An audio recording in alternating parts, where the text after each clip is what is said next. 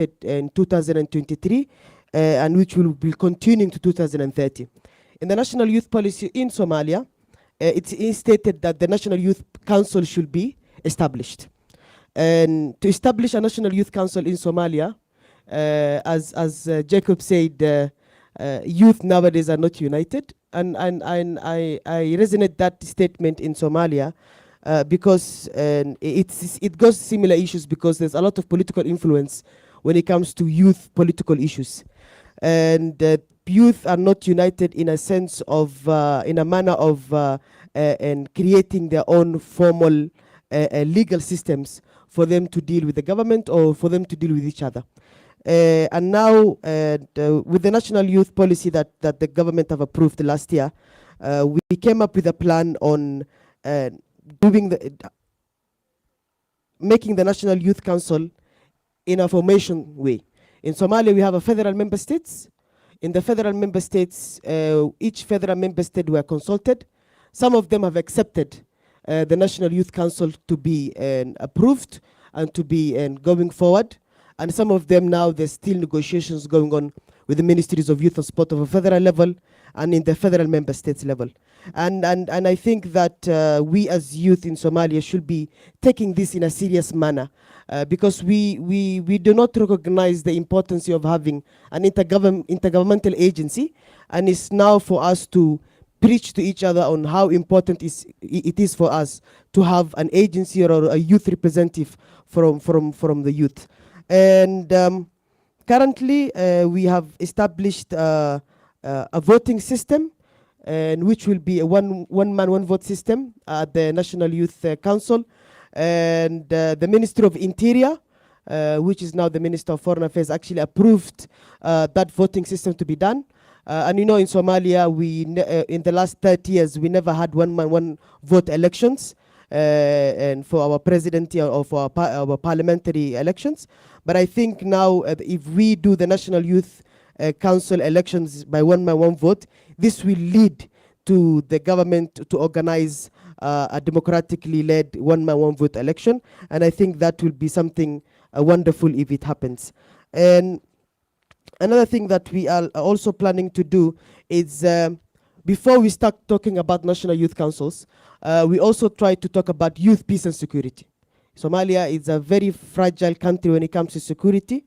How do we now and recognize the voices of youth in the urban areas, in the rural areas, but also in areas now that are being freed from Al-Shabaab terrorists, and also do rehabilitation and stabilization in those areas for the youth who are affected in those areas. So we have started actually in last week, in the 28th of October, and also on the 1st of November, we have started Somalia officially our Youth, Peace and Security National Action Plan consultations. And with that, if it ends by this year, then we can have a concrete plan for next year to start our National Youth Councils. Thank you so much on that.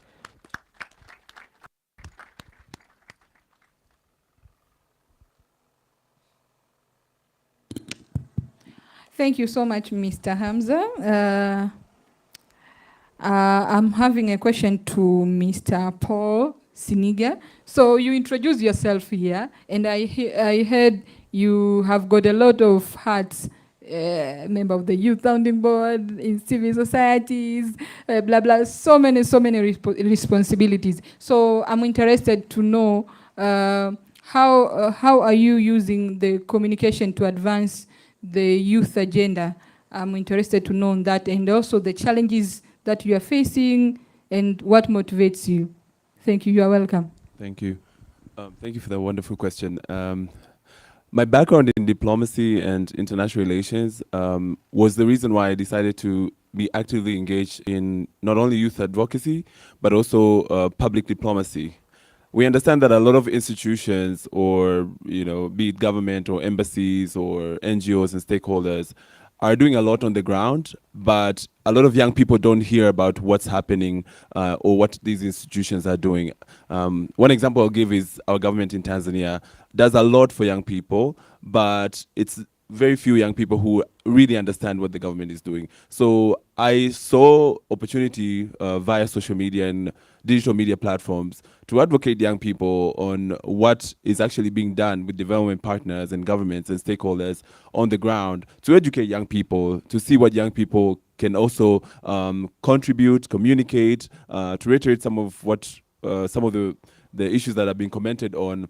Is young people want to be part of the, the center, part of the table. So if we do not know what's happening on the ground, if we do not know what the development partners and governments are doing, then we will feel like they're acting in silos.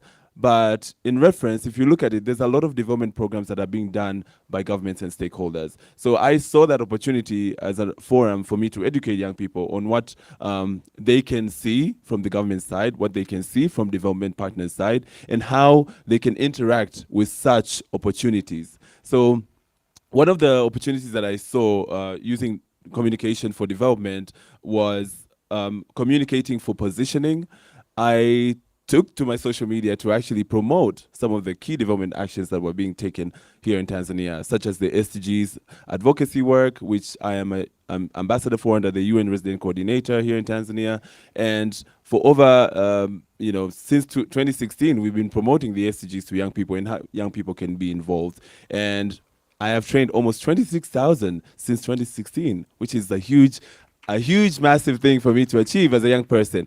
And I would really credit our digital platforms to reaching out to young people and giving us, the masses who understand and interact with what we are doing. So my urge to a lot of the governments and development partners here, social media, digital media is the way forward. Young people are there. Let's leverage these platforms because young people are listening. We've seen that in Kenya, how they've used social media to advocate for their issues. And we're seeing that in all across the globe at the moment.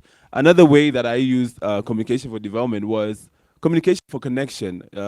As a young person, you want to communicate in a sense that connects you to the stakeholders. We know our government leaders, we know our stakeholders are all have digital platforms. So that is one way that we as young people can communicate with them and ask them questions on accountability, relevance, and what they're doing on the ground, and also advise them. We're seeing a lot of disparities where young people are saying, we are not connected, we are not included. But I think we all have 24 hours, we all have digital devices, and some of us are actively engaged in there. Why don't we use those digital platforms to actually communicate with our key stakeholders to kind of facilitate the development that we want to see? Another opportunity that I saw through digital platforms was cultural sensitivity and clarity. There's this disparity where governments and development partners sometimes kind of miss out on communication with young people, as much as they're doing a lot on the ground. But there are times where that information is not communicated effectively to reach young people. So young people will feel they're left out. But in essence, that development work is actually being done. So I think it's also an urge to our partners here to kind of tailor their messaging to reach out to the stakeholders and the relevant audience to understand what it is that the development work is doing on the ground. There are challenges, of course, in communicating development to young people and reaching out to young people and trying to interact with young people. Not everyone wakes up in a good day, so we understand that. So one of the challenges was navigating these entrenched hierarchies within the spaces. So we understand that when you're communicating development, there's a lot that goes on, there's a lot at stake. So sometimes it could be seen as you're trying to promote a different agenda or a certain agenda, or also navigating like certain bureaucracies. So these are some of the challenges that you face when you're trying to communicate with young people, because you have to ensure that the message is really entertaining and tailored to actually for them to understand what you're trying to communicate. Another challenge was, as I said before, lack of miscommunication. You might share some key, findings or details of your research, what you come up with, or what is being done on the ground, but there's certain factions that don't understand what's being communicated. So that's also rises up as a challenge. A last challenge that I've kind of also come across with, I realized that a lot of young people who are advocates for youth on social media face resource challenges, resource limitations. Not all of them have the reach or the capacity to actually communicate development in an effective way. And that could be through funding, that could be access to data, that could be statistics. So this is also a call to action and an urge to government and stakeholders here. Please do communicate with young people using your digital channels. Provide us with key data, provide us with numbers, provide us with key information so we can use that to actually advocate for the right messages. And please use us in your boards so we can advise you, relevantly. And I think one of the key examples that I want to reiterate on is the European Union Youth Sounding Board.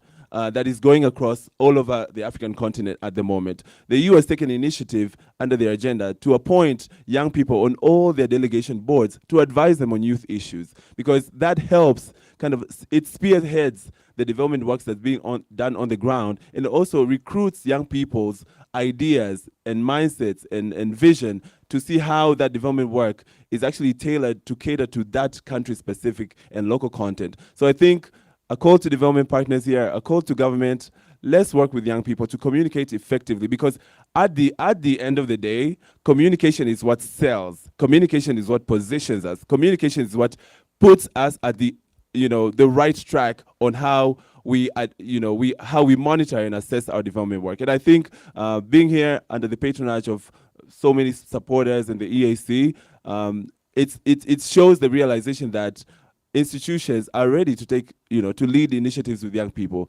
But my call to action remains the same.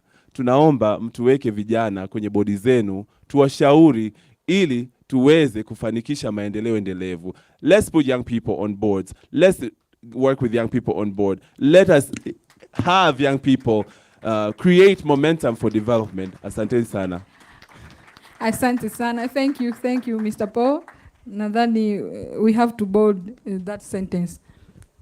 Let's work with young people. Thank you so much. I would like to welcome my colleague Mansuza so that he can proceed with the other question. Okay, since now we are running out of time, so we have to mind that, our panelists. Sorry if I'll be cutting your speeches, but let's just be mindful of time.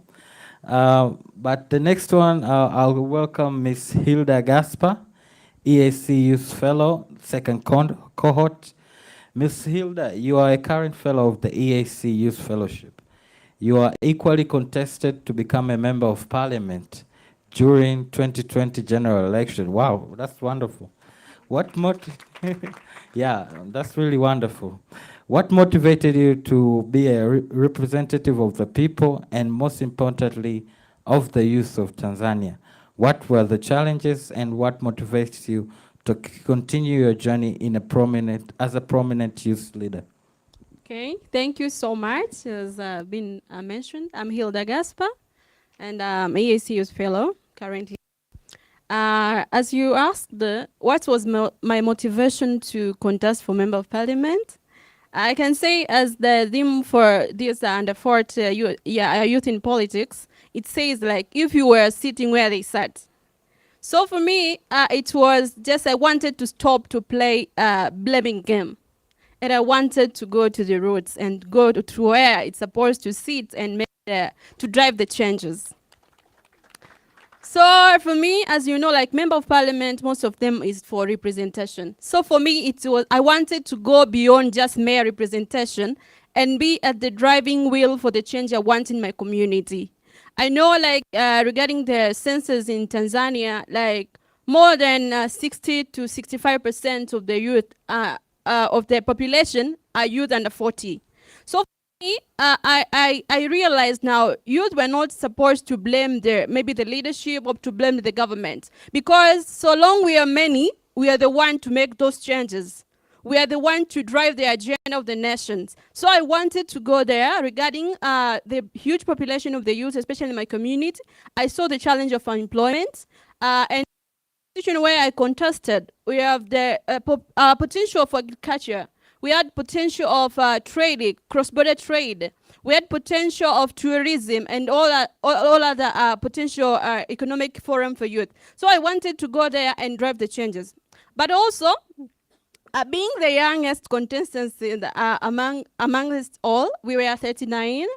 and only four were women, and I was the youngest. For me, I didn't want to drill, even though I couldn't win, I took it as a learning platform for me, and it made a lot of changes for myself, because from the time I just contested, get the platform to say what I wanted to say, to pitch what I wanted to do for my community, even the response from the audience made me to realize I have the task to do. So from there, I just went on with the journey, and I didn't even felt bad since I couldn't win, because even getting the audience to pitch and tell them my aspiration for my community, it was there, winning for me. So from there, I went on, as you say, like what even made me to continue the journey. I counted every step ahead. It will have a meaning, and it did, because from there I got a lot of platform, even in policy making platform. Today we have our representative from the Prime Minister's office, and we had a task to reform our national development policy, and I was part of it. I participated in Tanzania, reviving of Tanzania Development Vision 2025-2050, and I know, like, I have my contribution. But also, I co-founded an NGO which deal with youth in economic empowerment, as well as I started a business farm in agribusiness, because I know, like, going in this journey, regarding the challenge I faced, which didn't make me to win, I learned from that, and I know I have a lot of to do to even rooted my aspiration deep, so that when I go again, I'll have something to tell even more. If I'll just 2 minutes. Okay, if I'll just speak on the challenges. First and most challenges youth we face when we are going to this political platform is the traditional political system. They tend to favor the people who are well structured.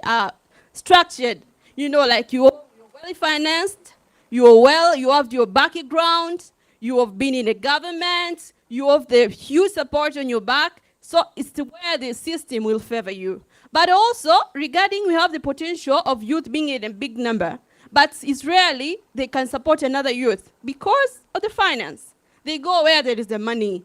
You do campaign for somebody and has money for you, for per diem, for transport, for logistic, everything. So sometimes it's challenging to get a lot of youth regarding our number to support us. But also, as youth, we like political education. Most of us, we are going to these political spaces sometimes as fans. We are going there to tally up the number, but we don't know the ideology, we don't know the manifestos, we don't know where we are there. So I think regarding the theme of this year on education, I think as political space is concerned, we really need to invest on the political education, on civic engagement, on these ideologies, but also we have to go back to our history.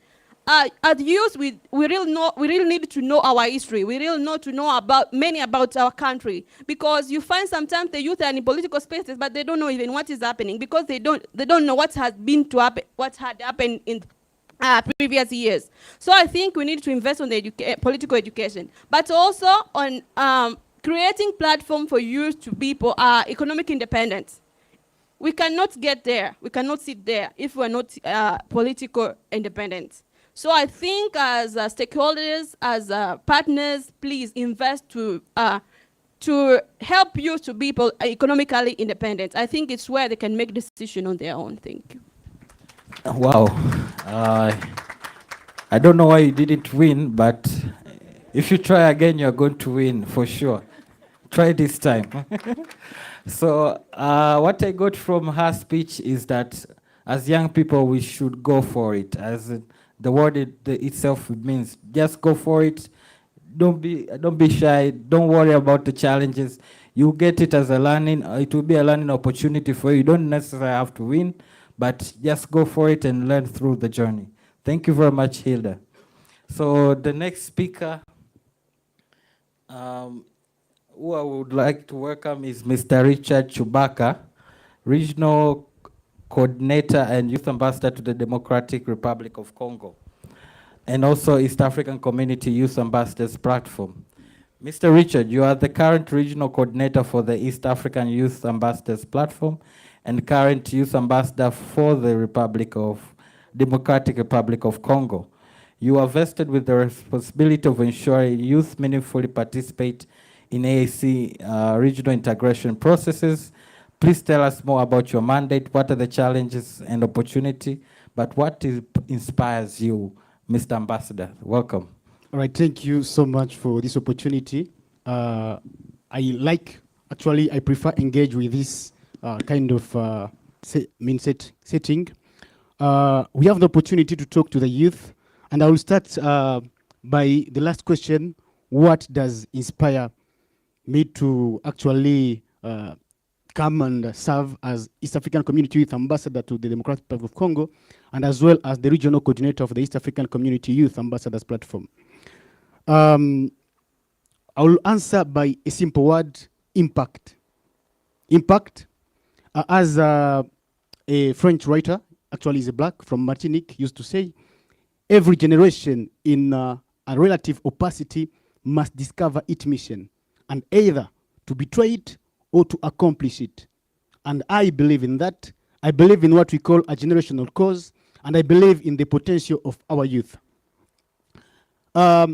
Comrade from Tanzania, Peter Paul Siniga, highlighted it clearly. The challenge faced by the youth in our region, the East African community, mostly is the lack of information. Part of our work is to make sure that youth meaningfully participate in all the aspects of the regional integration in terms of policy making, contribute on influencing policy making, as well as making sure that the youth understand those, all the strategies and frameworks already established, as well as doing advocacy work. So the work we do, I understand it in three simple sentences. The first one, it's awareness work. East African community has done quite a lot of effort to make sure that the regional integration process goes well, as we share a lot in common. And part of the biggest, we have 300 million of population in the EAC, and the biggest population is the youth. The average age, as Google it last week, average age in the East African community is below 20 years old. Just imagine that. The youth is not the future. The youth is the present. Dear youth, we have the strength of the number. Now, after doing that awareness work, we are supposed as well to gather their opinions. We cannot ask youth to give opinions to frameworks, strategies, or policies that they do not understand. So part of our work to explain them properly. Then secondly, we gather what do they think, concerning those policies. Do those policies include their interest? All those are questions that we are supposed to work as part of our work. Then we take their opinions and we do advocacy work to make sure that they are included in all the strategies and they participate at the regional integration agenda. The challenge we are facing, as I was saying, lack of information. I've explained it properly. Secondly, we have what we call the East African, the EAC Youth Policy, adopted in 2013. That policy has goals, objectives, clear and well formulated, a lot of very good English. And actually the policy was supposed to be reviewed after every 5 years. Now we are in 2024, which is 11 years. And the good question, I got to learn about that policy last month, and I was appointed 6 months back. I realized that there is that problem of disseminating, popularizing all those frameworks. Then again, 10 years challenges, have changed. There is a lot to be updated. We have climate change issues that actually are beating properly the youth in all, the aspect of the society. We have the youth involved in agriculture. We have the youth involved in the new technologies and everything. Or we have actually the digital revolution, the fourth industrial revolution. And what does all those framework actually say about all those updates? So those are the challenges we are facing. The third one, I'm not going to talk about, I'm not going to talk a lot about it, is the effective youth participation on the table of decision making. The youth, actually, I don't know, we have here chairperson of different national youth council. I'd like to ask you this question. Are you really heard by your government? What is the impact of the work you are doing? We realize that the youth are there, but they are there as, symbol of like inclusion. We include the youth, but what is the quota? The measurement, you can say measurable goal, you can say, what is the quota of the youth? Maybe in the parliament, there should be quotas in the parliament. What is actually, maybe if you want to create a fund to entrepreneurs at the regional level, because the ES youth policy actually, there's a section which says that there must be a fund for entrepreneurship. There is no amount specified clearly for those youth and in which year want to achieve that amount. There is no clear measurable goals. Voila. So what I try to mean by that, for all these youth, this is the time, this opportunity to speak and to highlight on those small points. In French, we always say, le diable se cache dans les détails. The devil hide in details, and we must talk about those details. We must understand them more. As Pablo Picasso used to say, before to break the rules, we must understand them. We are not breaking rules, but we want a change, right? And to bring the change we want on board, we need to be on board. So to come back to the first question, impact drove me here, and I will continue to push for impact because I've seen very motivated young people who actually want to make sure that all the youth know about these policies. Actually, in the East African Community Youth Ambassadors platform, we have launched a monthly newsletter that summarize and highlight the activities of the ambassadors, and we take opportunity to explain some of the policies already, the common market protocol and different frameworks established in the regional integration agenda in 3 languages: French, Kiswahili, and English. And all that, it's only because we have a very good support from the political affairs department, and as well, but we need to do much. We need to go higher than that. We need to, youth is not an homogeneous block. We have youth who have interest in politics. We have those who are involved in cross-border trade, those who are in sport, art, and hustlers. So thank you. What I mean, we need to find proper ways to know how we can reach all those youth and they understand this framework so that they can express themselves effectively and we can drive the change we want to see in the regional, the East African Community region. Thank you so much. Thank you very much. That's a powerful speech. Just bear with us, panelists. Time is not on our side. So I would like to welcome Helen to finish up with the remaining questions. Thank you, Mansuza. So the next question goes to Mr. Lugome. You are the executive secretary, if I'm not mistaken, of the organization. So my question is, why a youth-led organization? Why not like, why not a political party? Why not a business entity? Why a youth-led organization? And another question is, what are you doing as part of your responsibilities and the challenge you can also share? Thank you. Well, thank you very much for the questions. Very shortly, why not political institution? Is youth organizations have been working with Tanzanian ruling party, CCM, for over 15 years, and I was a leader, but I didn't see the impact of me to the young people. So the tragic thing is, I attended the first YouLead 2017, and we had some post-summit agenda. So through the post-summit agenda, we saw some challenges of doing those programs after post-summit agenda.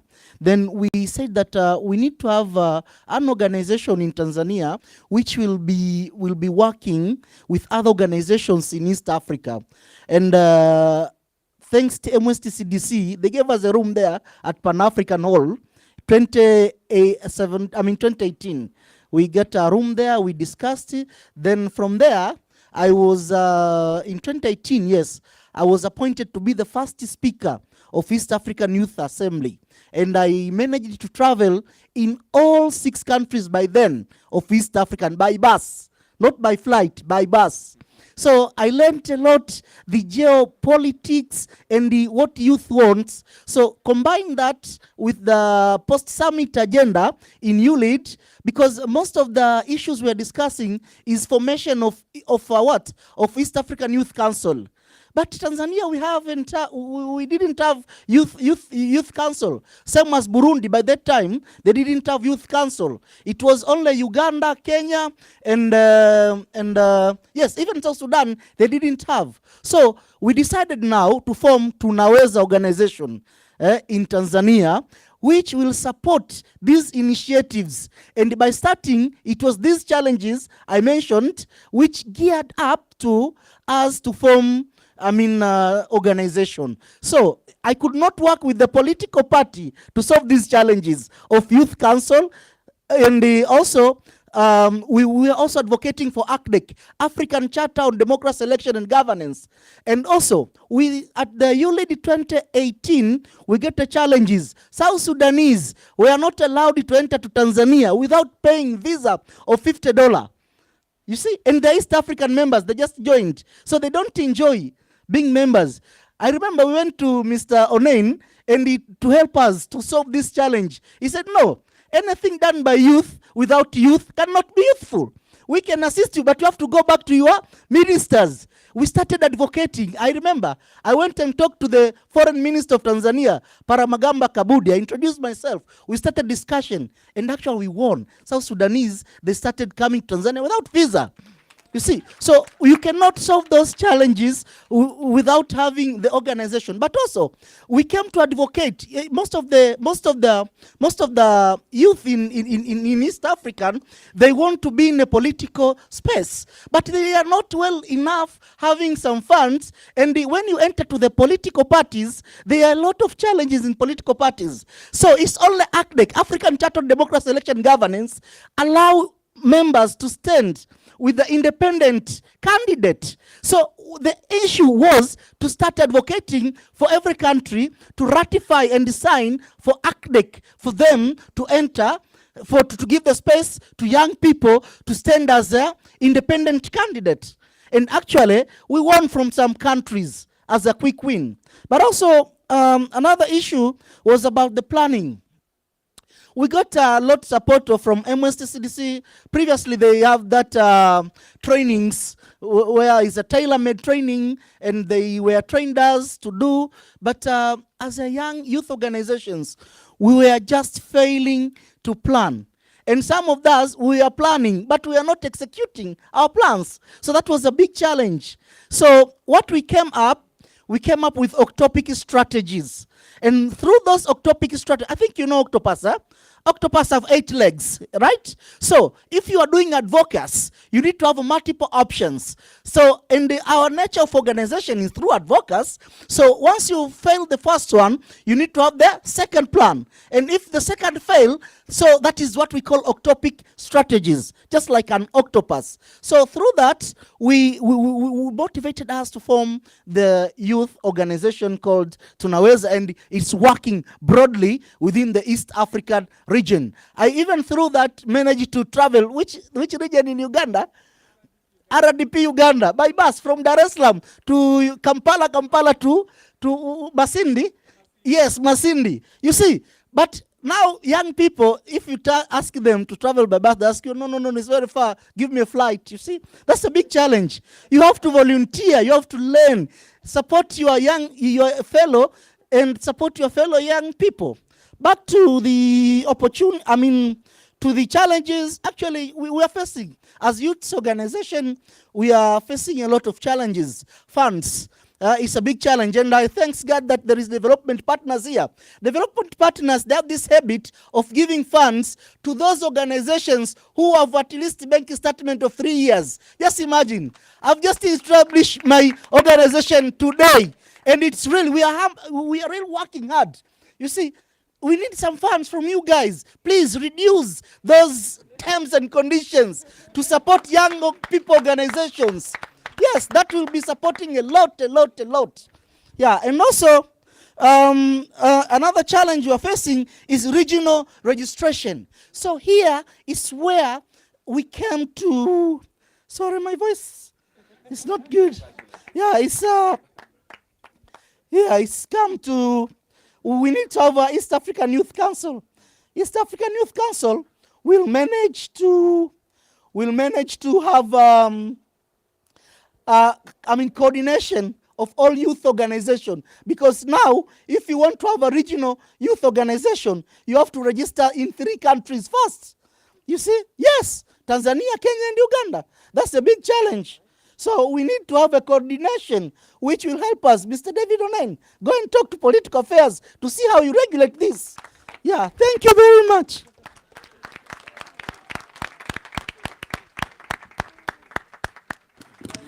Thank you, Mr. Lugome. Thank you for speaking up for young people. Thank you so much. I'll go to Ms. Winnie, but before going to Ms. Winnie, you know, I have just came to realize that you people, you speakers, you have seated near by one another there. Paul and Lugome, you were all speakers. But why you you are together everywhere? Oh, okay.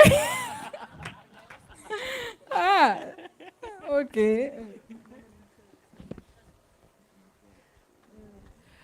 So, Miss Winnie, you are in academic area. You are in academic. So my question is, what motivated you to go in that field of academic and not another field of like politics or economics? Why this research and the academic field? And also another question is, how do you see the academia supporting the youth leadership and political participation?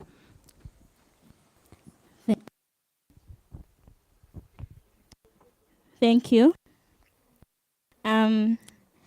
I'll start by posing a question.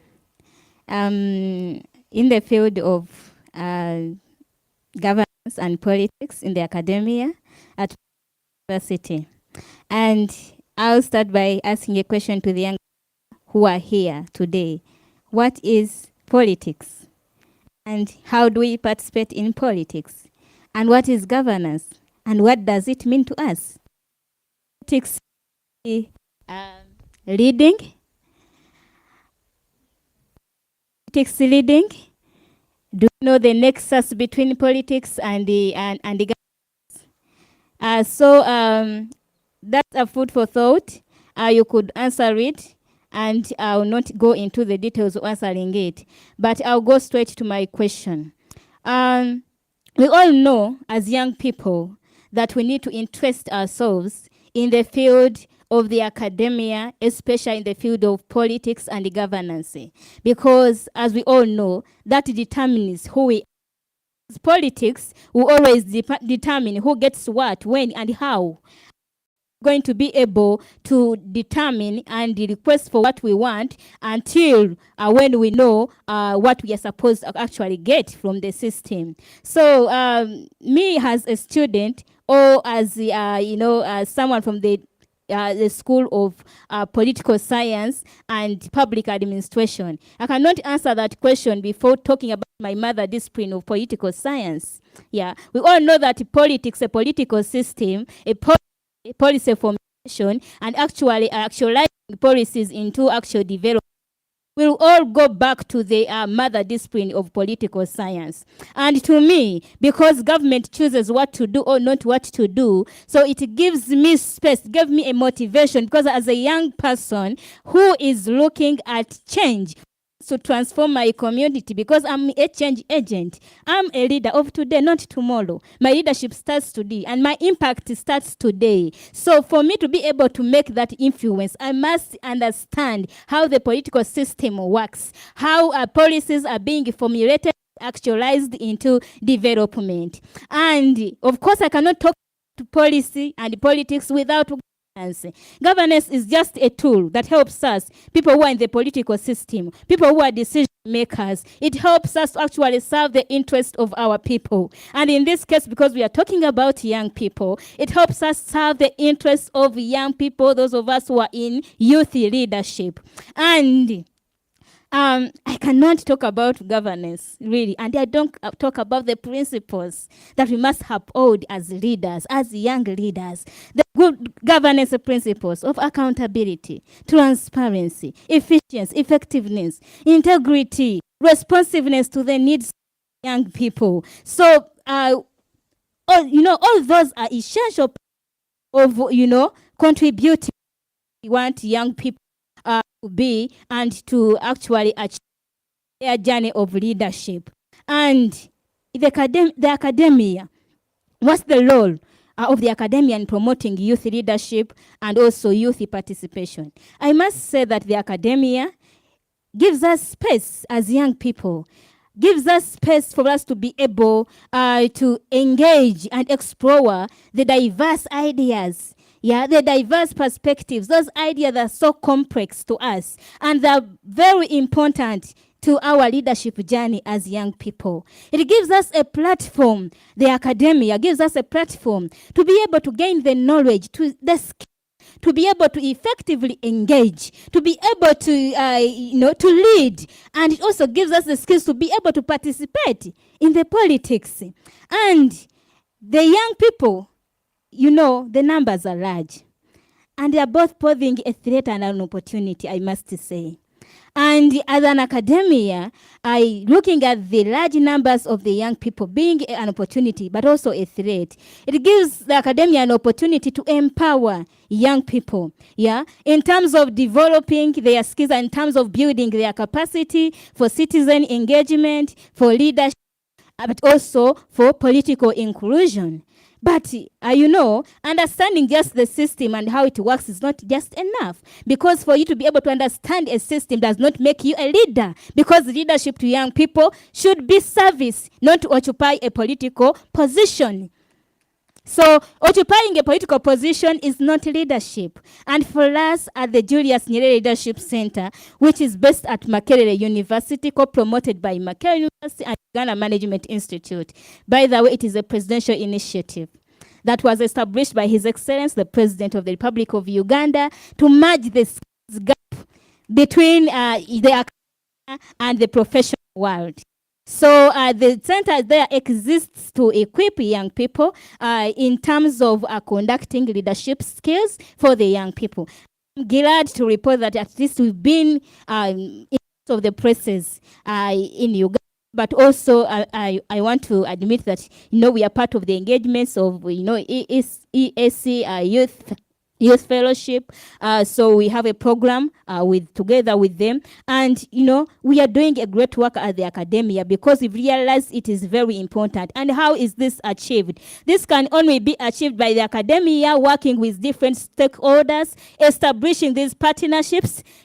For example, the establishment of this Julius Nyerere Leadership Center that has been able to conduct youth leadership skills in different areas of servant leadership. What we preach is servant leadership. It doesn't need you to be in a political position for you to serve your community and actually be a change agent and be able to impact the life within your community. So through those trainings, young people have been able to gain the skills. They have been able to gain the knowledge that they can actually translate and go back in their grassroots where they come from to be able to transform the communities. Secondly, we do host cross-generational conversations. These cross-generational conversations are really very important because they bring makers, they bring the young people, and the way this this is a space that's being provided by the academia and the other different universities, Makerere and the other universities, I must say. And that's why I'm working with the Uongozi Institute at the University of Dar es Salaam. But it has given them space to be able to voice their concerns. There's no way you're going to go and face the political system and just start shouting like the way our president puts it, that the youth lack an and therefore they just shout about the system. It is high young people we get organized, go back, come up with something. That something should be servant leadership. It should be our drive. For me, that is what drives me. It drives me to understand how systems operate, how policies can be translated into actual development to make sure that we can impact lives. Thank you. Thank you very much, Ms. Winnie. That's really powerful. So since now we have exhausted our panel, we have just one takeaway question. In just 30 seconds, each of you, what is your dream for African youth? We'll start with Ms. Winnie, then till the end. It's 30 seconds, please. Thank you so much. I love that question so much. Given the numbers of African youth, we know we make the largest population of the world. And 70% of the population, young population, is actually Africans, be under the age of 30 years. And those between 15 and 24 make the number of 20% approximately.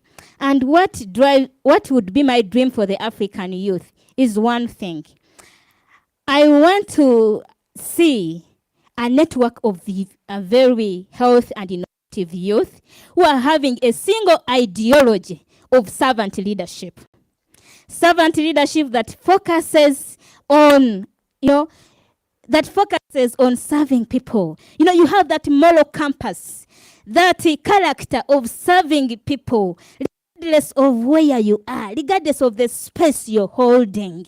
But your idea, your motivation is for you to be able to serve your community, to serve your people before any privilege, before any, above self, service above self. We've a challenge where you invite young people to participate in something and they'll ask you, what are the benefits? Yeah. I want to see young people who are not going to ask for the benefits but are willing to serve. Thank you. Thank you very much.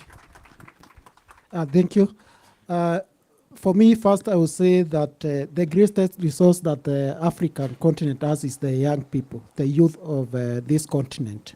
And I would like to say a peaceful, united, borderless Africa that gives opportunity and invest in the young people of this nation to work anywhere, to train anywhere, and to contribute to the dreams of and the vision of the continent of Africa. Thank you. I'll keep it 30 seconds. 3 things. 1, an Africa where we have more actions than words. 2, an Africa where young people are growing up in a world that they are living by choice, not by chance. And 3, and Africa where we can feel each other's pain. If someone is going through a hardship somewhere, you can feel the pain they're feeling, so we can act about it. Thank you. Okay. Thank you so much. My call away. I want to talk to your neighbor. If they use, please tell him or her that we are behind time. We are behind time. Yes. If you we know the history, and because most of you don't know the history, most of our African giants, they started fighting for what they believe on, even at their early 20. So if you're in the mid 20, you are behind time. So let's wake up. Let's not keep blaming the system. We are the system. That's actually very powerful. I don't know how to counter that. But and for me, I will focus on one thing. It's for us to be united and for us to do a lot of things together as youth, we need to be actually accessible to each other. In Africa, it's very hard to go around to each country.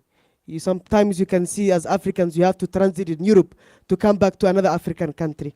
So the Africa I want to see is where we can have free access for us to learn from each other. Thank you. To reiterate some of the words my American colleague there, President Bush once said, public service is a noble calling. And we've seen how the trends here have emerged, that public service is not only in governance, even individuals and stakeholders actually engage in public service. So my vision for a greater Africa will be a governance model that recognizes youth as equal stakeholders in nation building and embedded with perspectives at every level of policy formation, but also paving the way for a more responsive and forward-thinking governance. That's my perspective. How many of you have read the Agenda 2063 of Africa? Yeah, that is my vision of Africa I want. Thank you. The Africa I want, in 3 sentences. I want Africa where leaders like Yves Rebecca Lanyeru are well accompanied for their efforts done in terms of addressing issues on that, where leaders like Robert Okiror are to a regional fund to launch their startup, pilot them, and actually expand. And my last word is an Africa where the youth federate their effort together, they equip and inspire one another. We do not need Messiah. We need an army of trained leaders prepared for the African future. Thank you so much, our panelists. So we have learned a lot of things from you, and these are some of my takeaway from this debate. First is, for us, the youth, we should leave behind our political affiliations so that we can fight for our common future. That is the first one. The second takeaway from this panelist is we have to use the social media effectively, and this one is for all of us as individuals, as development partners, as the government. We have to use this social media effectively. Also, another takeaway is for the government and development partners that you should work with the young people. You should also consider the young people because we are the present and the future. The other one is for us, the young people, let's take spaces. We are the change that we want to see in our societies. The other one is also for young people that the youth, we should know our history. There is this Swahili word ambayo inasema kama hujui ulikotoka huwezi kujua unako kwenda. So we have to know our history so that we can see where we are going. The other one is the call to development partners to reduce the terms and conditions so that to support the youth organization. Can I get a round of applause for this, please? Yeah, and the last one is to be informed. Yeah, we have to be informed so that we can make informed decisions. Thank you. So I think all the key takeaways have been exhausted. Maybe one thing that I should have emphasized that has come out from this panel is, one, as young people, we should go for it. Second, we are the leaders of the present, so we have to take action now. So thank you very much. Thank you to our lovely panelists. This was very insightful, and I believe as young people we have learned a lot, and we are going to take an action from all of this. Thank you.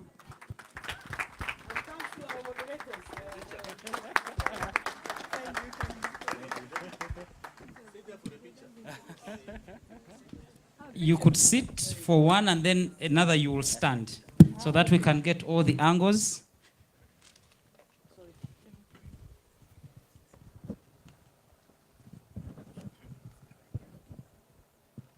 You would want to smile. A photo lasts 1,000 years.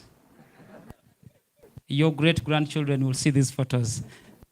I will now request you to stand just closer to the speaker. Yes. Exactly, and put your very best smile like you have won $1,000.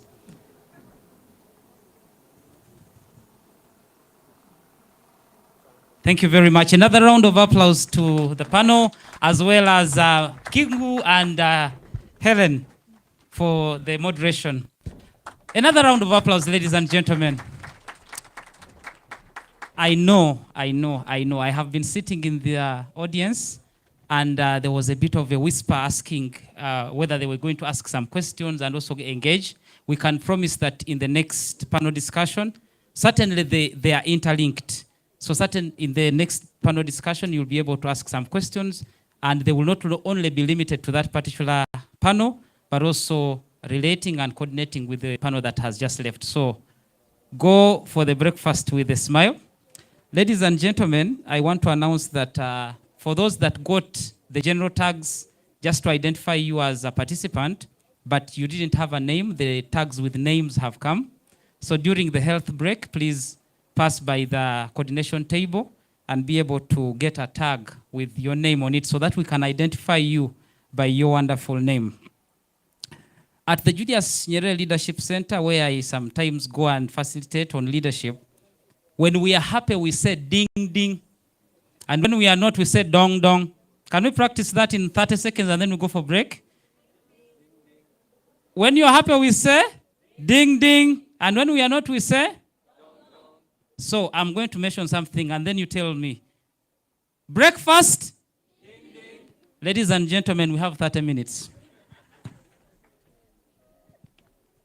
So we will have our partners and key guests ushered for breakfast in some location where we shall also visit at some point, but then the rest of us will also be directed to the different serving points so that we can continue to have ding ding.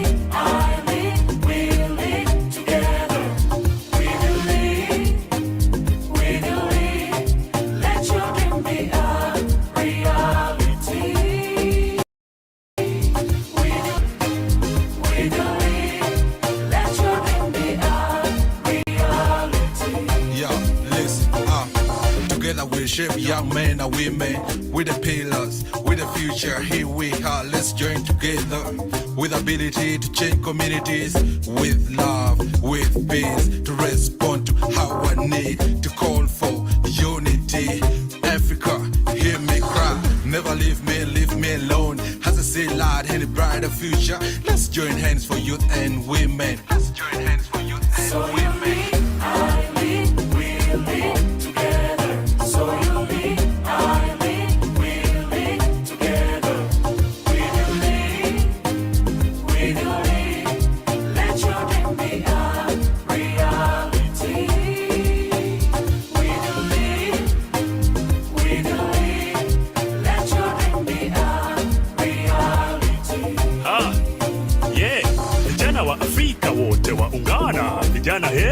Vijana kutoka mashariki, magharibi, kaskazini na kusini, hata na kati, twaja pamoja ili tufanye nini?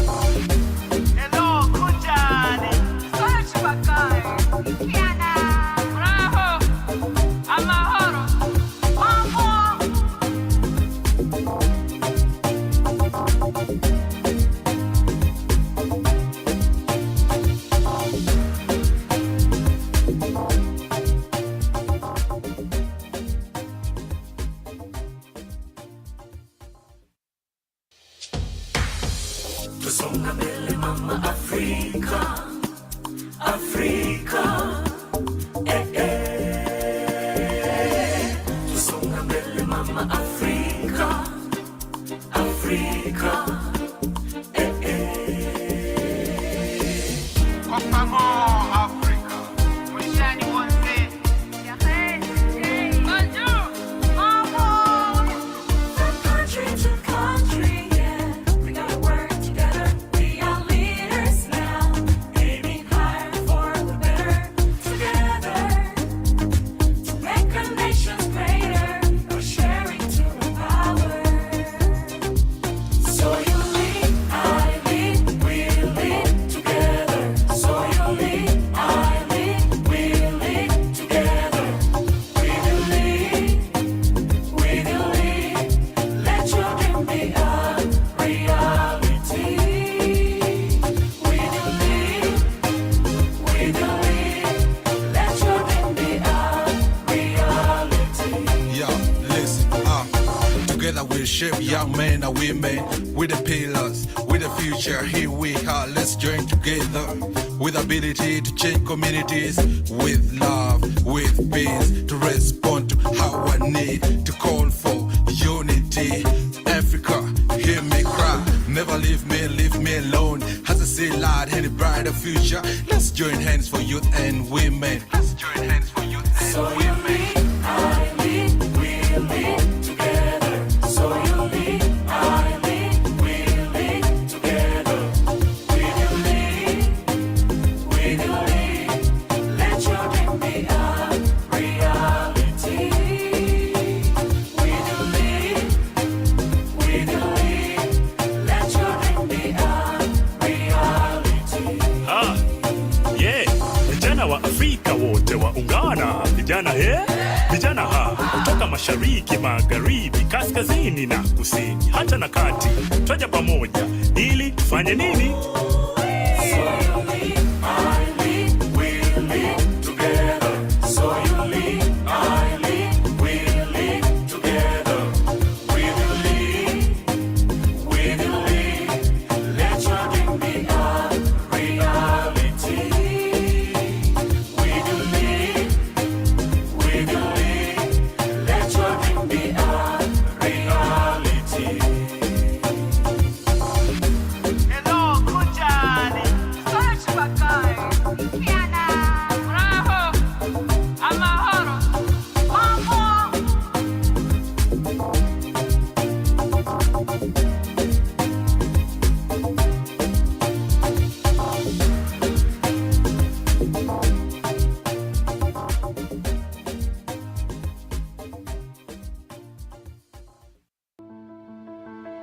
What solutions are we seeing coming out of this space? What I see happening within the climate space and young people in the climate space is finding this nexus between having something that supports our livelihoods as well as being able to engage in our passion for the environment. One of the things we've realized is that indigenous knowledge in the communities is not necessarily captured in our research and even in the design of some of our solutions. There's an audit and there's an environmental impact assessment that we should be able to feed in, because while we look at where things are happening, what are we doing closer home?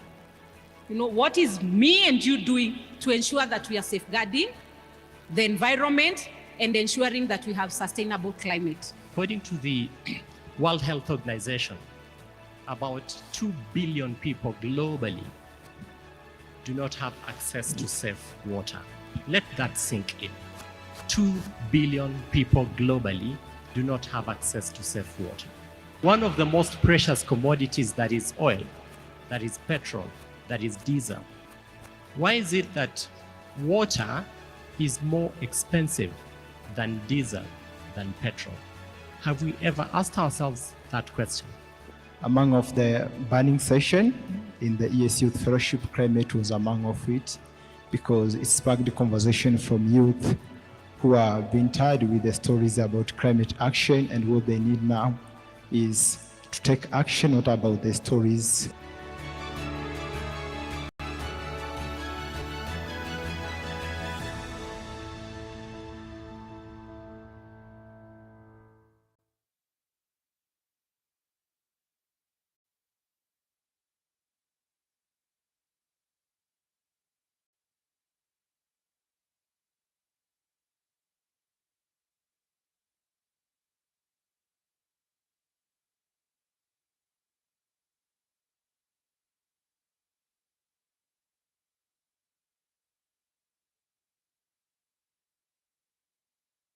Gather around One Young Africa.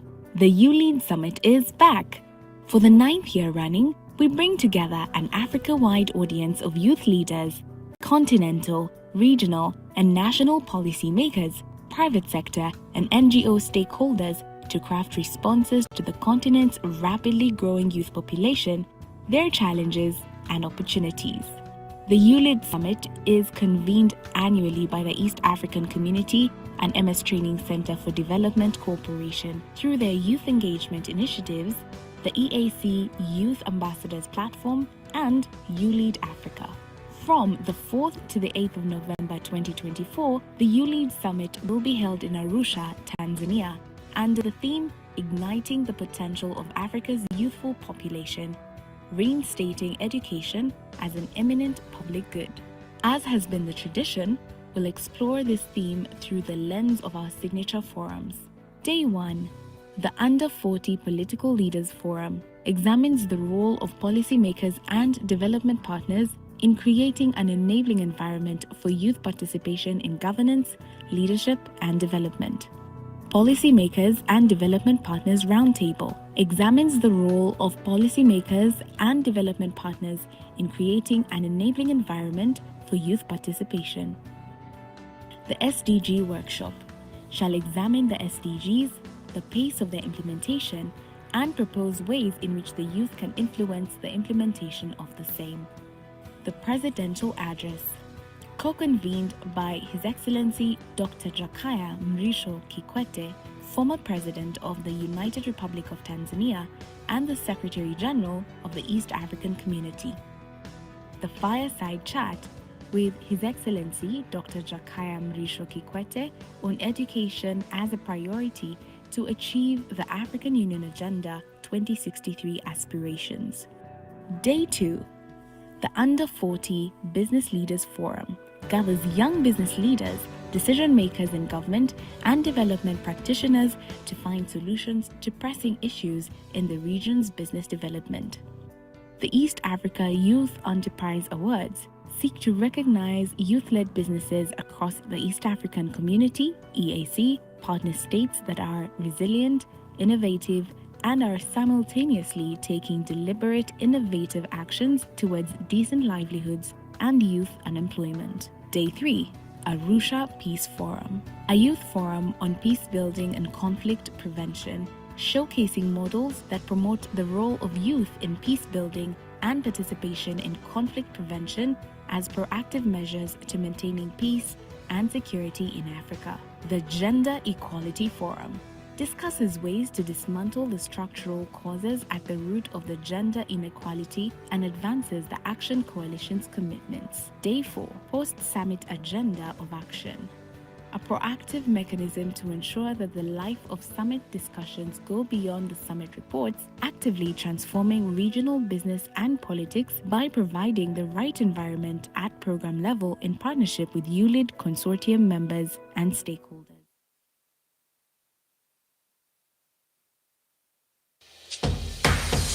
Tusonga mbele mama Afrika, Afrika, Tusonga mbele mama Afrika, Afrika, Kopamo Afrika, Mwishani wonse, Bonjour, Mamo, from country to country, yeah, we gotta work together, we are leaders now, aiming higher for the better, together, to make our nations greater, or sharing to the power. So you lead, I lead, we lead together. So you lead, I lead, we lead together. We will lead, we will lead. Let your dream be a reality. We will lead, we will lead. Let your dream be a reality. Yeah, listen, together we shape young men and women with the pillars, with the future. Here we are, let's join together together. With ability to change communities. With love, with peace. To respond to how I need. To call for unity. Africa, hear me cry. Never leave me alone. As I see light in a brighter future. Let's join hands for youth and women. Let's join hands for youth and So women. you lead, I lead, we lead together. So you lead, I lead, we lead together. We will lead, we will lead. Let your dream be a reality. We will lead, we will lead. Let your dream be a reality. Ha, yeah, vijana wa Afrika wote waungana, vijana vijana kutoka mashariki, magharibi, kaskazini na kusini, hata na kati, twaja pamoja ili tufanye nini?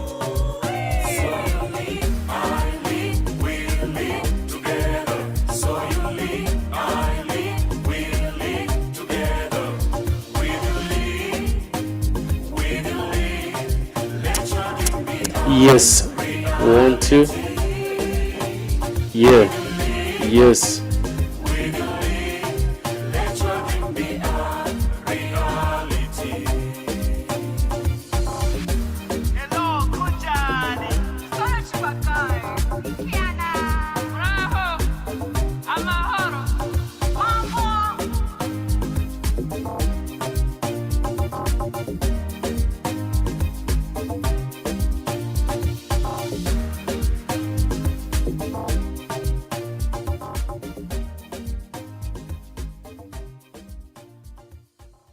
Gather around One Young Africa. The YouLead Summit is back.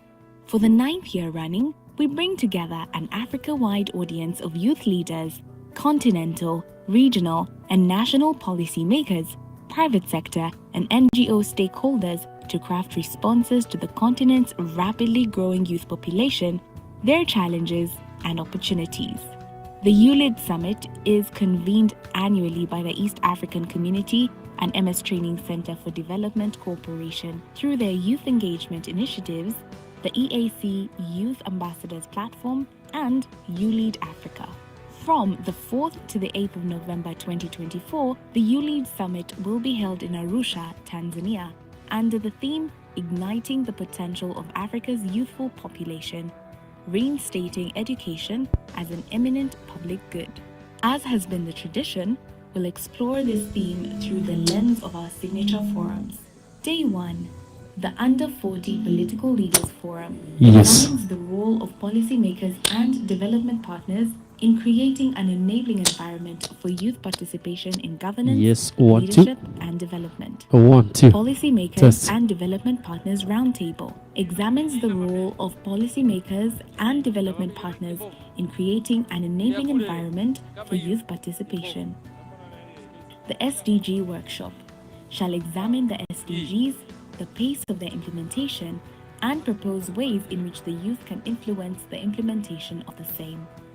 The Presidential Address, co-convened by His Excellency Dr. Jakaya Mrisho Kikwete, former President of the United Republic of Tanzania and the Secretary General of the East African Community.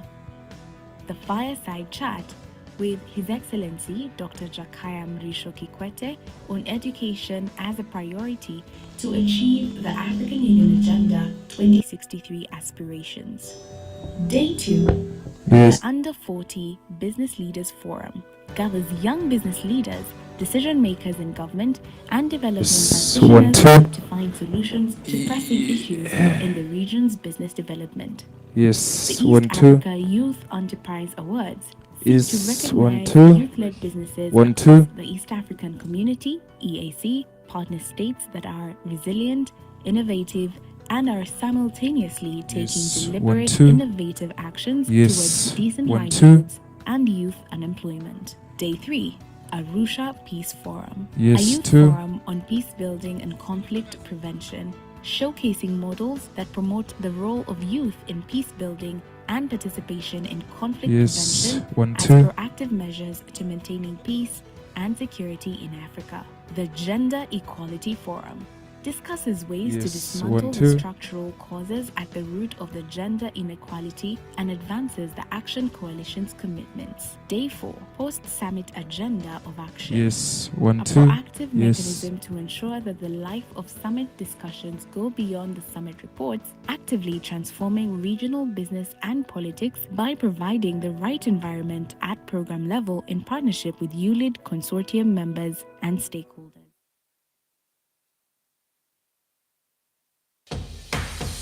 Tusonga mbele mama Afrika, Afrika, Tusonga mbele mama Afrika, Afrika,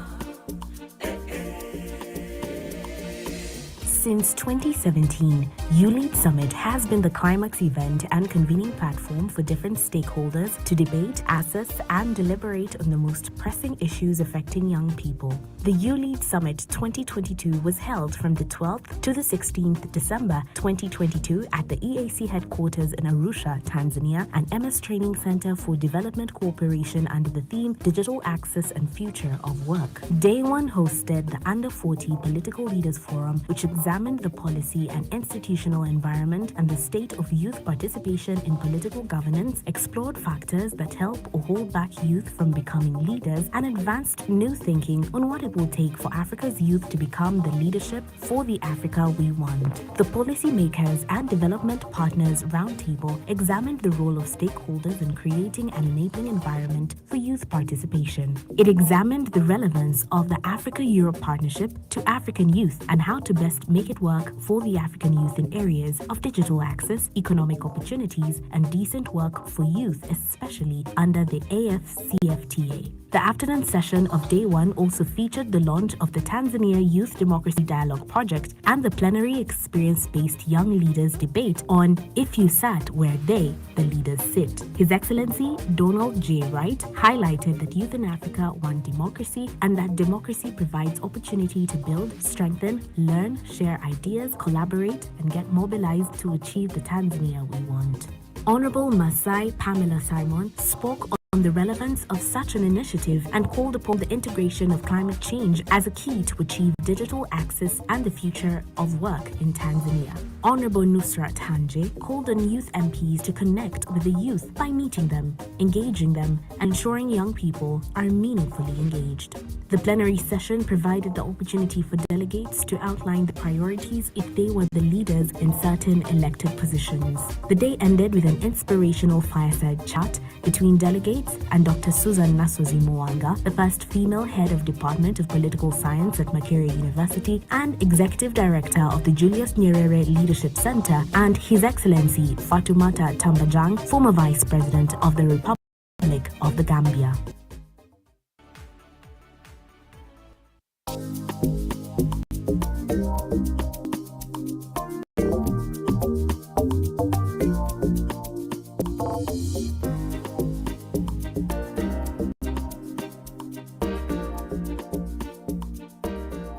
Today we are going to be focusing on conversations relating to youth and business.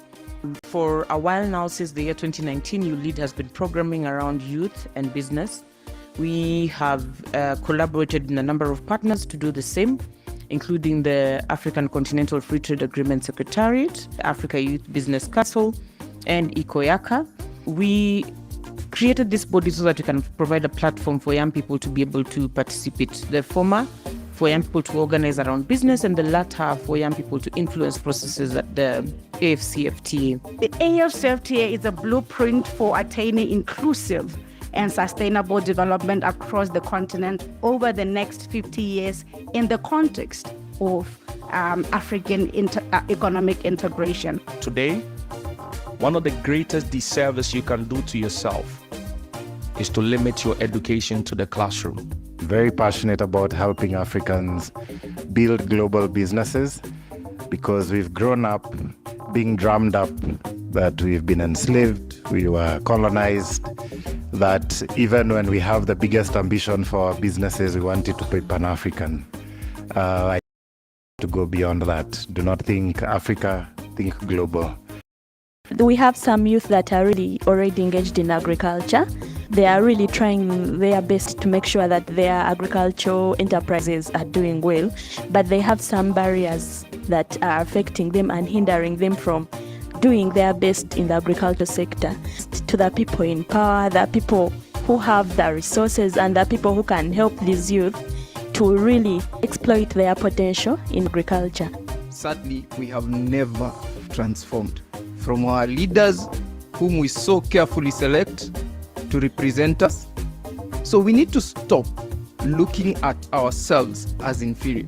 We feed the world, we are the world, and the world looks up to us.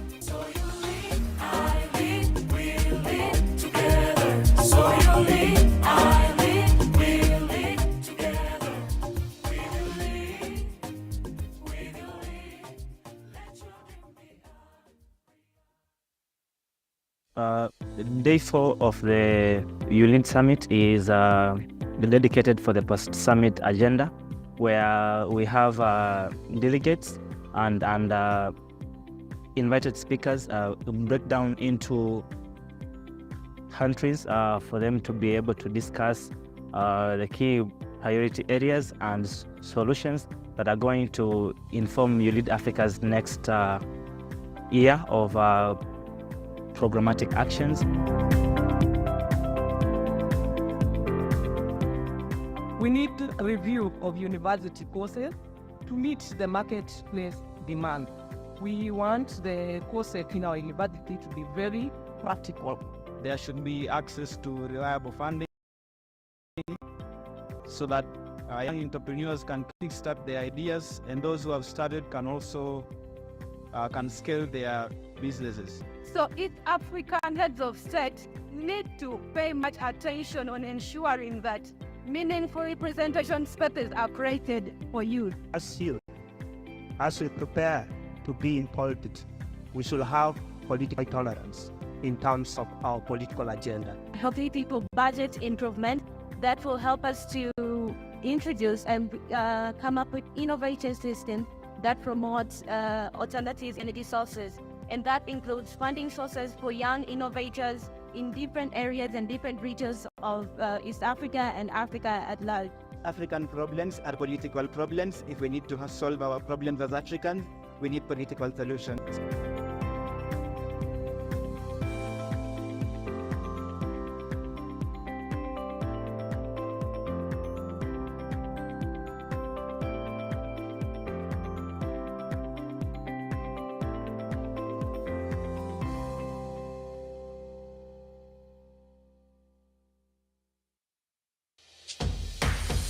Tusonga mbele mama Afrika, Afrika, Tusonga mbele mama Afrika, Afrika, Kwa favor Afrika, mwishani wote. Bonjour, mama. From country to country, yeah, we gotta work together. We are leaders now, aiming higher for the better. Together, to make our nations greater, we're sharing to the power. So you lead, I lead, we lead together. So you lead, I lead, we lead together. We will lead, we will lead.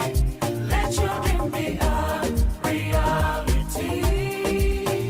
We will lead, we will lead. Let your dream be a reality.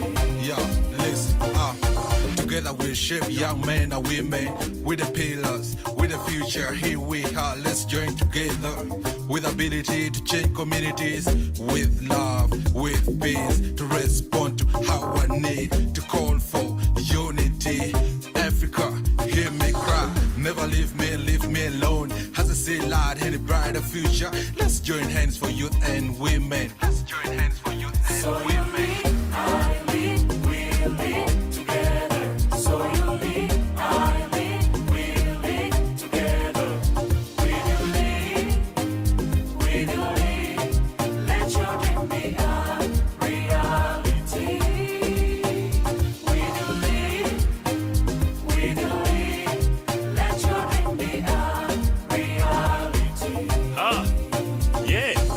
vijana wa Afrika wote waungana, vijana he, vijana ha, kutoka mashariki, magharibi, kaskazini na kusini, hata na kati, twaja pamoja ili tufanye nini?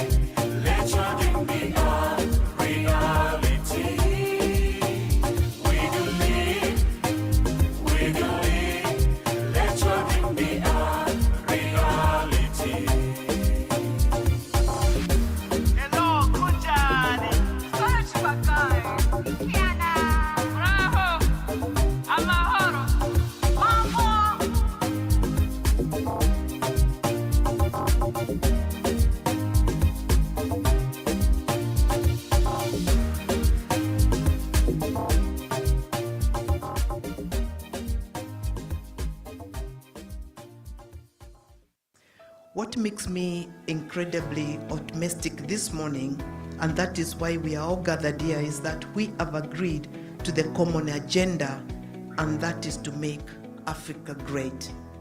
I hope you do agree with me with that.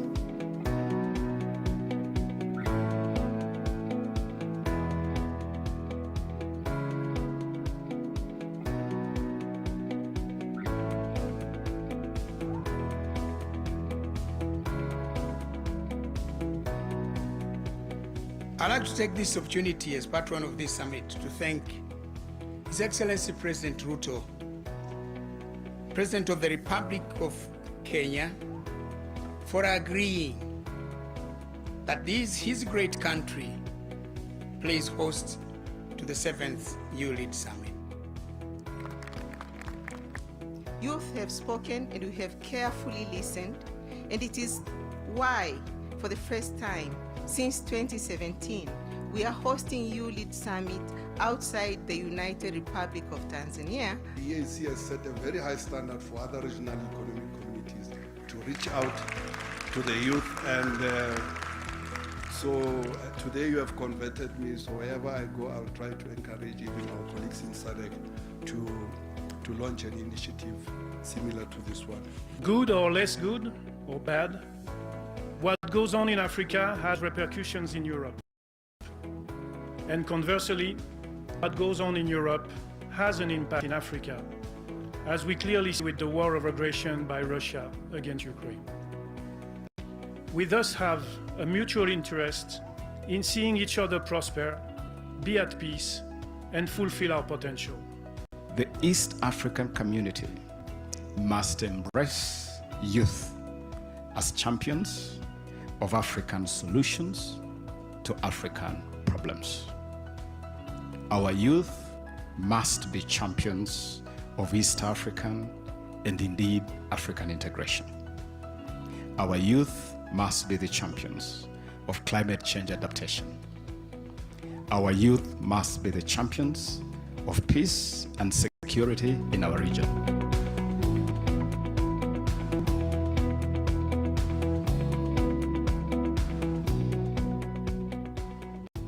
I must admit, I'm impressed by the wonderful work being done by the YouLead Summit Secretariat in pursuit of the objectives of the program in the fields of politics, business, peace and security, and gender equality. They have made me feel happy and proud to be your patron. Ladies and gentlemen, I commend the Secretariat for choosing a very pertinent theme for this year's summit: youth empowerment through capacity building, revitalizing youth voice and agency towards the Africa we want.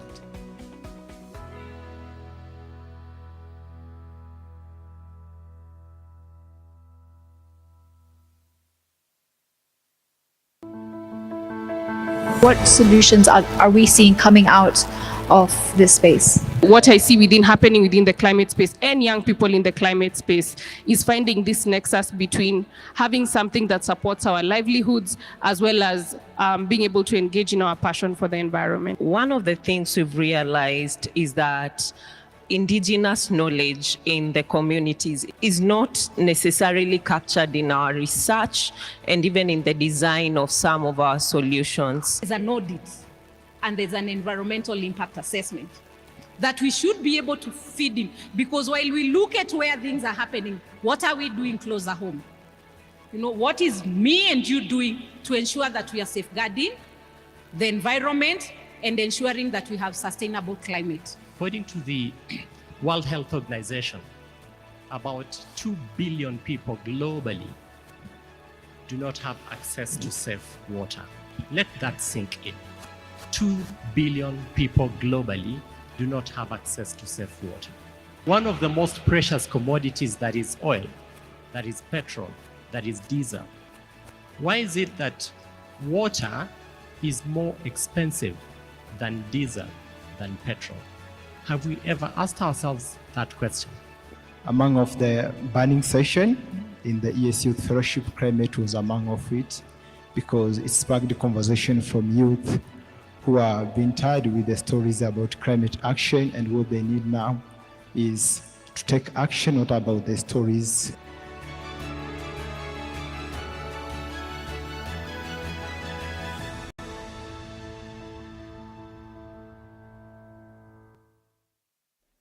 It is a great pleasure to be with you today, and I look forward to this session where we reflect on how best to bridge the gap that still exists for gender equality. Of course, we know while there are milestones won, we are still far from really attaining true gender equality. Data matters. In the context of generation equality, it is important that young women's voices are seen, recorded, documented, and then provisionally implemented. That's why research also matters. From what I know, that there's already a manifesto document that highlights that young women voices are going to be heard and documented, but it's up to the government to make sure that there is a reporting on that. Under reporting data research, we still need to invest in this to be able to find solutions for even women at the grassroots level, even women who are still ashamed of reporting because of the stigma around violence against women. So there's still more to be done. And so I do recognize the point of underreporting of data. I do recognize the point of underrepresentation of views. But I think that we do need a forum, at least, that allows for us to report the underreporting of data, that allows for us to understand that this is still a continuing problem. And so I think that this forum is actually very important because it allows us at least a vehicle where we can make some progress. Are people underground are capacitated enough? Are we capacitating enough? If we are, in what ways? And after all, we are talking about sustainability, which include all parts of the community and all members of the community, including women. Then what's going on under the ground? At the global level, women have to celebrate the fact that the UN, the global government, African Union, the continental government is cognizant of inequalities existing in the continent. And as a result of that, where we fail to achieve gender equality, efforts have been made towards achieving gender equity. That's a thumb up. As Plan International, we are proud to be co-conveners of the Gender Equality Forum together with MS Training Center of Development Cooperation, YouLead Secretariat, the East Africa Community Secretariat, the Office of the African Union Chairperson, Person's Youth Envoy.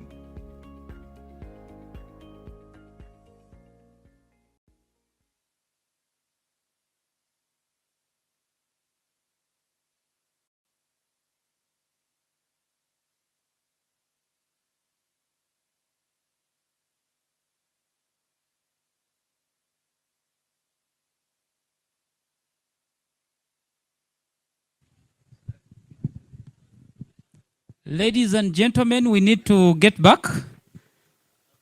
Our 30 minutes of the health break are done. I know some people are using this time to network, to catch up, some of you last met before COVID. So you are meeting and saying, how was it? Where were you? Have you recovered? We shall have that time. I can promise you that we shall have the catch-up time. And we shall have that time when we have our dancing shoes on. Late this evening. In some of your countries, you call it sleeping in shoes. Those from Kampala know it. Okusula mungato. I don't know what the Tanzanian and Kenyan colleagues would say in Swahili, but maybe I'll get someone at some point to tell us. But we shall have that catch-up moment. Please, just come. Some of you met in Kenya last year at the Bomas of Kenya, and you're updating the information and catching up. But we shall have that time. Just get back. Whoever can hear me, just get back. Kindly get back so that everything will run according to the program. And the ladies have spoken to me that when I called people to dance and celebrate and open the YouLead song and the summit in the beginning, it was mainly the gentlemen. So they have requested for only ladies moment. So I will need about 15 young ladies. If you have your flag, if you have something to carry, we are going to have the women. I think at some point I will drop off so that it's just the women. And whatever they will be doing, all of us, the men who would have stayed and also the women who would have not come, I encourage as many to come. And from all continents and from all the parts of Africa, please, you will have to be represented here. And then our technical team at the back will be able to give us the YouLead song, and the ladies are going to take us through. That will be our icebreaker for the next session. So just prepare as we get our people back. Just make sure that you come back. You'll complete that tweet at some point. You will be able to call home at some point. But just get back at this time. For the last panel that we had ESC Youth Fellows who were coming from cohort 2. And that was Hilda Gaspar, as well as Mr. Richard Chubaka. These have been here for some time, so you'd want to interact with them, and they were on the panel like you saw them. So we want to thank them for sparing the time to come, as well as other panelists for the insights that they shared with us. There are some areas in the room that still need people to come. I don't know, the organizing team just make sure that everyone that is supposed to be in for the summit steps through. But now, volunteer ladies, please come. The ladies, please come. Ladies from West Africa, Southern Africa, East Africa, Central Africa, Northern Africa, Asia, Europe, South America, North America, and of course, Australia, where you need 13 plus hours. Please just come. Just come. Just come. Where are you? I don't want to call names. I know some of you, and you're looking at me and saying, not me, not me. Yes, you. Ding, ding. Come. Aha! We have some representation from the back. We need representation from the middle, as well as from the front. Yes, clap for them and join them. If you're ready, join them and come. Yeah. Yes, exactly. We have some more coming. Come. We need about 15. The stage is big. Yes, I see an East Africa and West Africa, North Africa. Yes. Hey. Ding, ding. Come, please. Aha. Yes. Aha, Sarah, you're welcome with your flag. Come, if you have a flag, if you have something to wave, just come. And then amongst yourselves, in 10 seconds, try to get the one who will direct the processes so that we are moving in an organized way. Some more ladies, please. And I can assure you, we have people online. We are on streaming live on YouTube. You want to be on TV, please. Come. The ladies, come. Aha, Natasha, yes. This could be your moment. Come. Aha. I love the flag. Please come. If you have a flag, come. Aldrin, yes, come. We need about 15. Mathematics, how many are here now? We need 15 or even 20. It's okay. The stage is big. Any more ladies as we start this session very quickly? Yes! We need Europe to be represented. Europe, America, we need some people to come.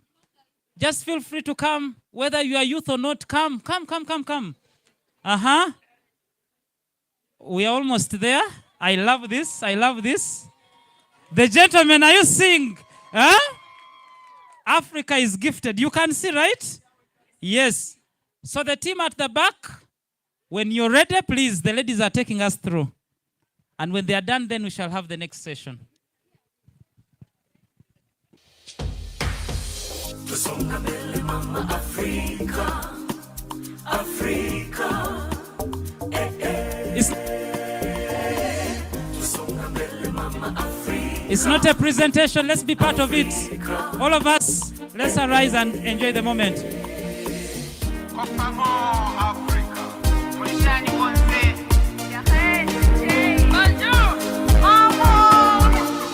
Country to country, yeah, we gotta work together. We are leaders now, aiming higher for the better. Together, to make our nations greater, we're sharing to empower. So you lead, I lead, we lead together. So you lead, I lead, we lead together. We will lead, we will lead. Let your dream be a reality. We will lead, let your dream be a reality. Yeah, listen, together we shape young men and women. With the pillars, with the future, here we are. Let's join together with ability to change communities, with love, with peace, to respond to our need, to call for unity. Africa, hear me cry, never leave me alone. As I see light in a brighter future, let's join hands for youth and women. Let's join hands for youth and So you women. lead, I lead, we lead together. So you lead, I lead, we lead together. We will lead, let your dream be a reality. We will lead, let your dream be a reality. Yeah, vijana wa Afrika wote waungana, vijana vijana kutoka mashariki, magharibi, kaskazini na kusini, hata na kati, twaja pamoja ili tufanye nini? So you lead, I lead, we lead together. So you lead, I lead, we lead together. We will lead, let your dream be a reality. We will lead, let your dream be a reality. Hello, Kunjani. Search Bakai. Kiana. Bravo. Amahoro. Mambo.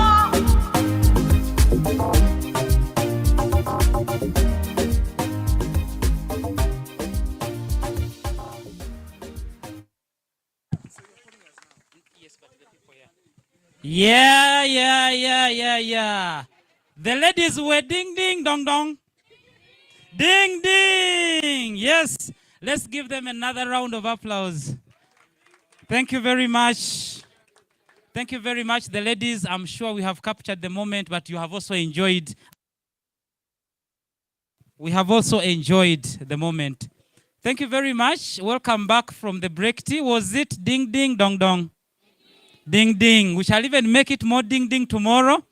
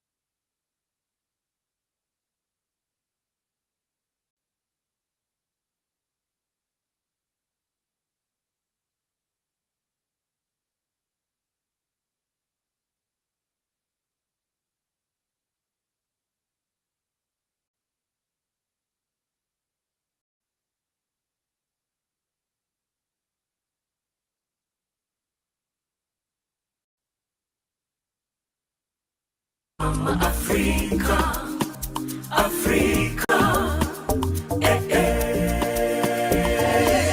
tusonga mbele mama Afrika, Afrika, kwa pamoja Afrika, mwishani wote.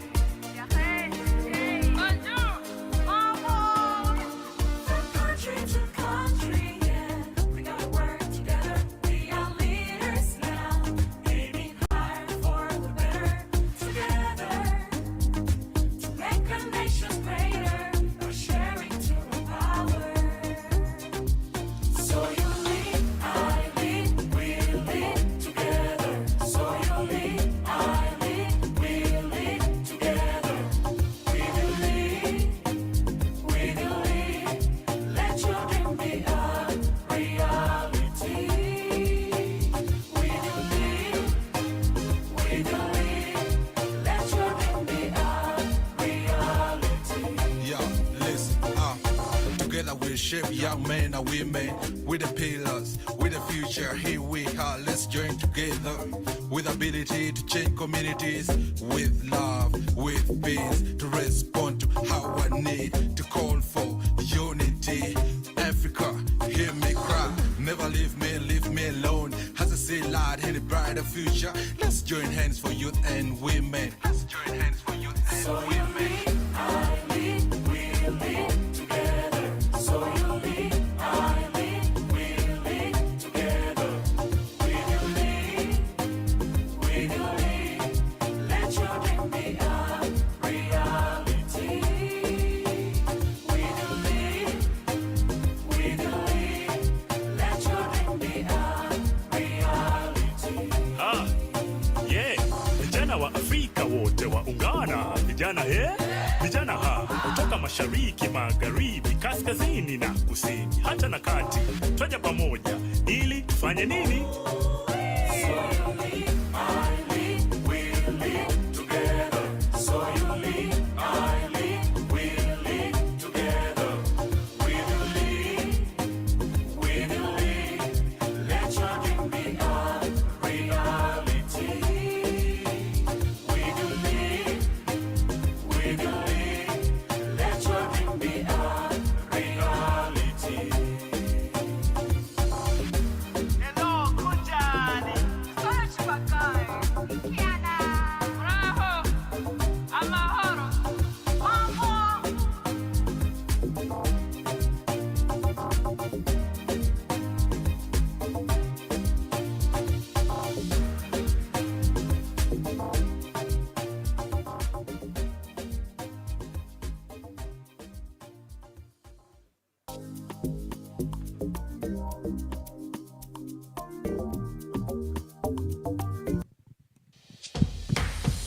Tusonga mbele mama Afrika, Afrika,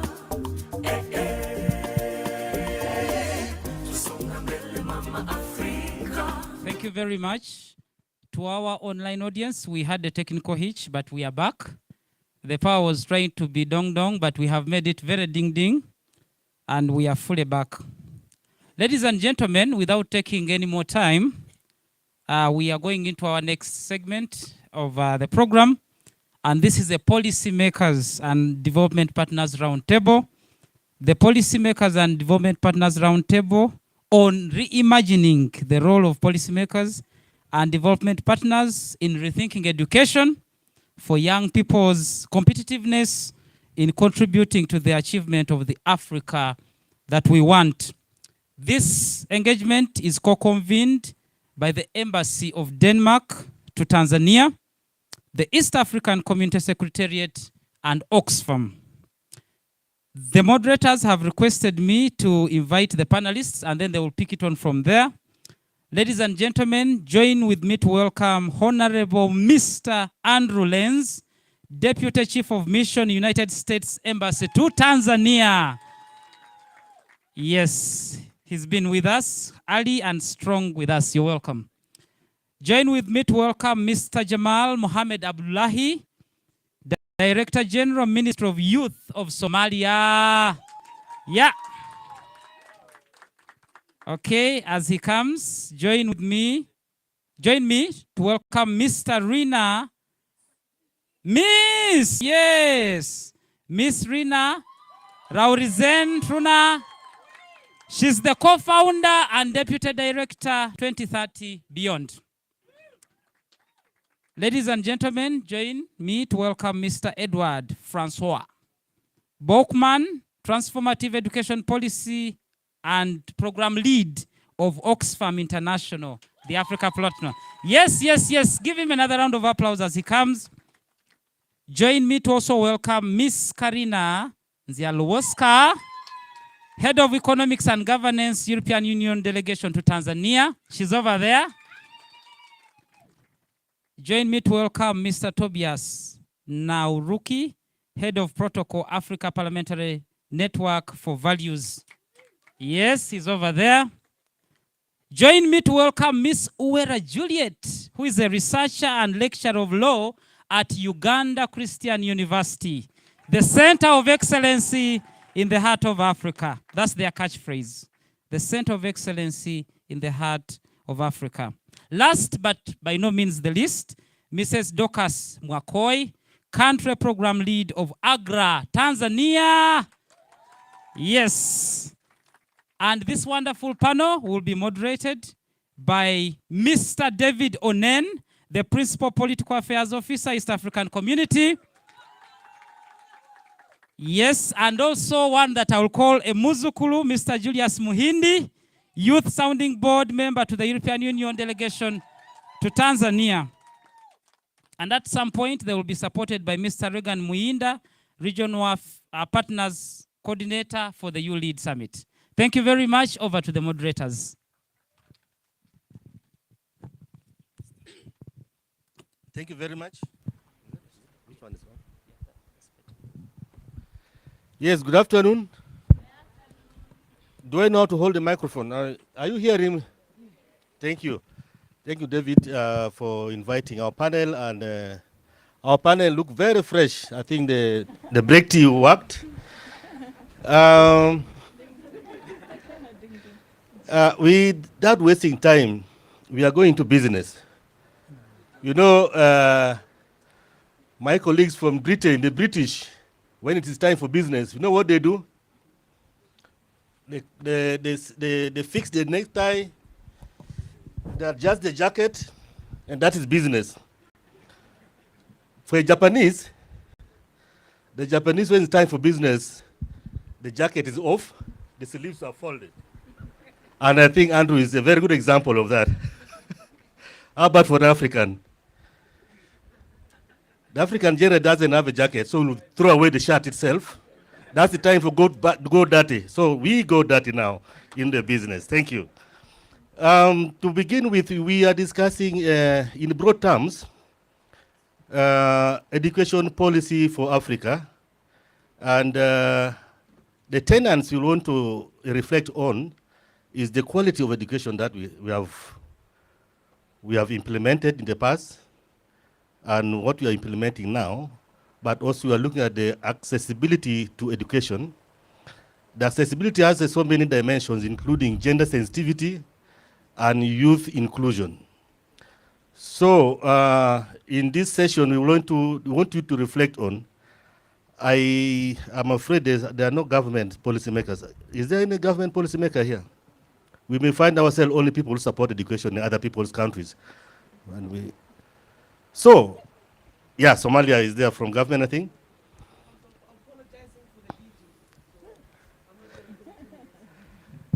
Our discussion is symbolized by those three boxes of SDG. There's education quality this side, there's in the middle there partnership, and then the last there is the gender dimension of education. So our first question is, and for each of you, you have a minute, at most 2 minutes, to say whether you are happy with what you have supported in the past in terms of education in Africa. And you can mention why you are happy or why you are not happy. Then we shall go to the next round of questions. I start with my immediate left. Thank you. My name is Dorcas Makoi. I work for AGRA. AGRA used to be Alliance for Green Revolution for Africa, but now we call ourselves AGRA in Tanzania. So, question around education. I'm coming from the agriculture sector. We all know that there's burgeoning youth population in Africa. Most countries in Africa are agro-based. The economies are agro-based, and therefore, if you are talking about livelihoods for youth, opportunities, jobs for youth, they are going to come from agriculture. So how do we come in the nexus about education? Probably I would want to demystify this education. I don't know how you are defining education here. There's education at tertiary level, institutions, universities, education for TVETs at that level, and there are people who have never been to school, and there are people out of college. So for me, education is continuous, and it's at different levels. So as AGRA, how are we working with this population, mainly rural folks and even the urban? So we are working. We are proud of what we've been doing, because our key goal really is to transform agriculture, that agriculture can pay, agriculture can pull people out of poverty, especially the youth. From last year, we started implementing a new strategy, and our key goal is to reach at least 1 million plus youth and about 200,000 plus jobs for youth and young women. So we have various facets on how we look at education, how skilling youth particularly, to be able to be employable. And we have what we call priority value chains in Tanzania. And through this end-to-end value chain investments, we are working with youth in what we call VBAs, village-based advisors.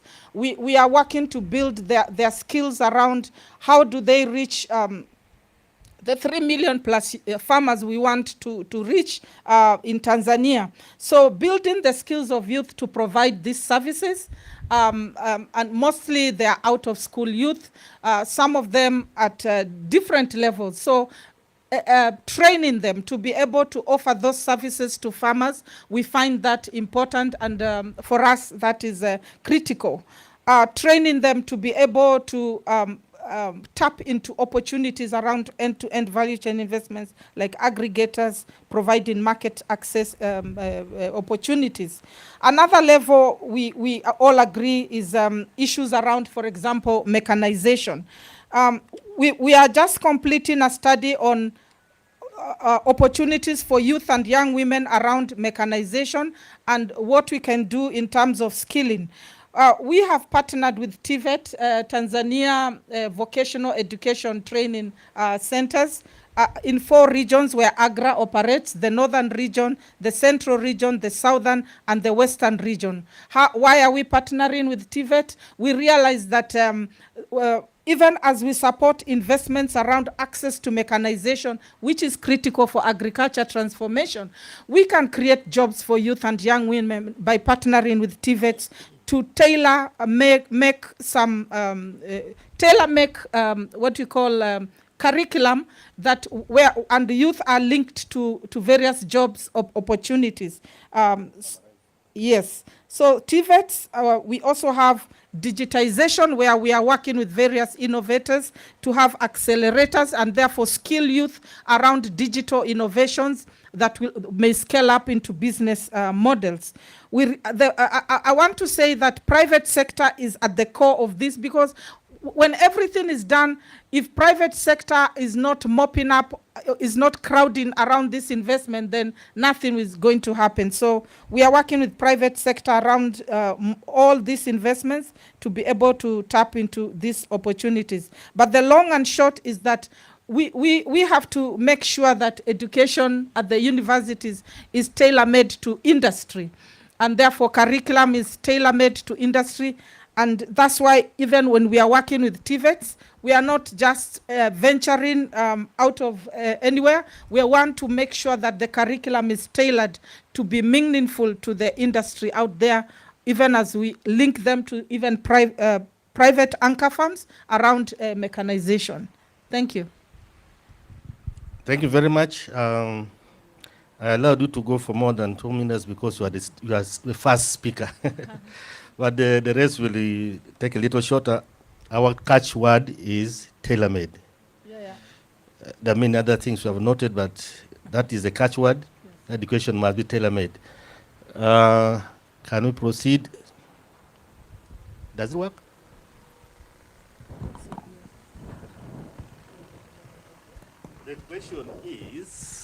The question is, are you happy with the policy options that you have implemented in education? If you have been supporting or assisting in education, are you happy with what you have been paying for? For government, would have been, are you happy with what you have been implementing? And for other supporters, are you happy with what you have been supporting as a development partner, for example? I'm going to speak. Good morning. I'm going to speak on behalf of Uganda Christian University because that's where I work. Yes, we are happy with our contribution to the education sector, and that's because I'll give a few points. As Uganda Christian University, we carry out a number of scholarships and funding to students who want to study but do not have the capacity to be able to fund their education. So, for example, we have the Guild Fund. We have class settings where they collect money for different students in their streams or classes to be able to afford tuition. And in that way, we are contributing in supporting these students to be able to get a good education. Another, I would say, is currently Uganda Christian University is developing education access through infrastructure. For example, they are working on the buildings, developing faculties, working on the libraries, stocking them, and in this way, putting up even the physical infrastructure, classrooms for students to be able to go and attend these classes, restocking the library for students to go and get access to material is in a way contributing to providing good quality education to these students. Sorry, can I interrupt for 1 minute? Yes. Let me make my question more clearer. We are asking the question is, as an institution, education institution, you are implementing a state education policy. Okay. That policy comes from government. Are you happy with that policy which you are implementing as an education institution? And that should apply to all of us. If you are a donor, if you are a development partner, you are supporting the education sector in a certain country, but you are supporting a certain policy that the government is running. Are you happy with it? If not, why? Yes, we are. Okay. Thank you so much. My name is Tobias Nairuki.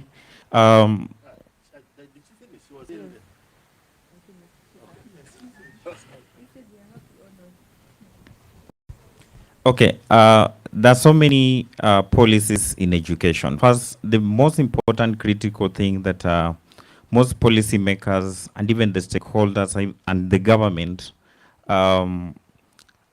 we still have the gaps. There are so many young people who go to school, even to the university level, but at the end, they end up not doing what they were studying for. So the policies in the education sector can say, not all policies apply to the interests of the different education sectorials.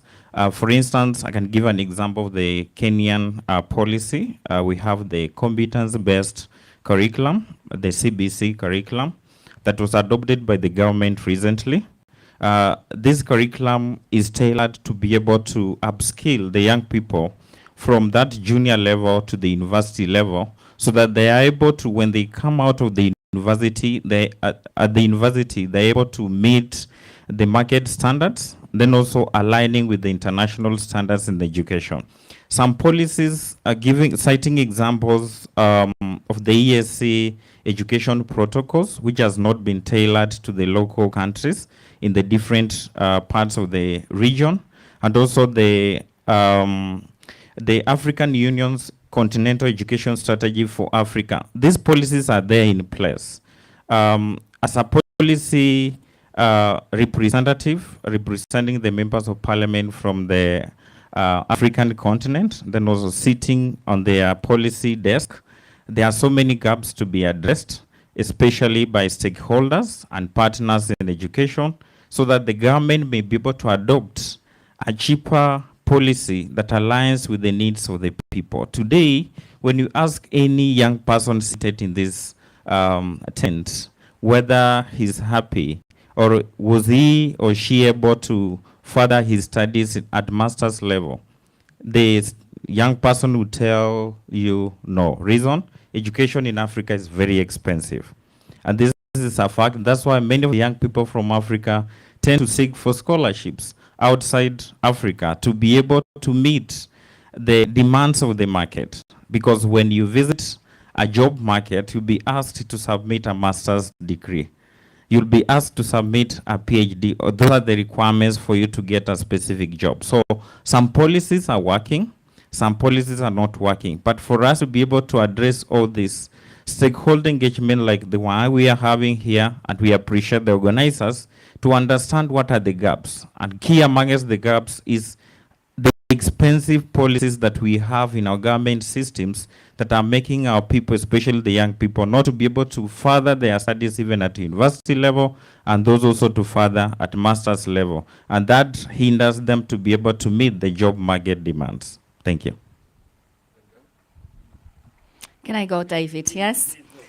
Good. So I'm trying to answer exactly to your question. So as the European Union, we came to Tanzania with to the education sector from the angle of women empowerment, gender-related policies. And I must say that we are very happy with the spin and with the type of engagement we wanted to have. We came to Tanzania with our big gender transformative action at the time where Dr. Samia Suluhu Hassan became the president and revolutionized a little bit the gender-related policies. And I think that on the basis of this engagement for more women empowerment, we had excellent discussions with the Ministry of Education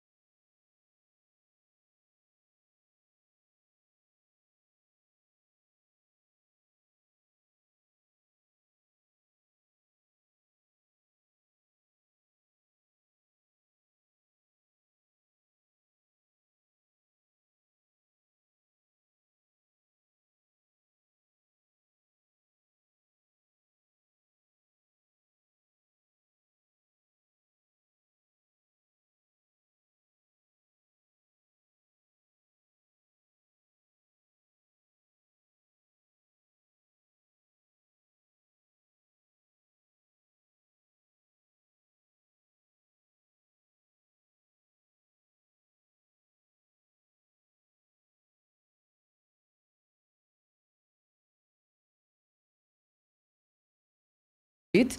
They have changed the curriculum, and subjects have reduced. The way of setting exams and answering questions has also changed, and they're doing that so that they can fit into the current trends, not back then how things used to be done. So now they are trying to adjust the curriculum to fit into the current trends. So you need to, for quality education to happen, there has to be some changes. For example, like I've stated, you need to train the teachers or educators, and you also need to keep changing the curriculum. Thank you. Can I add to some of that? Can you hear me? Yeah. Okay. Yeah, the access versus quality. I guess I would challenge the framing of the question. I feel like it's two sides of the same coin. That I don't think you can talk about access without talking about quality, and you can't talk about quality without talking about access.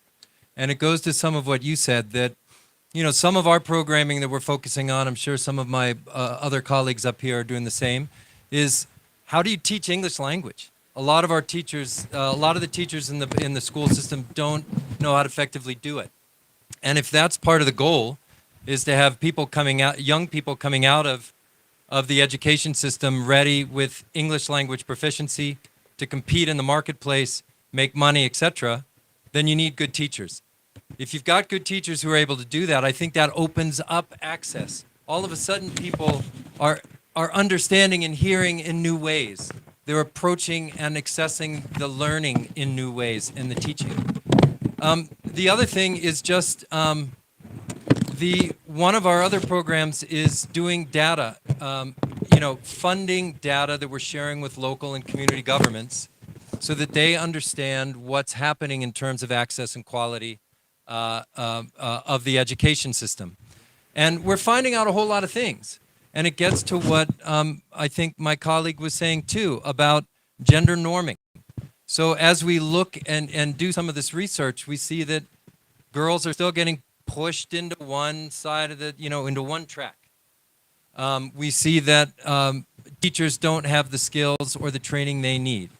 That children are dropping out because they're not getting those inroads education. So we're sharing that data. That could lead to an increase in quality, which then leads to increases in access. So I feel like they're the same thing, same side. We don't have to choose as development partners or as leaders in our communities.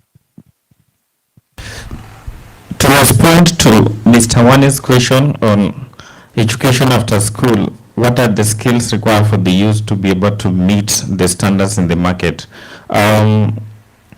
The United Nations, through UNESCO, an agency that is focused on education, has partnered with almost all ministries of education around the world. The reason being is to help the institutions to be able to meet the standards of education and also the market demand. Today, the young people are very well connected with social media platforms. So they need trainings on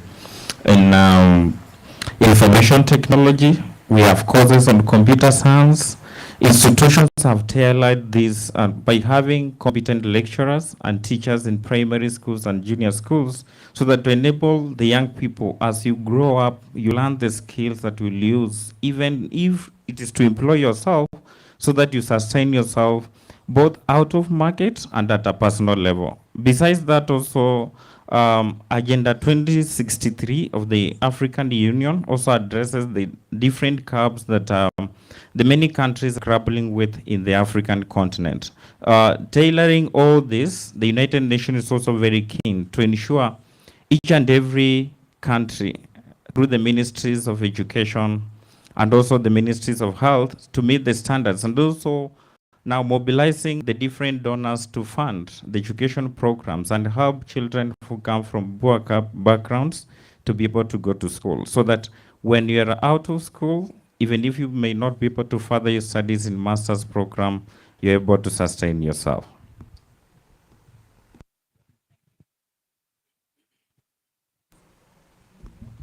Technical skills? Okay, great questions. I think in terms of solving many of the issues you raised, it's about these partnerships. How do you actually build alliances with those who are the innovators in your local community or at large in society. That will actually give you access to the most new, innovative, most progressive people you have in society. We have tested that in different technical trainings, and that has really, given the, if you talk about igniting youth here at the YouLead Summit, that has really ignited them in order to get the first mover hand into their education. Often, in example, in Denmark, we see that many with the more practical trainings, they are a bit left behind because they are not as highly valued as academic training, but they are more needed than ever. So actually trying to build alliances where we are having academia, we are having entrepreneurs collaborating and being those who coming to the trainings at the schools, at the where you have where you're in an intern, wherever you go. Make that link, because that is actually the way forward to bring in the news knowledge at a very young age. That also brings the network that will then allow you to get a position later on. I think this actually ties the knot to the question from Joseph. How are we actually going to make education for all inclusive? And using, for example, carpenters and making them understand the way forward of universal design if we're going to push SDG 11 about cities and local communities being sustainable. That is how you build schools. It's about how you gain access. That's the very practical element. And if I may add a last point here, that also goes about the values. How do we perceive each other? How do we actually look at everyone as a human being who have a very important contribution to the society in which they live? And I think those values are key for you as young leaders, and maybe I come back to that later on. But that actually really is the way forward.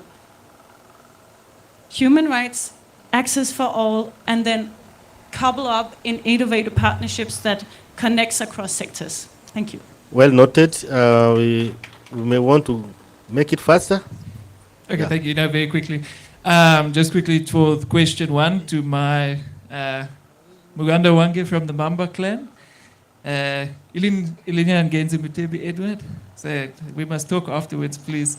For question one, when it comes to scholarships and sanitary pads and those things, yes, they are very important, but there are a lot of other things that underpin the inequity and what keeps girls out of school. So we have funding from the Scottish government where we are working with the governments in Rwanda, Malawi and Zambia, where we are looking also at career guidance, psychosocial support, working with traditional authorities and religious leaders when it comes to social norms, parents. You have to work within the entire community, in the entire space. A school is not an island. So when it comes at least to supporting access for girls to school, finances, yes, you have to have financial resources, you have to supply requisites and other things, but there's a whole ecosystem that we operate in. We are not islands as people. So I just wanted to flag that one, and that is similar to the question about students with disabilities. It's the same when it comes to infrastructure, assistive devices, and I won't go into detail now because I think that was an excellent answer about universal design.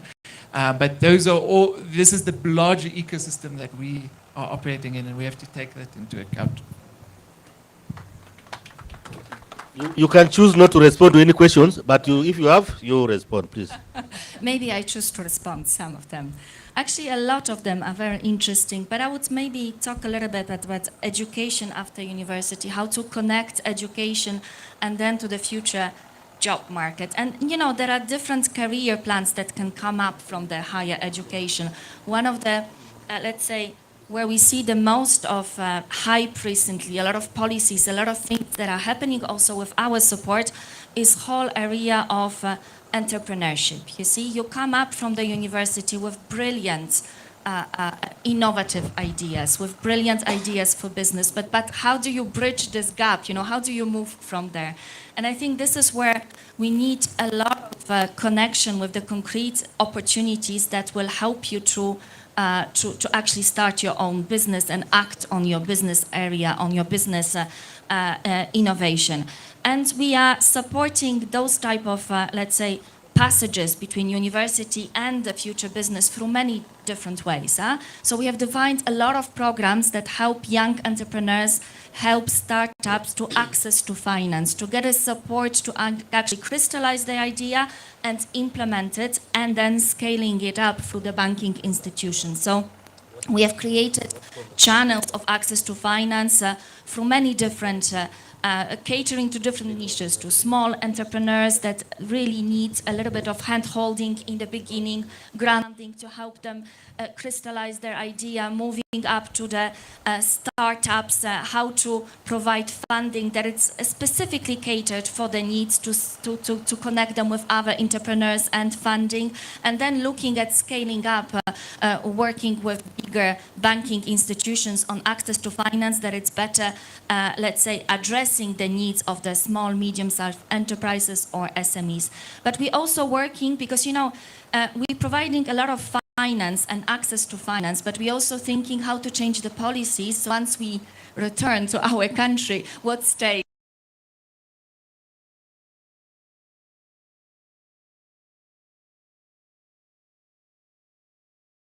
fintech sandboxes on startup policies, how the states can support young entrepreneurs of the future, for example, giving tax incentive, helping them to, let's say, for 2 years to be shielded from administrative burden so they can develop their ideas, to scale up their ideas in the future. We are working with Ministry of Finance, for example, on new innovative ways of financing your business ideas.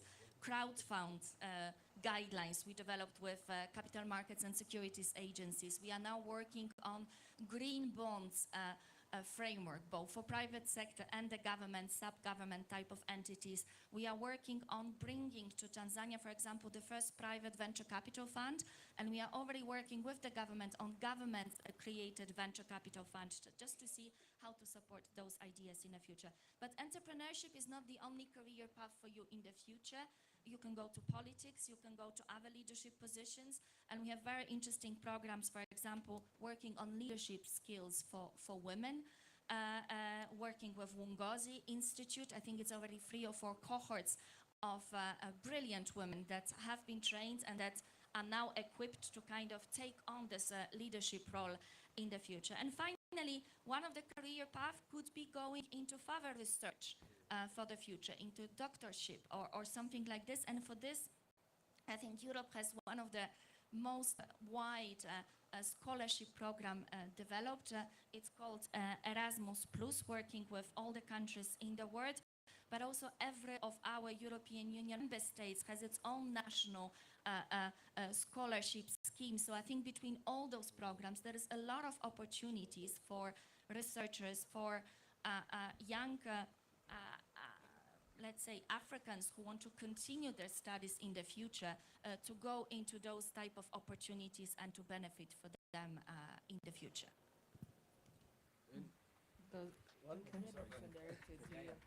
There's a question directed to me by the Kenyan participant. This was in terms of access to land for youth.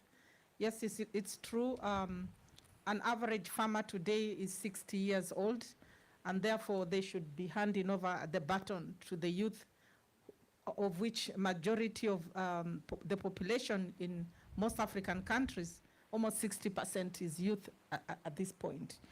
So what can we do about that?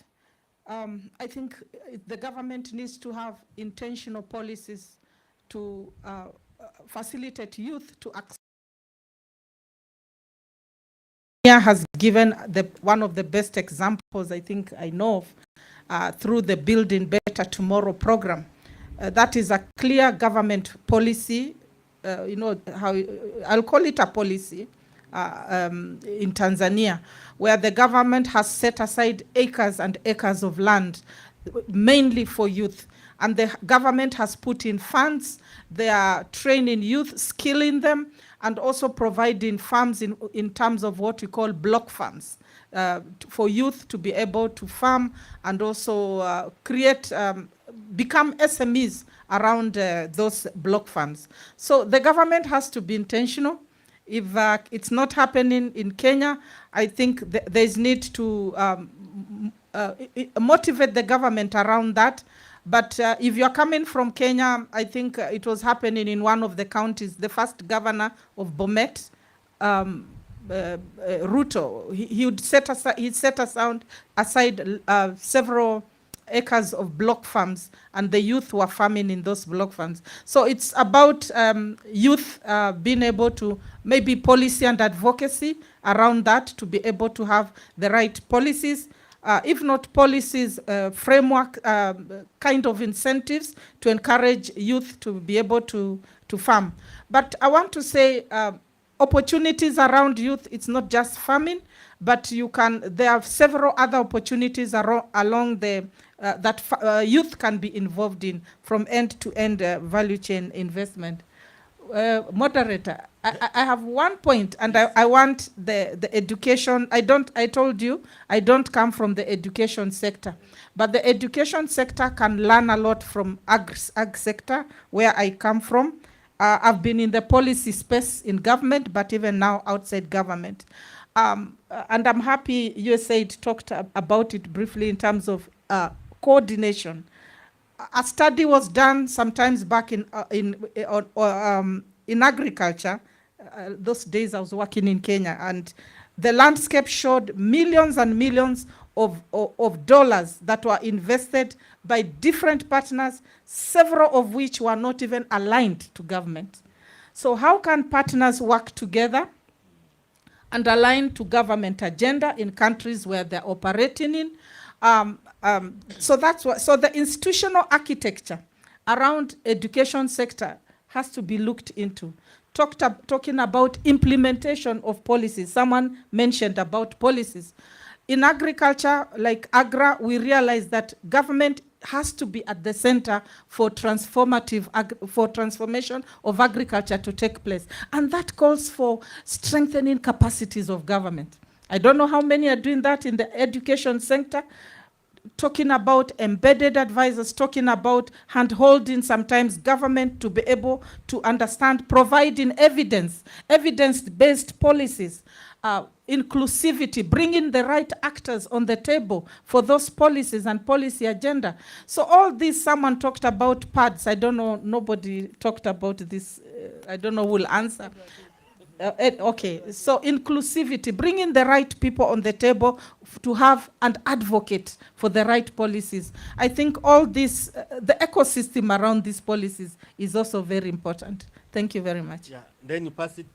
If you have any. Absolutely. Thank you, Mr. Moderator. Thank you, colleagues. And I have to first apologize to everyone. I need to catch a flight, so I'm going to have to leave the stage in a moment.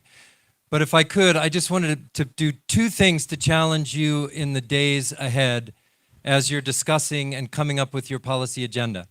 I think one, to my colleague from this morning who was challenging donors to do more with youth groups, and it got lots of applause, and work directly with youth organizations. You know, we need to evolve. There's no question that a lot of our developmental policies and our approach to different issues gets stuck. And so we need to hear ideas like that from you and how to do that effectively. So how do you do that in the US system? One of the ways is organize together, go to Washington, DC, talk to members of Congress. They're the ones who fund our programs. So I think they would really welcome hearing young leaders from across the African continent saying some of the things you are doing haven't worked. And we've got groups with young leaders who are passionate, who are ready to drive change, fund us. And this is how you do it. But then you also have to be ready to answer the question, how are you going to make sure that your use of US taxpayer dollars is being accounted for and that you're showing the outcomes? But I challenge you, do that advocacy not just in your home governments, but in Washington, D.C. The other thing that I just wanted to share with you is the nature of the conversation in DC also is starting to change. And it may be in some of other capitals as well, particularly in Tanzania, which is now a lower middle income country. So the debate or the dialogue is starting to be around sustainability. How do we move toward sustainability? Which means Tanzanians and the government taking on larger and larger share for some of what the development community has done in the past. And it coincides with the fact that there are just fewer dollars available for the whole world when we look at our development budgets. So you have declining budgets and this change as Tanzania and other countries rise the income ladder, that the relationship and the partnership we need to establish changes. So I think that's the other thing for you as you discuss in the coming days. What does sustainability mean? How are we as youth leaders driving toward that? What do we need to have from our governments to make sure that the dollars are available and the continued commitment of our partners, that they are targeted and effective? Which I think goes to your first question, Mr. Moderator. Are you happy? I think we all need to keep that in mind. Are we happy now? And what does happiness look like in the future? And how do we make those dollars more effective? So thank you so much. And you are welcome, and at your own convenience, you can excuse yourself. But be sure that after this summit, we are on the plane to DC to advocate. Thank you. Last, if anything. I don't want to take much of everyone's time, and there's the question was asked towards incentives for girls, but we have a project that is going on in Somalia called the Bahnano project, which is ongoing in the middle of Somalia. Bahnano project actually funds families and give them incentives, and this actually incentives the family actually to be in the ladder of to have these kids to live, to not work while they're child labors, but rather go to schools, and also provide some kind of cash incentives for the families to help themselves. So this is one example that I can bring from Somalia. In terms of upscaling, of course, as I said before, we are discussing the National Transformation Plan to include in green jobs and green skills in the education systems. When it comes to, there's a lot of climate is a very big issue now when it comes to the Horn African region and East African community.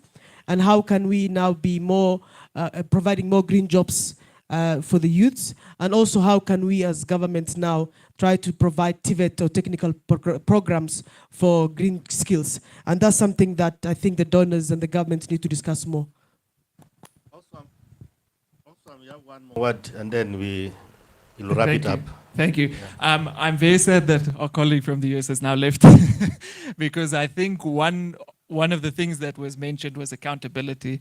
And I want to mention that I think part of the challenge we have in what I've seen as Oxfam when we have to work with local partners is the onerous reporting requirements and accountability that is there when it comes to the capacity of youth organizations and the capacity of any local organizations. I think that is something that does need to change. And I would advocate that maybe that's a conversation here, because it's something we have worked now directly with the EU on the new Youth Lab project. We're sub-granting more than 4 million euros to more than 100 grantees over the next 3-4 years. And we've submitted a completely remodeled third-party support funding to third-party support proposal to the EU to try and change the kind of reporting that is required, because I think that is part of the key disconnect when it comes to donors and local organizations, is how onerous that is, the amount and then we don't want to pay for human resources, or not me, but donors do not like human resources in the budget, and that's part of the challenge, is you don't then have people to implement and actually do the kind of accountability reporting, finance reports, etc. So that is just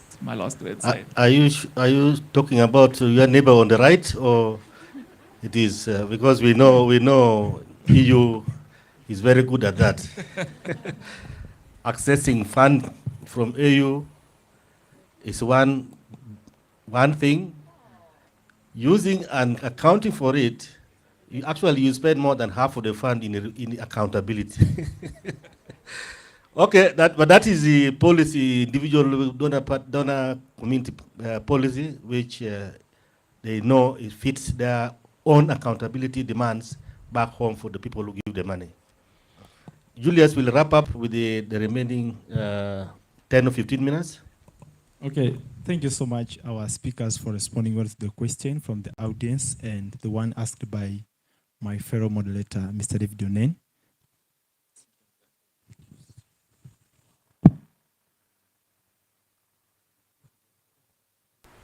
So, as we have seen that you development partners and policymakers, you have been supporting education sector in the African continent actually more than 30 years, but still, this education system is not able to meet the needs of the current generation, also for the future generation. So, as we move forward, since the YouLead Summit, as I know it, is a solution-oriented, what are you going to promise young people, you as development partners, as you cooperate in the, with our government, together with the African continent in general, in redesigning the education architecture in our country in order to meet the African we want as embodied in Agenda 2063?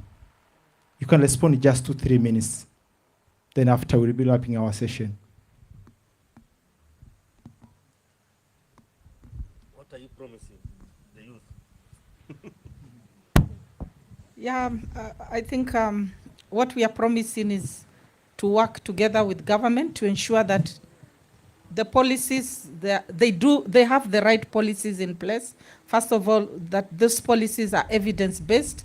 They are informed from what works and what will not work, and work with governments also to help them implement some of those policies, but also support governments in terms of the system, the ecosystem around mutual accountability, that people work together for a common cause, enhance coordination, but also internal systems to monitor progress that is being made.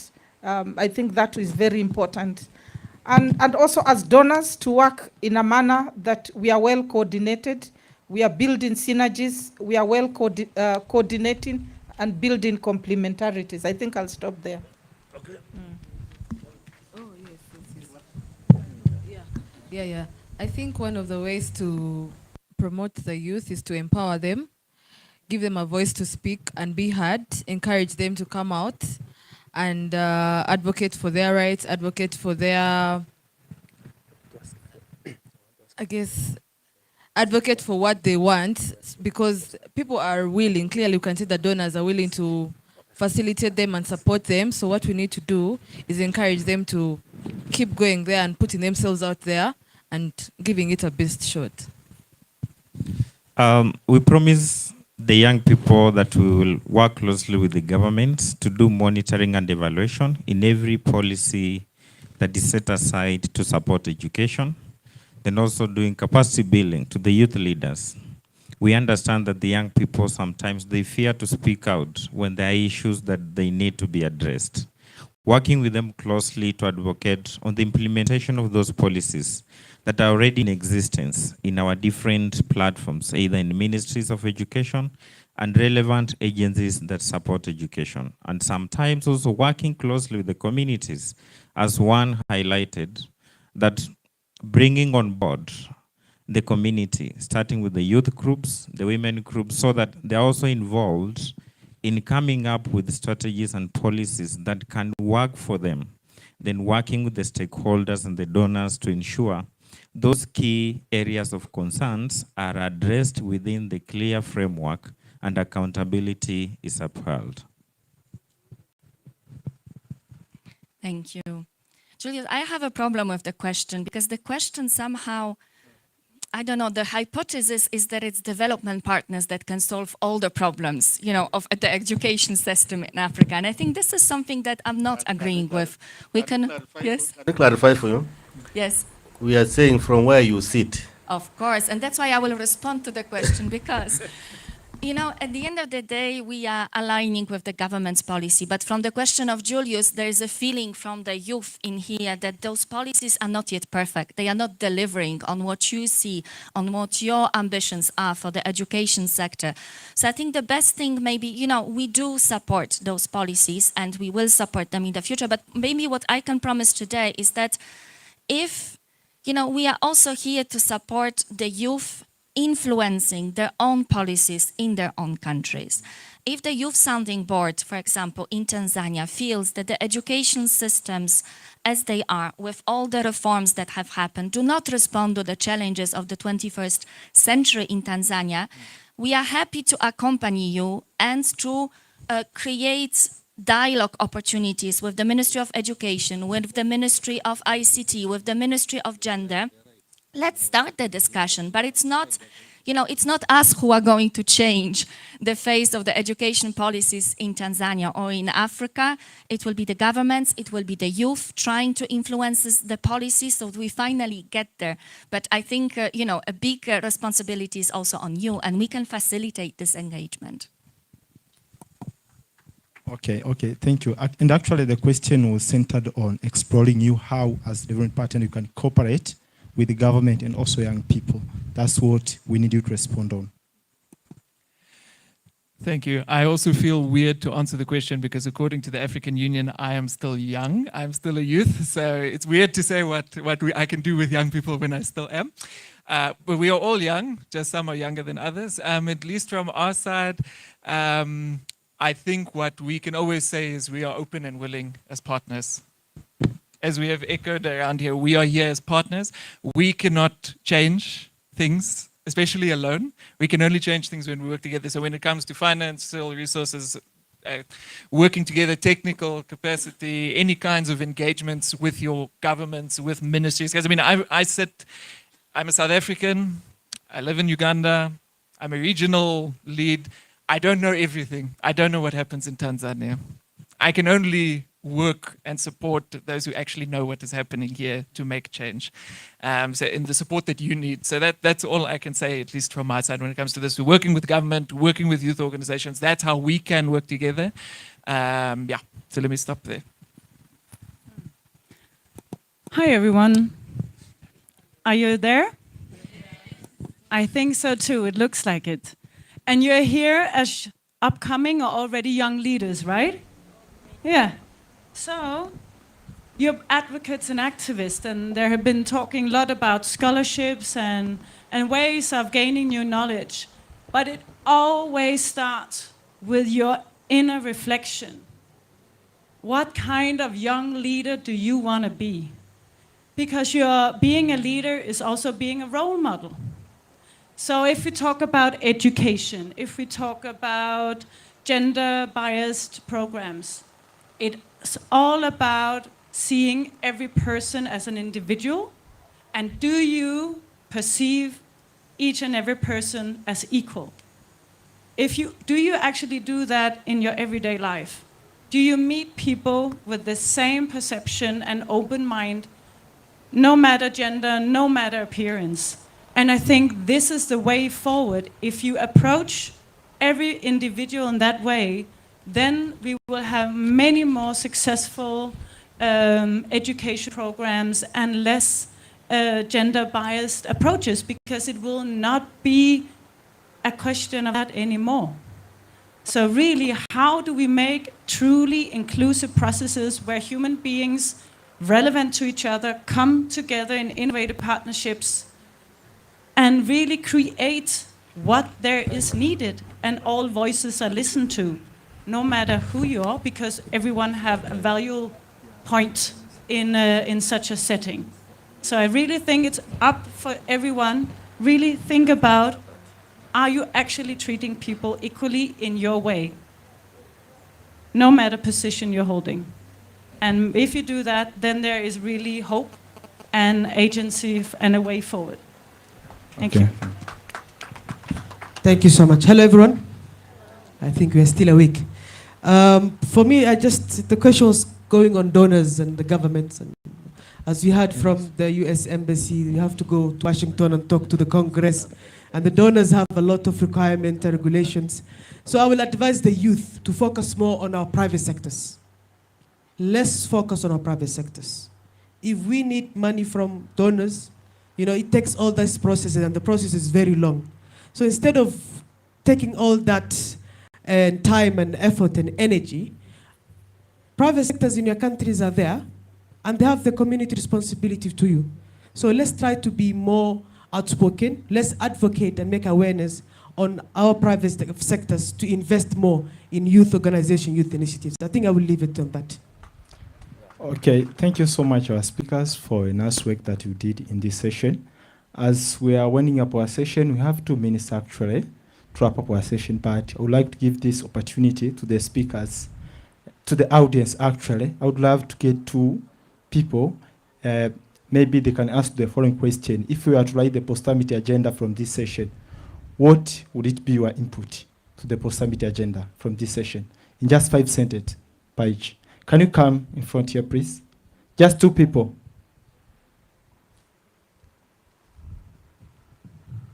Don't ask question, please. I don't ask a question. I don't ask. Okay, so thank you. My name is Robert Okiror. I am a ESC fellow, cohort 2, and I'm innovating education. So maybe a little bit about my work. We're making science education interactive and fun. So my question straight to you, oh, no question, okay, my recommendation to you as a disruptor, I would like to see a regional curriculum. Because if the curriculum is regional, say for East Africa, it's very easy for me to innovate and make access to education more cheaper. Thank you. The next person answering, the question is, you are a rapporteur of this session and you are writing a report on this session. What is your outcome report? All right, thank you so much. I'll have a seat for a minute. My name is Arnold Gekonge, and I lead a youth organization called Champions for SDGs in Kenya. And I'm also part of the Youth Sounding Board of the Royal Danish Embassy. And today, I've been impressed by the contributions that have been provided by all of us. And I would like to highlight 3 important quotes. One of them is a Tanzanian proverb, which says, little by little, a little becomes a lot. So all the efforts that all of us are putting in place, let's continue doing that. And soon we'll have achieved quite a lot. And secondly, Nelson Mandela once said, education is the most important tool that you can use to change the world. And that makes a call to action for all of us to pay special attention to that. As a stakeholder, your efforts are all important. And then one of our speakers here today said, education is not just what happens in school. It is what happens in the whole of life. And that really touched me. It made me think quite far. And as we go out of this, let's make sure we do something, however little it is. Thank you so much. I want to thank the panelists. I want to thank you, the participants. I want to thank everybody, and even also thank the people online for listening to these wonderful submissions. We are now ready for a picture. Please, can you rise up for a picture? But while we are rising up the picture, remember the ESC has a number of scholarship schemes for higher education within East Africa. Okay? So if you are from DRC, you can go and study in Somalia. If you're from Somalia, you can go and study in the Republic of South Sudan, and so forth. So we have that opportunity. We are also calling the development partners. Some of them are already making money, making funds into the basket, but we need to support that also. We know you do a lot like that, but yours is different from ours, because for you, you'll pick me to go and study in Europe. For us, we want to study within here. Okay? Photograph.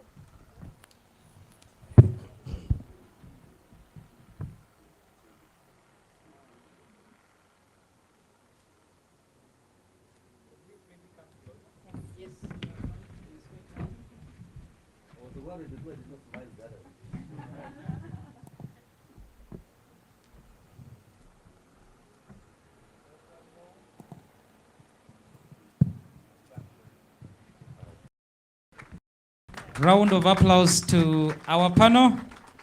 These are our wonderful partners, like the moderators have been informing us. Ladies and gentlemen, let's give another round of applause to the moderators as well. Mr. David Onen, who is the Principal Political Affairs Officer of the East African Community, as well as Mr. Julius Muhindi, who is part of the Youth Sounding Board, who is a member of the Youth Sounding Board to the European Union delegation to Tanzania. Without further ado, permit me to welcome my sister, my colleague in some areas, a wonderful lady to speak to us with one of my favorite moments coming up. Welcome with Miss Stella Agara, who works here. Hey, they will tell us, there is a particular section that shouted more. The rest of us at the back, let's receive Stella as well. Thank you. Nyaribi, why are you raising expectations on me like that? I'm about to make a very, very simple announcement. I'm going to request everyone to listen attentively. I have our VIP guests going to have their lunch at a special space dedicated just for them. I am specifically going to go through a list of all of them so that they can be accompanied by Ahmed and the director towards where the lunch is going to be held. So we'll definitely have my executive director, Dr. Anna. Mr. David Onen is also going to join Ahmed. Mr. Vianney Rendella, His Excellency Mr. Jesper Kasmagard, Her Excellency Ms. Christine Grau, Ms. Karina Zialowska, the Honorable Mr. Andrew Lenz, Ms. Jamila Farad Mohammed, and the Honorable Justice Tibatemwa Ekirikubinza Lillian Winfred. Those are the ones who are going to accompany Ahmed, and in order for us to give them the proper African honor, we'll allow them to leave first and head out to go and have lunch. Bon appetit to our guests. The rest of us, please sit patiently. I promise you there's food for everyone.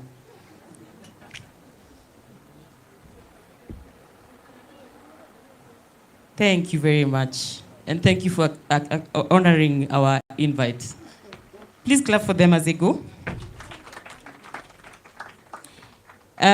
We have representatives of member states who are going to be having their dinner also at a dedicated place. I know we have 4 representatives from the government of Kenya. We have 4 representatives from government of Uganda. We have 5 representatives from government of Burundi. And we have 3 representatives from government of Tanzania. They are all going to have lunch to be hosted by Dr. Said Omar, our very own head of programs. So all the representatives of the member states, even if I did not mention your government and you're here, you are going to be having lunch with Dr. Said, and I promise you his wallet is thick, so he will also pay for the lunch. Enjoy as much as you need to.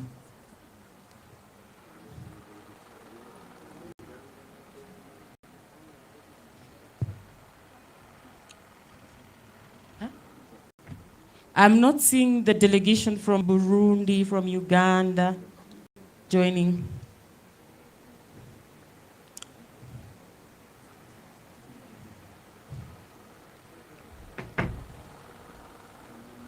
Thank you very much for honoring our invite. We appreciate you.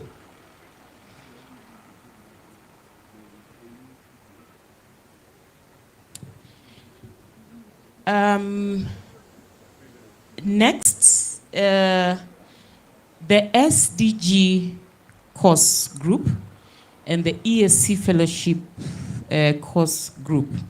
You have class representatives, right? Right? So you will go to your class representative at lunch. That is the person to strangle if you don't have a lunch voucher. So I'm requesting those 2 groups not to collect vouchers as they're leaving this room. You'll just gather out here and your class representative is going to give you your lunch voucher. Is that okay?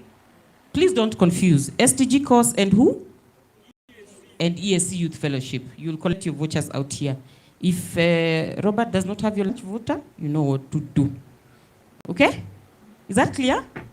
For the rest of us, we have 2 ladies at the exit there who are going to be giving us vouchers, and they'll direct you on where you're going to have your lunch. Is that okay? Is that clear? Good. So we will leave in any order as long as you don't miss your lunch voucher, because you'll not be allowed to eat without one, okay? As you collect your food, you will find someone there who's also going to collect the voucher. I believe so. Yes, you'll find someone there who's going to collect the voucher so that we can also keep a record of how much has been consumed for purposes of fiscal responsibility. Bon appetit, everyone.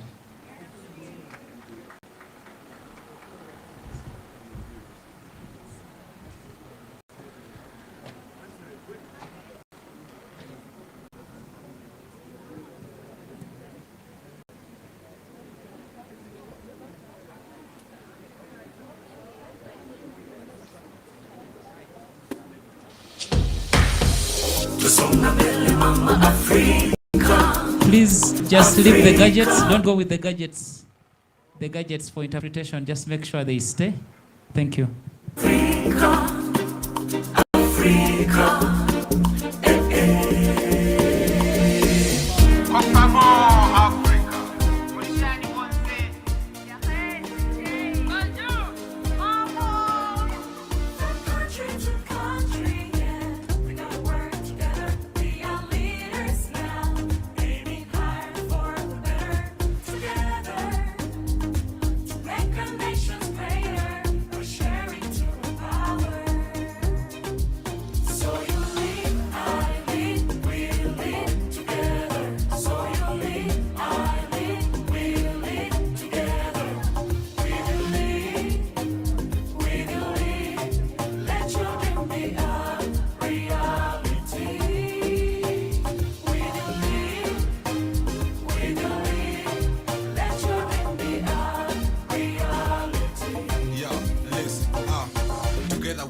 Young men and women, with the pillars, with the future, here we are, let's join together, with ability to change communities, with love, with peace, to respond to our need, to call for unity.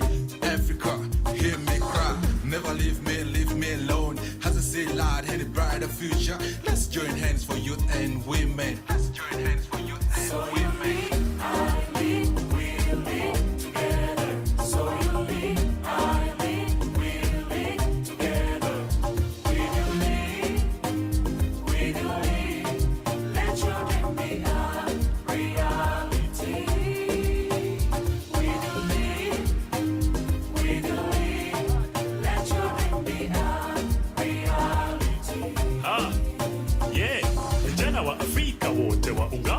Vijana vijana kutoka mashariki, magharibi, kaskazini na kusini, hata na kati, twaja pamoja ili tufanye nini?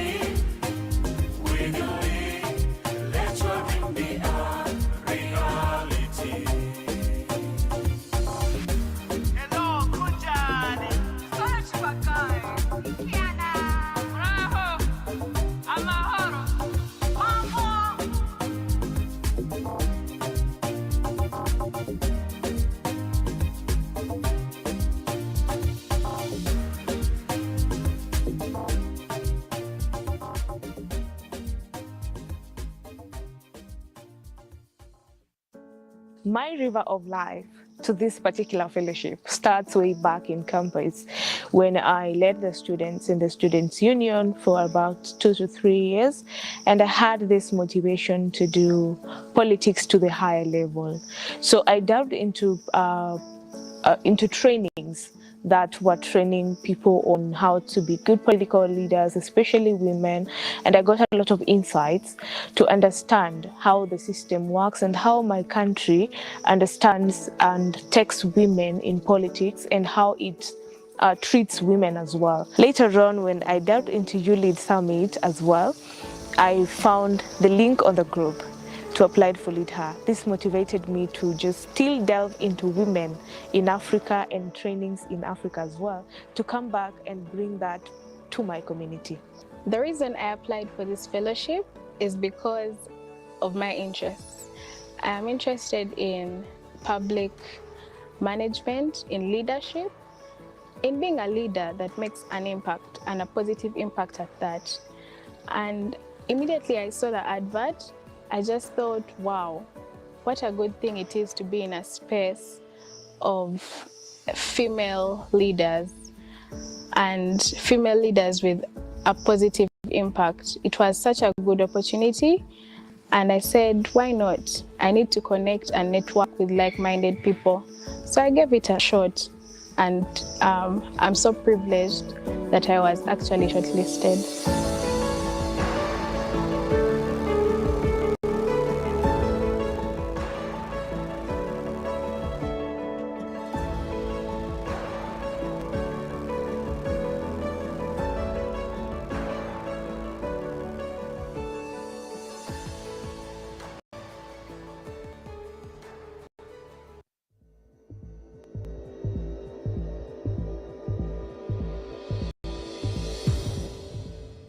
Being part of the fellowship, I am excited.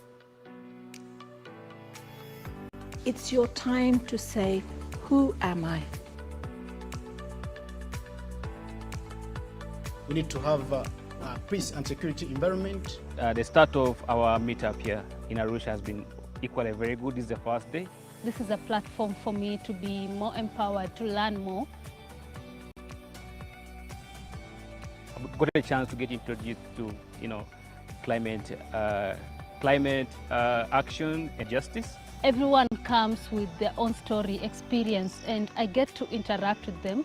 I get to tap into these experiences, I get to tap into this knowledge, and this is actually adding on to the information or the bank of knowledge that I have. So this is a very good platform for me to grow as a person.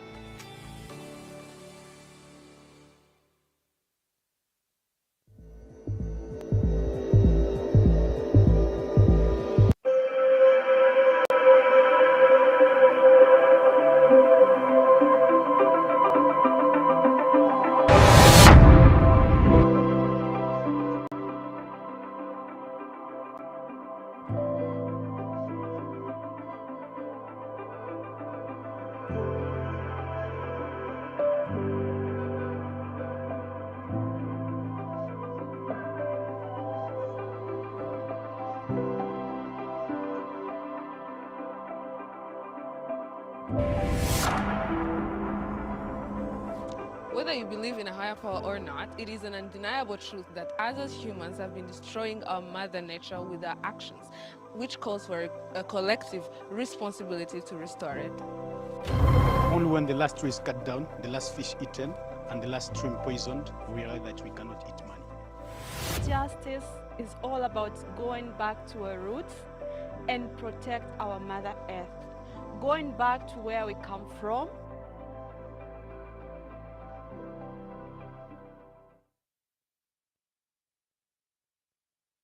Would describe the EAC Youth Fellowship as life-changing. It's transformative. It's a networking opportunity. I learned about the climate justice and gender. These two actually, it is what I wanted to learn most from this. So you realize that most of the marginalized group in the rural areas are not able to get the knowledge. I want to expand my network on the regional community because I know that among us, the majority of people will be the leader of our different countries in 10 years. We need to know each other for now. It's up to us as youth to now take up the challenge and rewrite this wrong that was ideally not even, we didn't participate much in it, but it's now time for us to take part in creation of policies, programs and initiatives that will be able to alleviate and mitigate the risks that have been brought about by the climate crisis.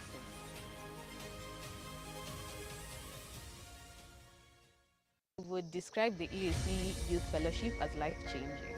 It's transformative. It's a networking opportunity.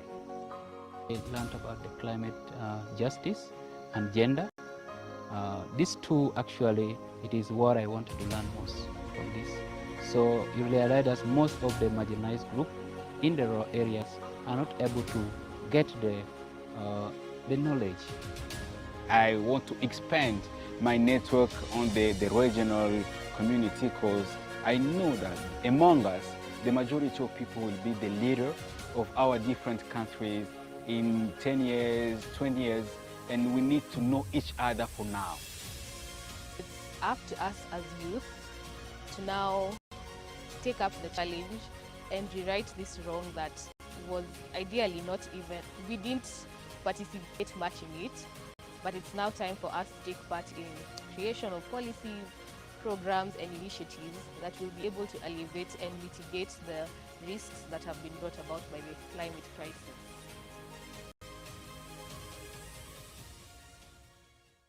We would describe the EAC Youth Fellowship as life-changing. It's transformative.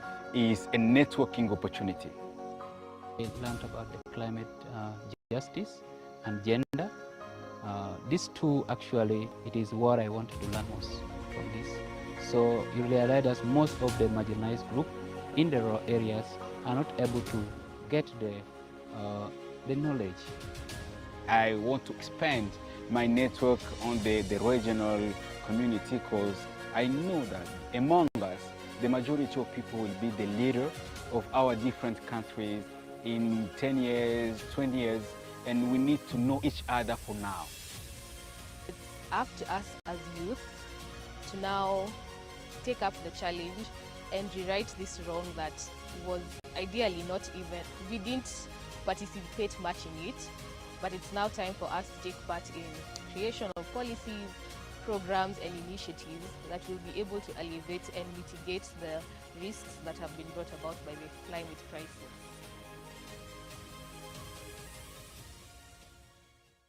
We would describe the As aspiring leaders and politicians, think about how you present what it is that you want to present to your constituencies. I must say that I am very excited to be here because I have been attending the sessions online. I have realized that politics and business must work together. I actually never thought when I was applying for this fellowship that it will be of importance putting the business people together with the politicians, the young politicians of East Africa. But I have realized through diving in the conversations with these young people, I've realized that there is a need of business people and politicians to work together.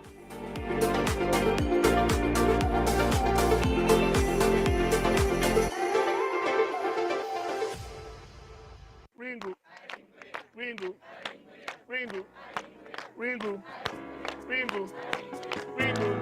Good job. There's actually a study about how people who stay in these more natural places are healthier long term. It's not just about climate, it's also about leadership, it's also about business. And so a fellow who comes for this fellowship becomes an individual who is all round, not just one who is limited in the limited scope of just business or just politics or just climate or just environment. So that nature that is holistic, I think, is one that is very important for any leader.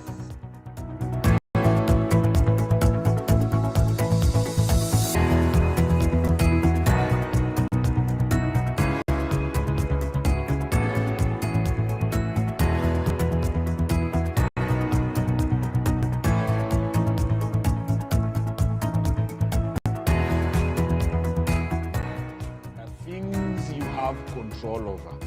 There are things you do not have control over.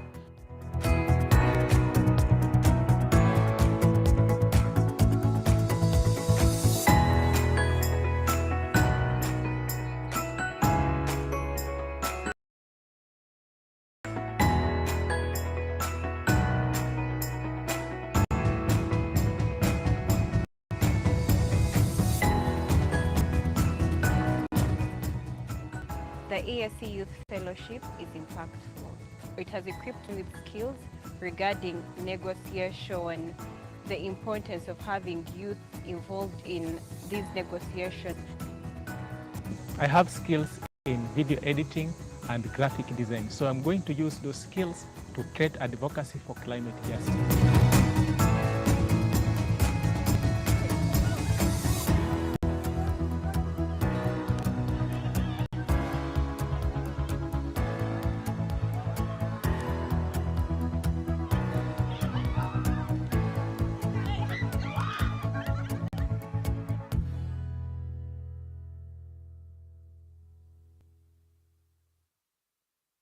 Ringu, Ringu, Ringu, Ringu, Ringu, Ringu.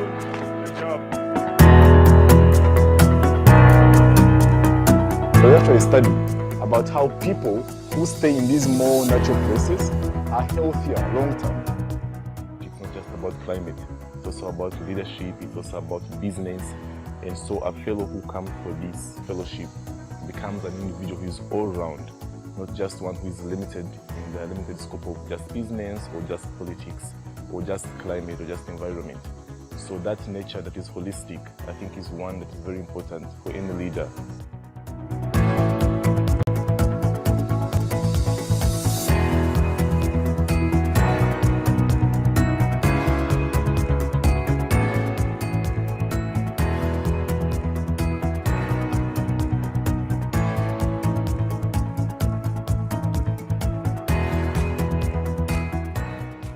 Things you have control over. There are things you do not have control over.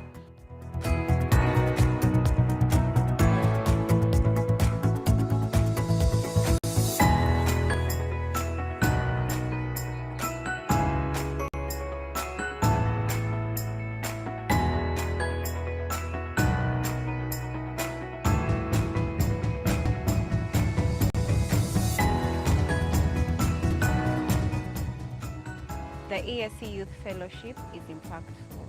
It has equipped me with skills regarding negotiation, the importance of having youth involved in these negotiations.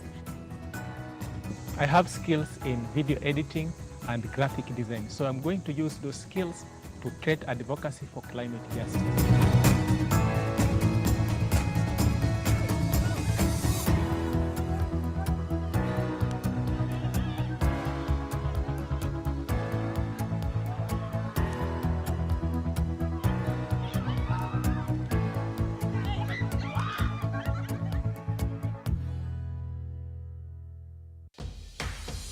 Tusonga mbele mama Afrika, Afrika,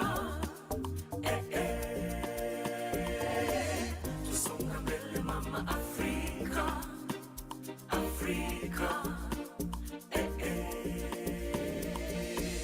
Since 2017, YouLead Summit has been the climax event and convening platform for different stakeholders to debate, assess, and deliberate on the most pressing issues affecting young people. The YouLead Summit 2022 was held from the 12th to the 16th December 2022 at the EAC headquarters in Arusha, Tanzania, and MS Training Center for Development Cooperation under the theme Digital Access and Future of Work. Day 1 hosted the Under 40 Political Leaders Forum, which examined the policy and institutional environment and the state of youth participation in political governance, explored factors that help or hold back youth from becoming leaders, and advanced new thinking on what it will take for Africa's youth to become the leadership for the Africa we want. The Policymakers and Development Partners Roundtable examined the role of stakeholders in creating an enabling environment for youth participation. It examined the relevance of the Africa-Europe Partnership to African youth and how to best make it work for the African youth in areas of digital access, economic opportunities, and decent work for youth, especially under the AFCFTA. The afternoon session of Day 1 also featured the launch of the Tanzania Youth Democracy Dialogue Project and the plenary experience-based young leaders debate on If You Sat Where They, the Leaders Sit. His Excellency Donald J. Wright highlighted that youth in Africa want democracy and that democracy provides opportunity to build, strengthen, learn, share ideas, collaborate, and get mobilized to achieve the Tanzania we want. Honorable Masai Pamela Simon spoke on the relevance of such an initiative and called upon the integration of climate change as a key to achieve digital access and the future of work in Tanzania. Honorable Nusrat Hanje called on youth MPs to connect with the youth by meeting them, engaging them, and ensuring young people are meaningfully engaged. The plenary session provided the opportunity for delegates to outline their priorities if they were the leaders in certain elected positions. The day ended with an inspirational fireside chat between delegates and Dr. Susan Nasozi Mwanga, the first female head of Department of Political Science at Makerere University and Executive Director of the Julius Nyerere Leadership Center, and His Excellency Fatoumata Tambajang, former Vice President of the Republic of the Gambia.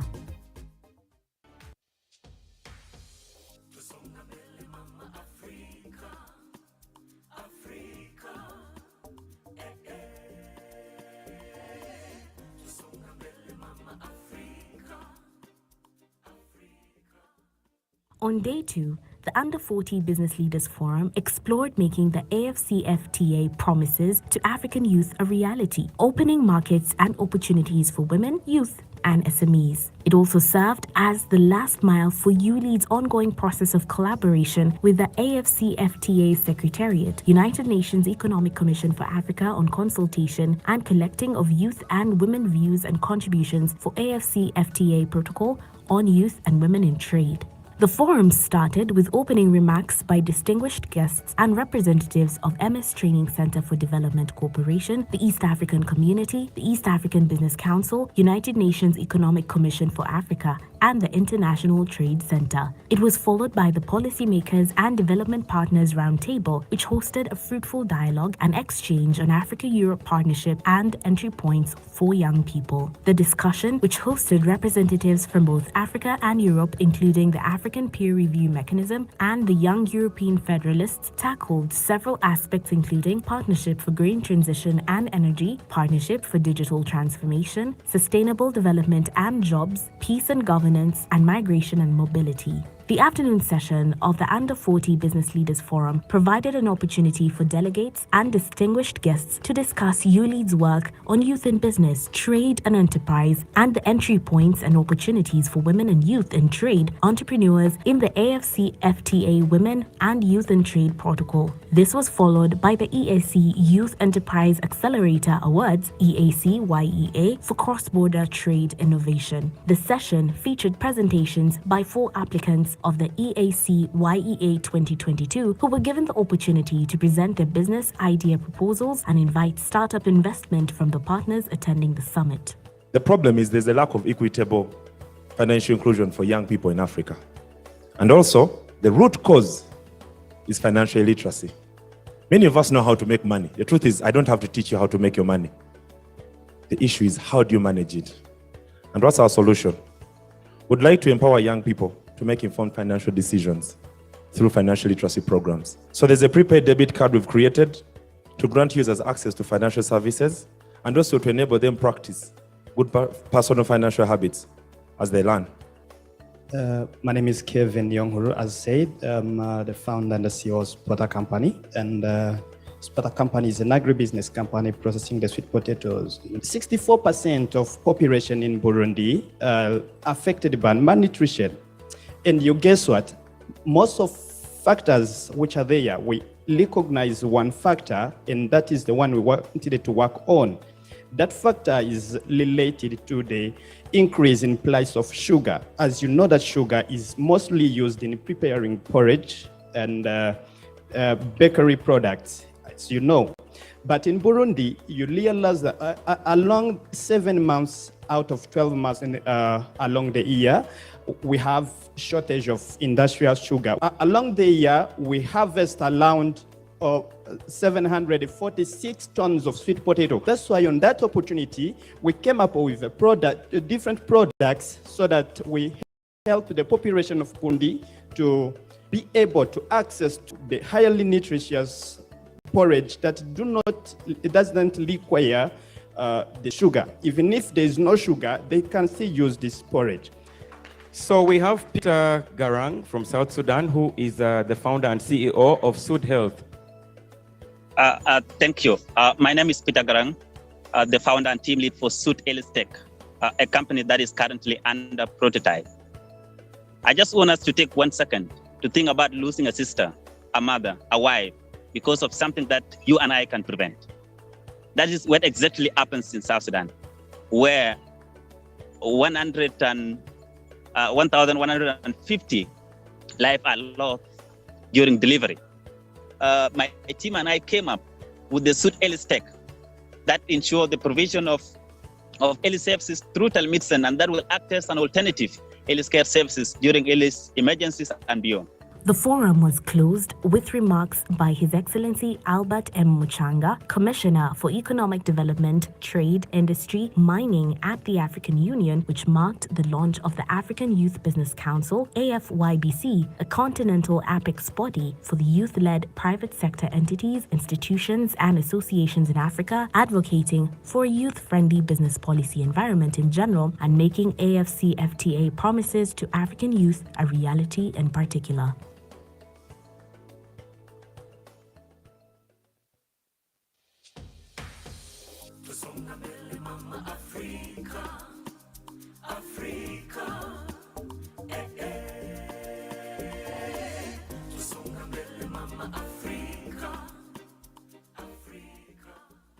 On day 2, the Under 40 Business Leaders Forum explored making the AFCFTA promises to African youth a reality, opening markets and opportunities for women, youth, and SMEs. It also served as the last mile for YouLead's ongoing process of collaboration with the AFCFTA Secretariat, United Nations Economic Commission for Africa, on consultation and collecting of youth and women views and contributions for AFCFTA Protocol on Youth and Women in Trade.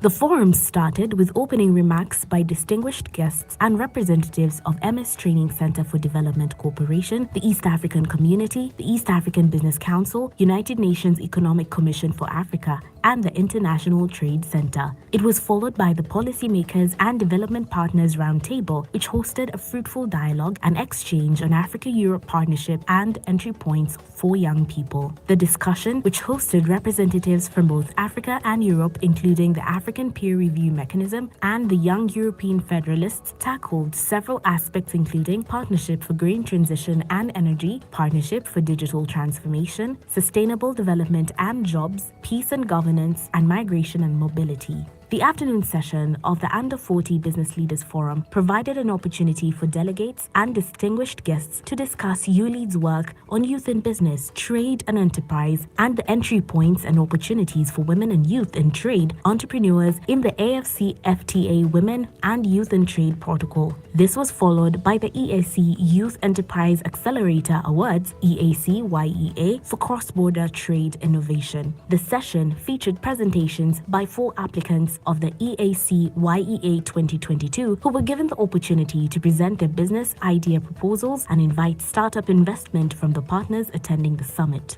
The problem is there's a lack of equitable financial inclusion for young people in Africa. And also, the root cause is financial illiteracy. Many of us know how to make money. The truth is, I don't have to teach you how to make your money. The issue is, how do you manage it? And what's our solution? We'd like to empower young people to make informed financial decisions through financial literacy programs. So there's a prepaid debit card we've created to grant users access to financial services and also to enable them practice good personal financial habits as they learn.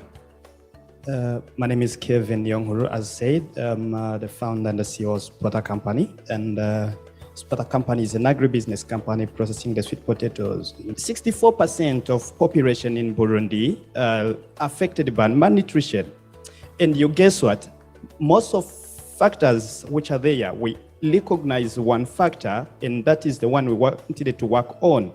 That factor is related to the increase in price of sugar. As you know, that sugar is mostly used in preparing porridge and bakery products, as you know.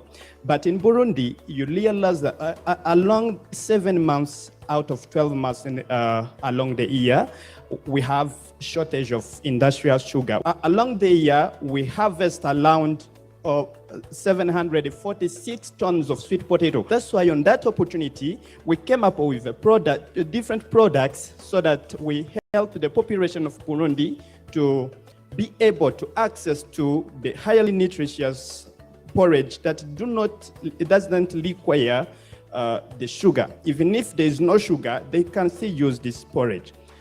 So we have Peter Garang from South Sudan, who is the founder and CEO of Sud Health. Thank you. My name is Peter Garang, the founder and team lead for Sud Health, a company that is currently under prototype. I just want us to take 1 second to think about losing a sister, a mother, a wife, because of something that you and I can prevent. That is what exactly happens in South Sudan, where 1,150 lives are lost during delivery. My team and I came up with the Sud Health Tech that ensure the provision of health services through telemedicine, and that will act as an alternative healthcare services during illness, emergencies, and beyond. The forum was closed with remarks by His Excellency Albert M. Muchanga, Commissioner for Economic Development, Trade, Industry, Mining at the African Union, which marked the launch of the African Youth Business Council, AFYBC, a continental apex body for the youth-led private sector entities, institutions, and associations in Africa, advocating for a youth-friendly business policy environment in general and making AFCFTA promises to African youth a reality in particular.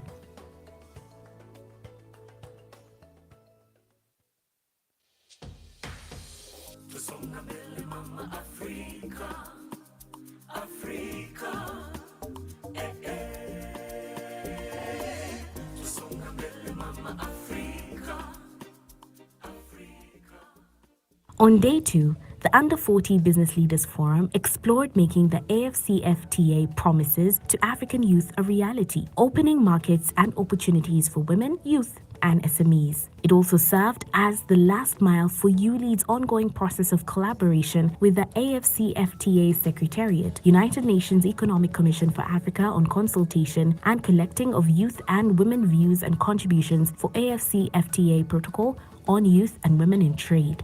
The forum started with opening remarks by distinguished guests and representatives of MS Training Center for Development Corporation, the East African Community, the East African Business Council, United Nations Economic Commission for Africa, and the International Trade Center. It was followed by the Policymakers and Development Partners Roundtable, which hosted a fruitful dialogue and exchange on Africa-Europe partnership and entry points for young people. The discussion, which hosted representatives from both Africa and Europe, including the African Peer Review Mechanism and the Young European Federalists, tackled several aspects including partnership for green transition and energy, partnership for digital transformation, sustainable development and jobs, peace and governance, and migration and mobility. The afternoon session of the Under 40 Business Leaders Forum provided an opportunity for delegates and distinguished guests to discuss YouLead's work on youth in business, trade and enterprise, and the entry points and opportunities for women and youth in trade entrepreneurs in the AFCFTA Women and Youth in Trade Protocol.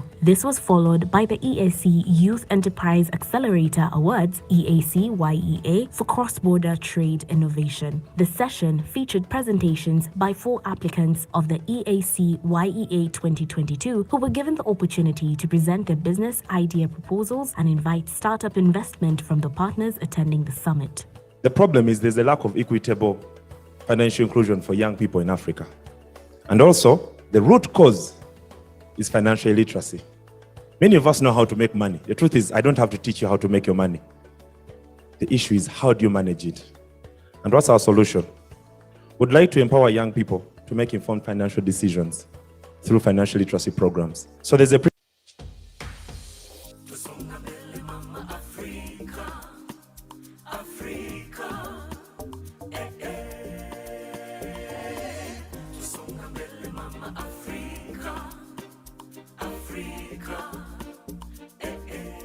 The morning of the third day of the YouLead Summit was dedicated to the Arusha Peace Forum, and the theme of 2022 was From Policies to Actions, Climate Change Nexus. The forum featured the voices and expertise of prominent youth leaders in the fields of peace and security from across Africa, as well as civil society representatives such as Oxfam Horn, East and Central Africa. In a reflection of South Sudan context, where we talk about peace and security, it's a post-conflict agenda that we are looking at, on how best we can rebuild back the country from the status of conflict to the state of recovery and post-conflict development, which it takes the aspect of youth participating, when to take the aspect of women representation in the political space.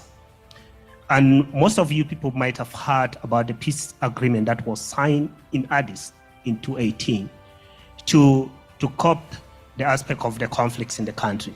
So the youth have taken an upper hand in terms of saying that peace process is very inclusive in terms of the social inclusion in the society.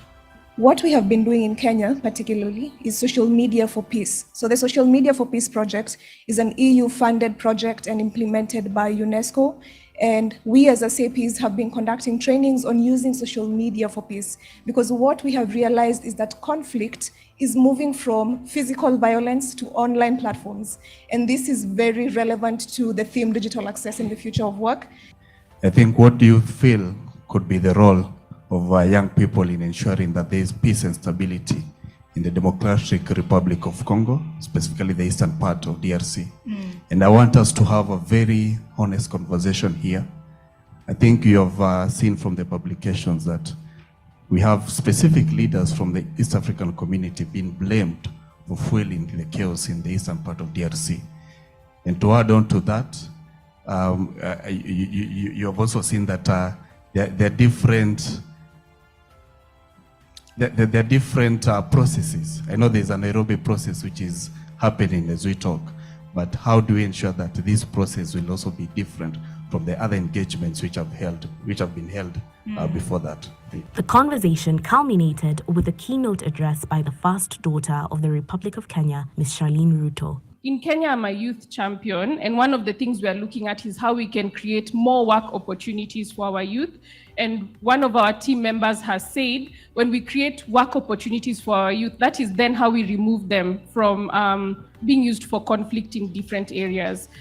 I want to say we've convened here today to share our thoughts and to agree on ways and methods for the youth to tackle these issues. And so what does this mean for the youth to tackle issues of peace, security, and also climate change, which I'm a great champion of back in Kenya? Fundamentally, it means we are drawn here to rethink our way of life. It means we are here to drastically shift from the popular and sustainable ways of life to more sustainable ones. And the only way we can do this is to tell the right stories to our youth and our children so that we can awaken a new spirit of collective thinking and collaborative workings among African nations, working towards managing challenges that face our youth like war and lack of opportunities. The afternoon session was dedicated to the Gender Equality Forum themed African Youth Priorities towards the Commission on Status of Women 67, Innovation and Technological Change and Education in the Digital Age for Achieving Gender Equality and the Empowerment of All Women and Girls, providing a platform for African youth to deliberate and provide recommendations towards the Commission on Status of Women 67 in 2023.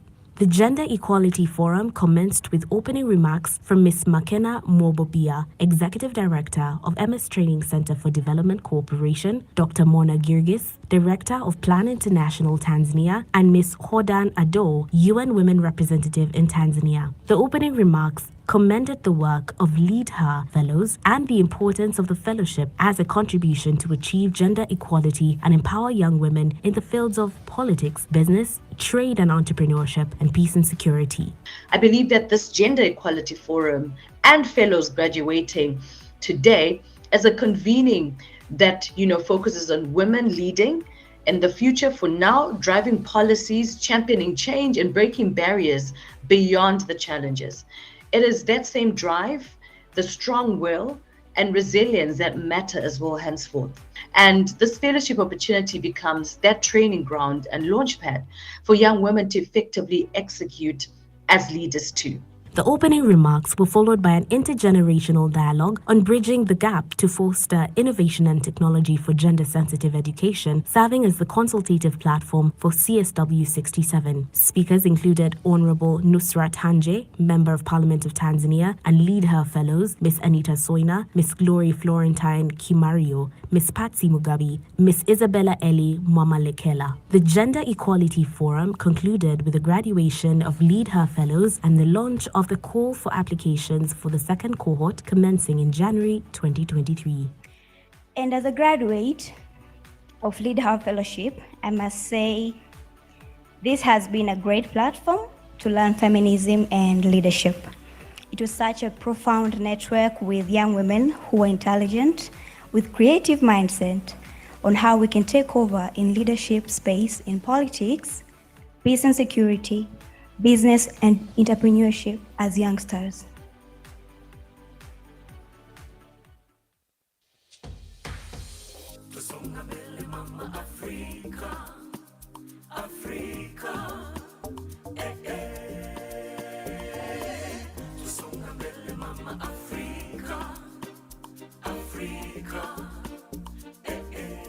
The morning of the third day of the YouLead Summit was dedicated to the Arusha Peace Forum, and the theme of 2022 was From Policies to Actions, Climate Change Nexus. The forum featured the voices and expertise of prominent youth leaders in the fields of peace and security from across Africa, as well as civil society representatives such as Oxfam Horn, East and Central Africa. In a reflection of South Sudan context, where we talk about peace and security, it's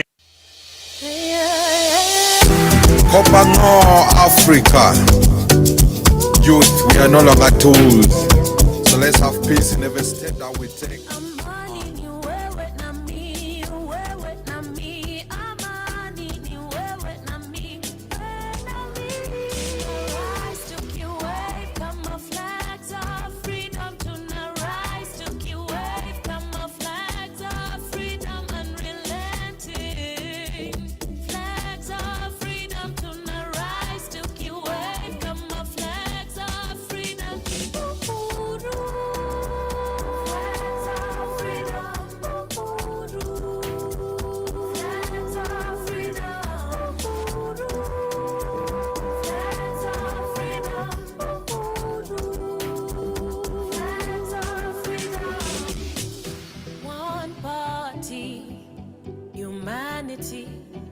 Showing up to maintain our sanity, adapting to love in this reality. With hope you can see, we struggle to be heroes rising. We believe the more we can achieve. Rise to you wave, come our flags of freedom to now rise to you wave, come our flags of freedom unrelenting. Flags of freedom to now rise to you wave, come our flags of freedom. Flags of freedom. Flags of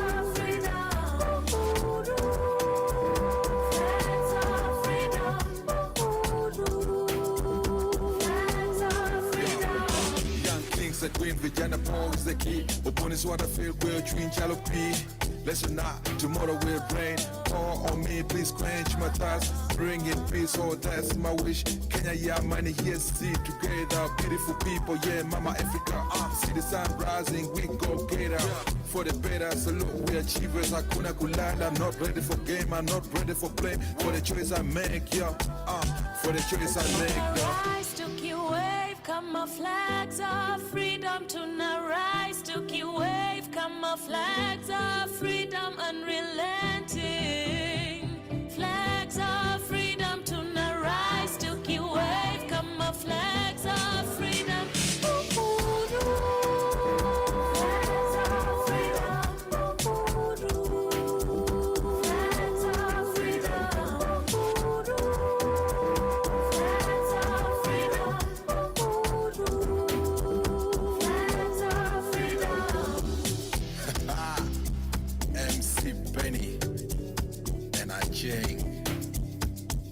Peace to the world.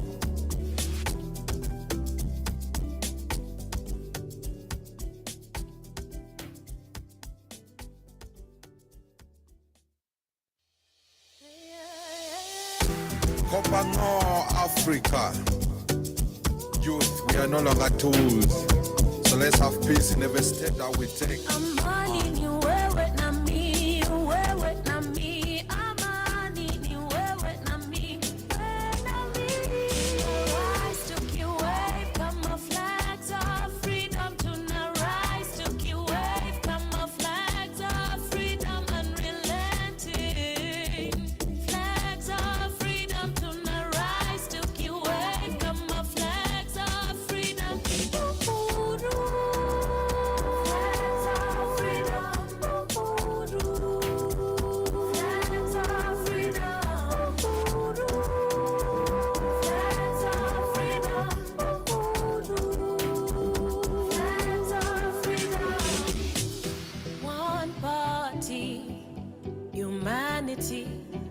Showing up to maintain our sanity, adapting to love in this reality.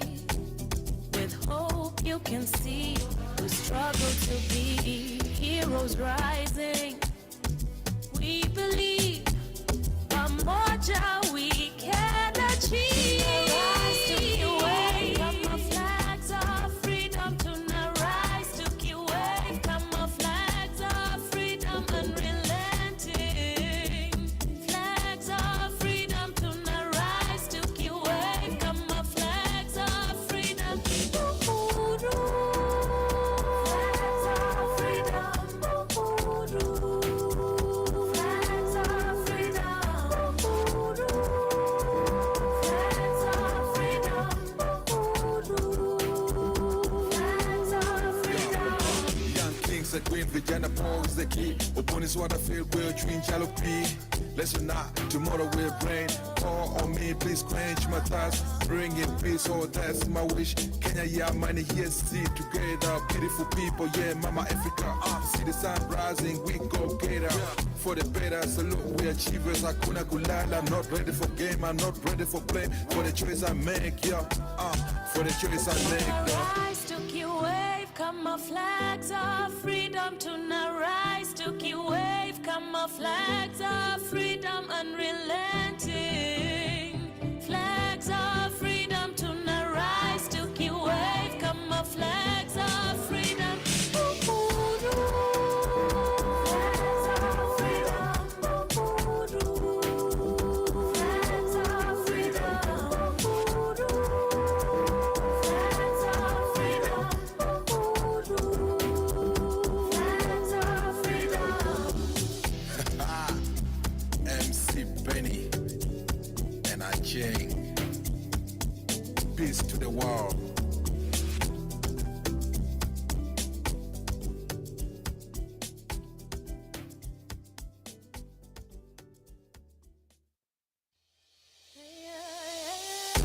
Kopano Africa.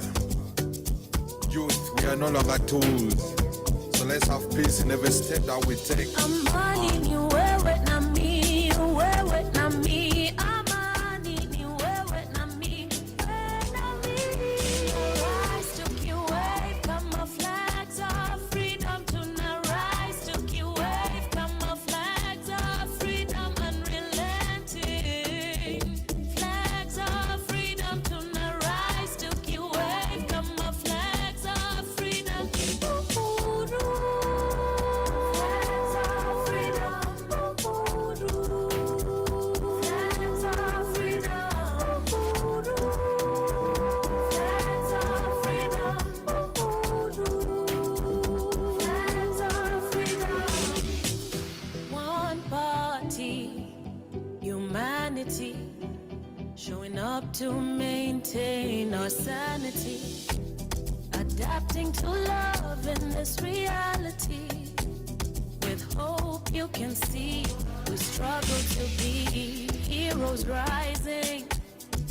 We believe a more joy we can achieve. Rise to your way, come our flags of freedom tonight. Rise to your way, come our flags of freedom unrelenting. Flags of freedom tonight. Rise to your way, come our flags of freedom. Flags of freedom.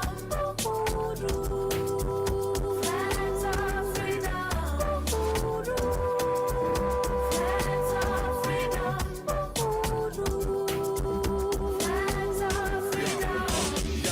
queen, vijana pose the key. Upon is what I feel, we're twin shallow P.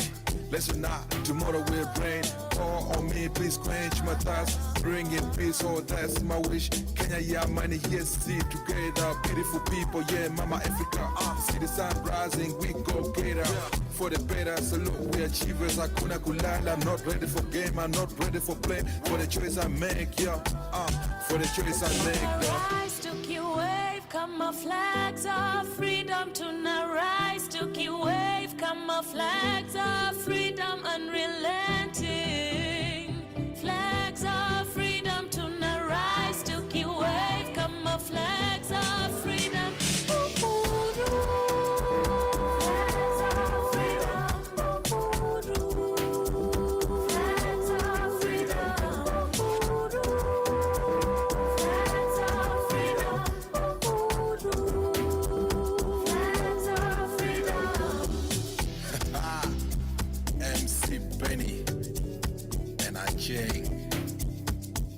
Peace to the world.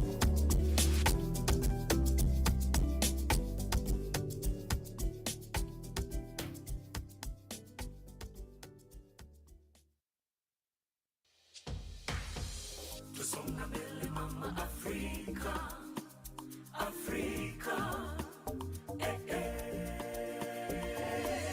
Tusonga mbele mama Afrika, Afrika.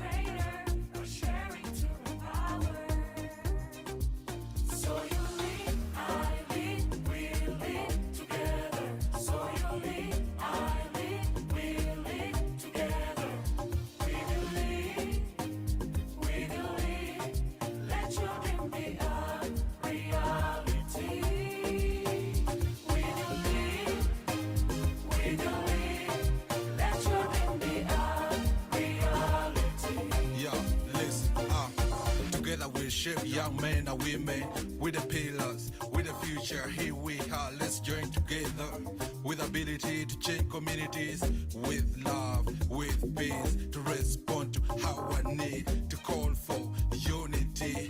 Africa, hear me cry, never leave me alone. As I say loud, any brighter future. Let's join hands for youth and women. Let's join hands for youth and women.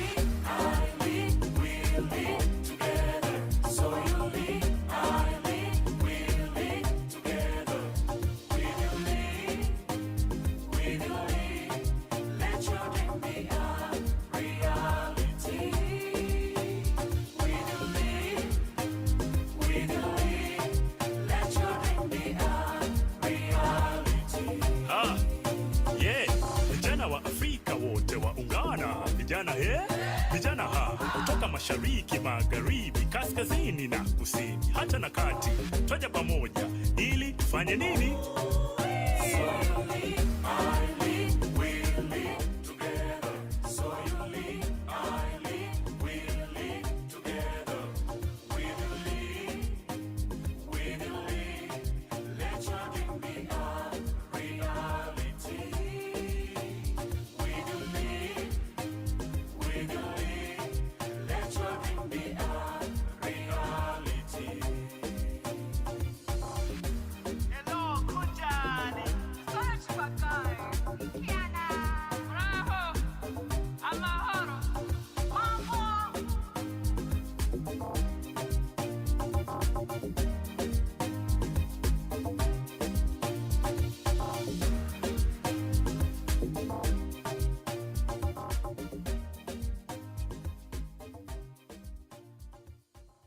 Gather around One Young Africa. The YouLead Summit is back. For the 9th year running, we bring together an Africa-wide audience of youth leaders, continental, regional, and national policymakers, private sector, and NGO stakeholders to craft responses to the continent's rapidly growing youth population, their challenges, and opportunities. The YouLead Summit is convened annually by the East African Community and MS Training Center for Development Cooperation through their youth engagement initiatives, the EAC Youth Ambassadors Platform, and YouLead Africa. From the 4th to the 8th of November 2024, the YouLead Summit will be held in Arusha, Tanzania, under the theme Igniting the Potential of Africa's Youthful Population, Reinstating Education as an Eminent Public Good. As has been the tradition, we'll explore this theme through the lens of our signature forums. Day 1, the Under 40 Political Leaders Forum, examines the role of policymakers and development partners in creating an enabling environment for youth participation in governance, leadership, and development. Policymakers and Development Partners Roundtable examines the role of policymakers and development partners in creating an enabling environment for youth participation. The SDG Workshop shall examine the SDGs, the pace of their implementation, and propose ways in which the youth can influence the implementation of the same. The Presidential Address, co-convened by His Excellency Dr. Jakaya Mrisho Kikwete, former President of the United Republic of Tanzania and the Secretary General of the East African Community. The Fireside Chat with His Excellency Dr. Jakaya Mrisho Kikwete on education as a priority to achieve the African Union Agenda 2063 aspirations. Day 2, the Under 40 Business Leaders Forum gathers young business leaders, decision makers in government, and development practitioners to find solutions to pressing issues in the region's business development. The East Africa Youth Enterprise Awards seek to recognize youth-led businesses across the East African Community, EAC, partner states that are resilient, innovative, and are simultaneously taking deliberate, innovative actions towards decent livelihoods and youth unemployment. Day 3, Arusha Peace Forum, a youth forum on peace building and conflict prevention, showcasing models that promote the role of youth in peace building and participation in conflict prevention as proactive measures to maintaining peace and security in Africa. The Gender Equality Forum discusses ways to dismantle the structural causes at the root of the gender inequality and advances the Action Coalition's commitments. Day 4, Post-Summit Agenda of Action, a proactive mechanism to ensure that the life of summit discussions go beyond the summit reports, actively transforming regional business and politics by providing the right environment at program level in partnership with YouLead consortium members and stakeholders.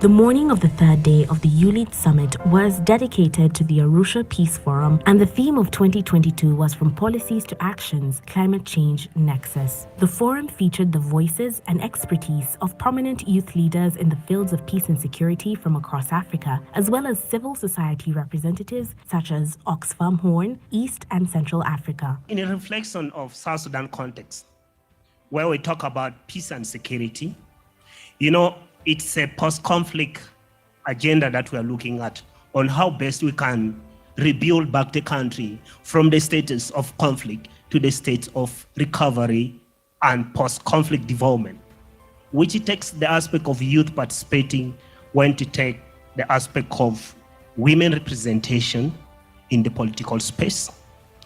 And most of you people might have heard about the peace agreement that was signed in Addis in 2018. To cope the aspect of the conflicts in the country. So the youth have taken an upper hand in terms of saying that peace process is very inclusive in terms of the social inclusion in the society. What we have been doing in Kenya, particularly, is social media for peace. So the Social Media for Peace project is an EU-funded project and implemented by UNESCO. And we as SAPs have been conducting trainings on using social media for peace, because what we have realized is that conflict is moving from physical violence to online platforms. And this is very relevant to the theme digital access in the future of work. I think what do you feel could be the role of young people in ensuring that there is peace and stability in the Democratic Republic of Congo, specifically the eastern part of DRC? And I want us to have a very honest conversation here. I think you have seen from the publications that we have specific leaders from the East African community being blamed for fueling the chaos in the eastern part of DRC. And to add on to that, you have also seen that there are different processes. I know there's a Nairobi process which is happening as we talk, but how do we ensure that this process will also be different from the other engagements which have been held before that? The conversation culminated with a keynote address by the first daughter of the Republic of Kenya, Ms. Charlene Ruto. In Kenya, I'm a youth champion, and one of the things we are looking at is how we can create more work opportunities for our youth. And one of our team members has said, when we create work opportunities for our youth, that is then how we remove them from being used for conflict in different areas. I want to say we've convened here today to share our thoughts and to agree on ways and methods for the youth to tackle these issues. And so what does this mean for the youth to tackle issues of peace, security, and also climate change, which I'm a great champion of back in Kenya?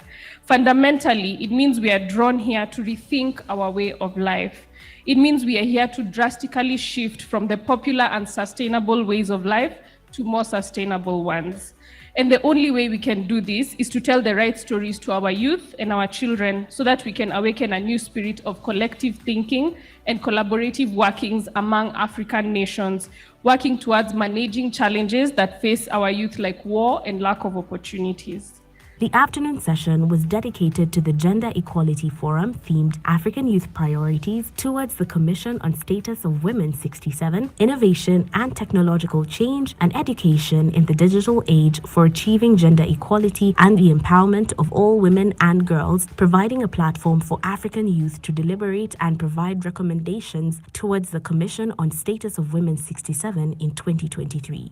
The Gender Equality Forum commenced with opening remarks from Ms. Makena Mobobia, Executive Director of MS Training Center for Development Cooperation, Dr. Mona Girgis, Director of Plan International Tanzania, and Ms. Hodan Ado, UN Women Representative in Tanzania. The opening remarks commended the work of Lead Her Fellows and the importance of the fellowship as a contribution to achieve gender equality and empower young women in the fields of politics, business, trade and entrepreneurship, and peace and security. I believe that this Gender Equality Forum and fellows graduating today as a convening that focuses on women leading and the future for now, driving policies, championing change and breaking barriers beyond the challenges. It is that same drive, the strong will, and aliens that matter as well henceforth. And this fellowship opportunity becomes that training ground and launchpad for young women to effectively execute as leaders too. The remarks will follow regional dialogue on bridging the gap to foster innovation and technology gender-sensitive education, serving as the consultative platform for CSW 67. Speakers included Honorable Nusrat Hanje, Member of Parliament of Tanzania, and Lead Her Fellows, Ms. Anita Soina, Ms. Glory Florentine Kimario, Ms. Patsy Mugabi, Ms. Isabella Eli Mwamalekela. The Gender Equality Forum concluded with the graduation of Lead Her Fellows and the launch of the call for applications for the second cohort commencing in January 2023.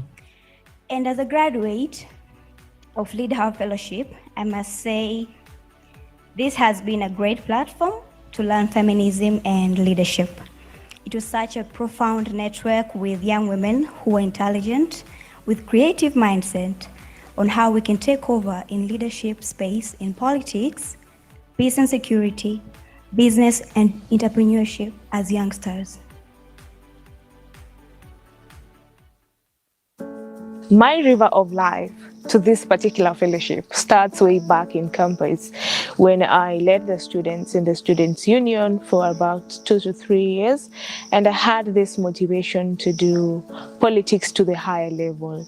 So I delved into trainings that were training people on how to be good political leaders, especially women. And I got a lot of insights to understand how the system works and how my country understands and takes women in politics and how it treats women as well. Later on, when I delved into YouLead Summit as well, I found the link on the group to apply for Lead Her. This motivated me to just still delve into women in Africa and trainings in Africa as well, to come back and bring that to my community. The reason I applied for this fellowship is because of my interests. I am interested in public management, in leadership, in being a leader that makes an impact, and a positive impact at that. And immediately I saw the advert, I just thought, wow, what a good thing it is to be in a space of female leaders and female leaders with a positive impact. It was such a good opportunity, and I said, why not? I need to connect and network with like-minded people. So I gave it a shot, and I'm so privileged that I was actually shortlisted.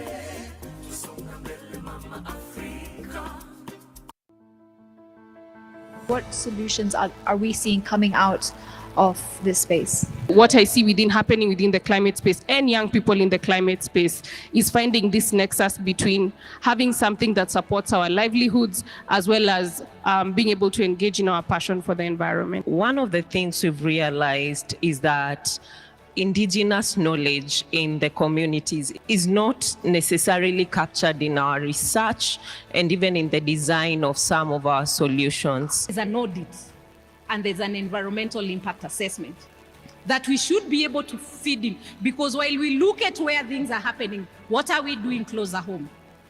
You know, what is me and you doing to ensure that we are safeguarding the environment and ensuring that we have sustainable climate? According to the World Health Organization, about 2 billion people globally do not have access to safe water. Let that sink in. 2 billion people globally do not have access to safe water. One of the most precious commodities, that is oil, that is petrol, that is diesel. Why is it that water is more expensive than diesel, than petrol? Have we ever asked ourselves that question?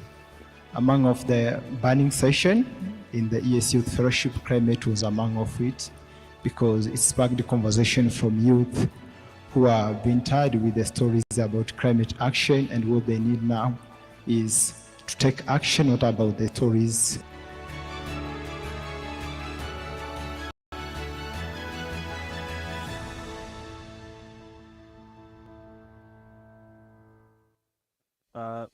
Day 4 of the YouLead Summit is dedicated for the post-summit agenda, where we have delegates and invited speakers break down into countries for them to be able to discuss the key priority areas and solutions that are going to inform YouLead Africa's next year of programmatic actions.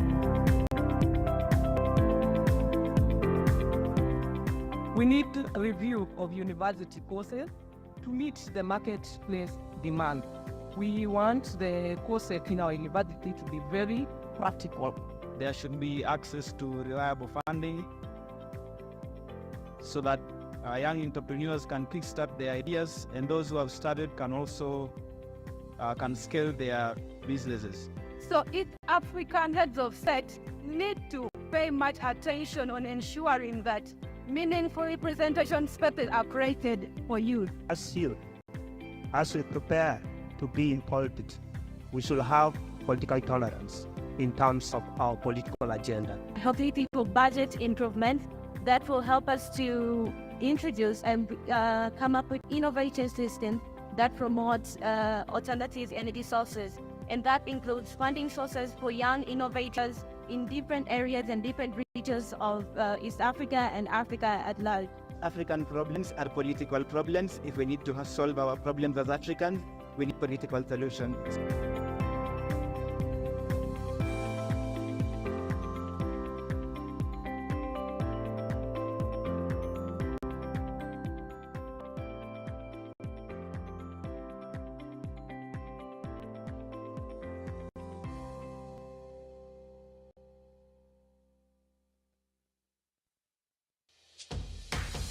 Tusonga mbele mama Afrika, Afrika,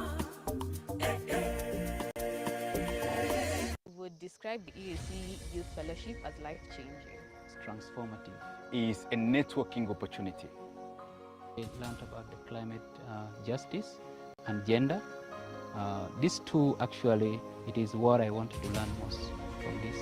So you realize that most of the marginalized group in the rural areas are not able to get the knowledge. I want to expand my network on the regional community because I know that among us, the majority of people will be the leader of our different countries in 10 years, 20 years, and we need to know each other for now. It's up to us as youth to now take up the challenge and rewrite this wrong that was ideally not even, we didn't participate much in it, but it's now time for us to take part in creation of policies, programs and initiatives that will be able to alleviate and mitigate the risks that have been brought about by the climate crisis.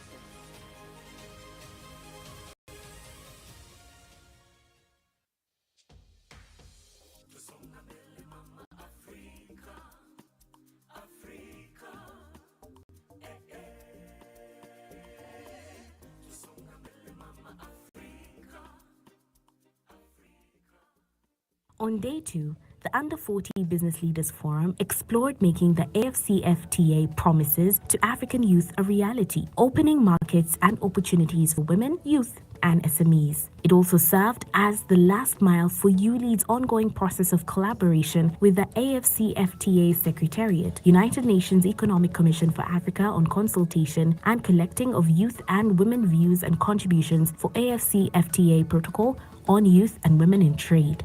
The forum started with opening remarks by distinguished guests and representatives of MS Training Center for Development Corporation, the East African Community, the East African Business Council, United Nations Economic Commission for Africa, and the International Trade Center. It was followed by the Policymakers and Development Partners Roundtable, which hosted a fruitful dialogue and exchange on Africa-Europe partnership and entry points for young people. The discussion, which hosted representatives from both Africa and Europe, including the African Peer Review Mechanism and the Young European Federalists, tackled several aspects including partnership for green transition and energy, partnership for digital transformation, sustainable development and jobs, peace and governance, and migration and mobility. The afternoon session of the Under 40 Business Leaders Forum provided an opportunity for delegates and distinguished guests to discuss YouLead's work on youth in business, trade and enterprise, and the entry points and opportunities for women and youth in trade entrepreneurs in the AFCFTA Women and Youth in Trade Protocol. This was followed by the EAC Youth Enterprise Accelerator Awards, EAC-YEA, for cross-border trade innovation. The session featured presentations by 4 applicants of the EAC-YEA 2022 who were given the opportunity to present their business idea proposals and invite startup investment from the partners attending the summit. The problem is there's a lack of equitable financial inclusion for young people in Africa. And also, the root cause is financial illiteracy. Many of us know how to make money. The truth is, I don't have to teach you how to make your money. The issue is, how do you manage it? And what's our solution? We'd like to empower young people to make informed financial decisions through financial literacy programs. So there's a prepaid debit card we've created to grant users access to financial services and also to enable them practice good personal financial habits as they learn. My name is Kevin Yonghuru. As said, I'm the founder and the CEO of Spota Company. And Spota Company is an agribusiness company processing the sweet potatoes. 64% of population in Burundi affected by malnutrition. And you guess what? Most of factors which are there, we recognize one factor, and that is the one we wanted to work on. That factor is related to the increase in price of sugar. As you know, that sugar is mostly used in preparing porridge and bakery products, as you know.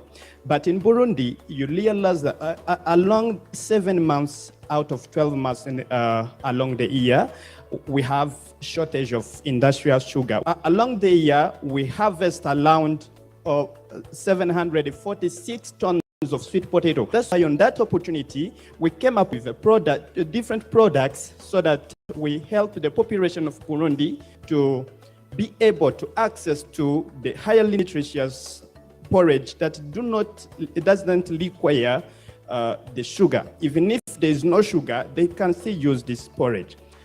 So we have Peter Garang from South Sudan, who is the founder and CEO of Sud Health. Thank you. My name is Peter Garang, the founder and team lead for Sud Health Tech, a company that is currently under prototype. I just want us to take 1 second to think about losing a sister, a mother, a wife, because of something that you and I can prevent. That is what exactly happens in South Sudan, where 1,150 lives are lost during delivery. My team and I came up with the Sud Health Tech that ensure the provision of health services through telemedicine, and that will act as an alternative healthcare services during health emergencies and beyond.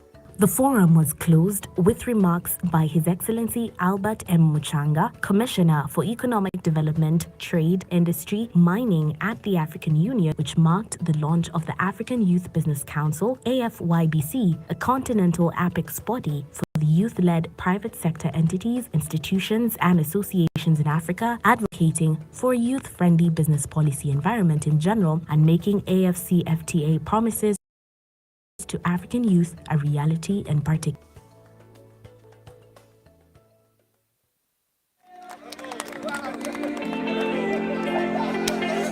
As aspiring leaders and politicians, think about how you present what it is that you want to present to your constituencies.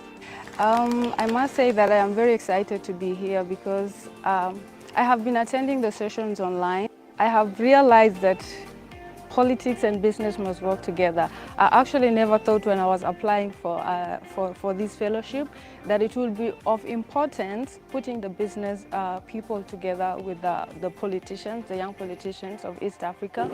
But I have realized through diving in the conversation with these young people. Asante. We should be in conclusion mode with the presentation.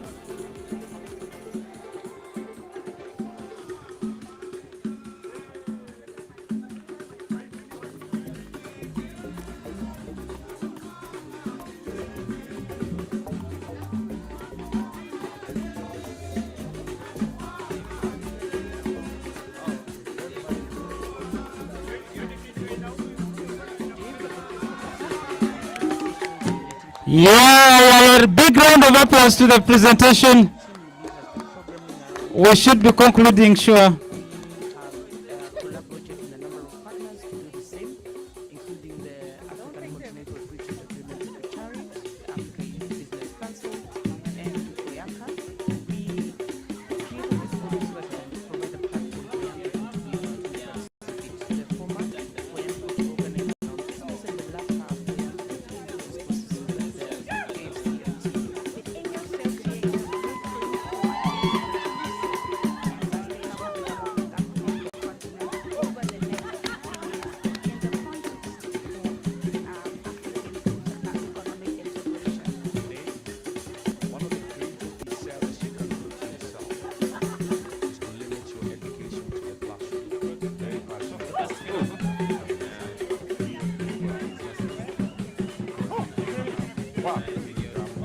I really insist the master of ceremony. It's fine. Even when we have the biggest ambition for our businesses, we want it to be Pan-African. I challenge people to go beyond that. I think Africa is global. We have some youth that are really already engaged in agriculture. They are really trying. Thank you. Thank you so much. Thank you, David. Yeah, a round of applause to the presentation, ladies and gentlemen. Yeah. If you said ding ding, we shall bring them back again. Ding ding. Okay, let's get in, ladies and gentlemen. We shall bring them back. Thank you very much. There was no dong dong from anybody about the presentation. Yeah. Absolutely, that was amazing. Just after your lunch, just to make sure that the digestion could happen very well. Okay, yes. Thank you very much, Team Tanzania, our hosts, for organizing the presentation. That was very nice. Some of the things, don't try them at home unless you have practiced enough, especially jumping and putting the wheel on your stomach. We bring together an Africa-wide audience of youth leaders. We will just need to have everybody back in, and then we shall quickly start. We need to move a little faster, and then so that we can be able to have the entire program for today as is, including the welcome party that many people are prepared for. Yes, including Stuart at the back. And the entire media team is ready for that party. So we shall put our tags away and dance like there is no tomorrow, and yet be very early for tomorrow. Ladies and gentlemen, I can see a big number out. The organizers, if you're able to just make sure that whoever is supposed to be with us is here. As you can see, the stage has metamorphosized.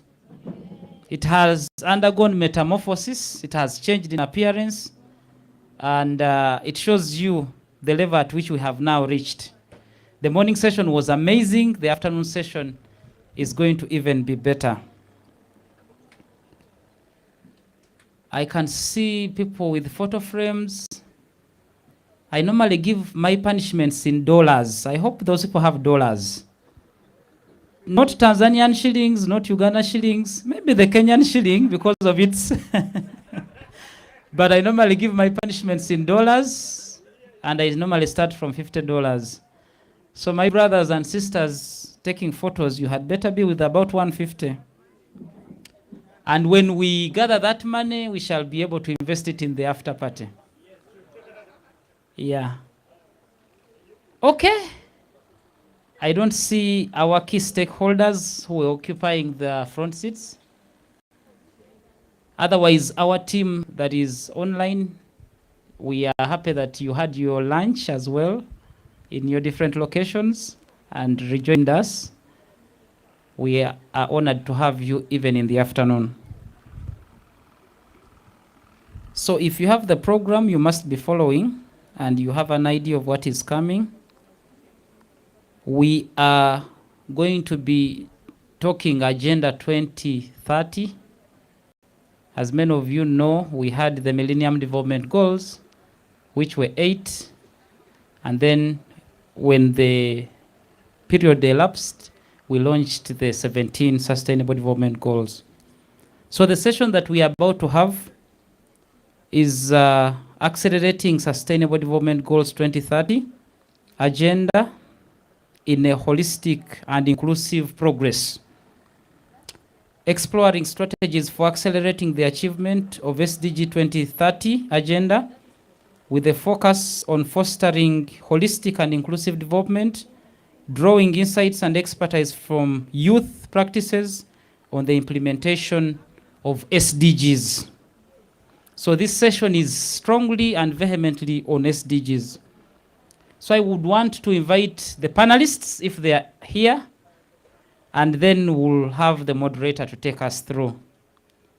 Ladies and gentlemen, join with me to welcome Miss Karen Agnes Wambui Waithira, member of Nairobi's Royal Danish Embassy Youth Sounding Board for Kenya. Very closely, Mr. Joseph Owino Odiambo,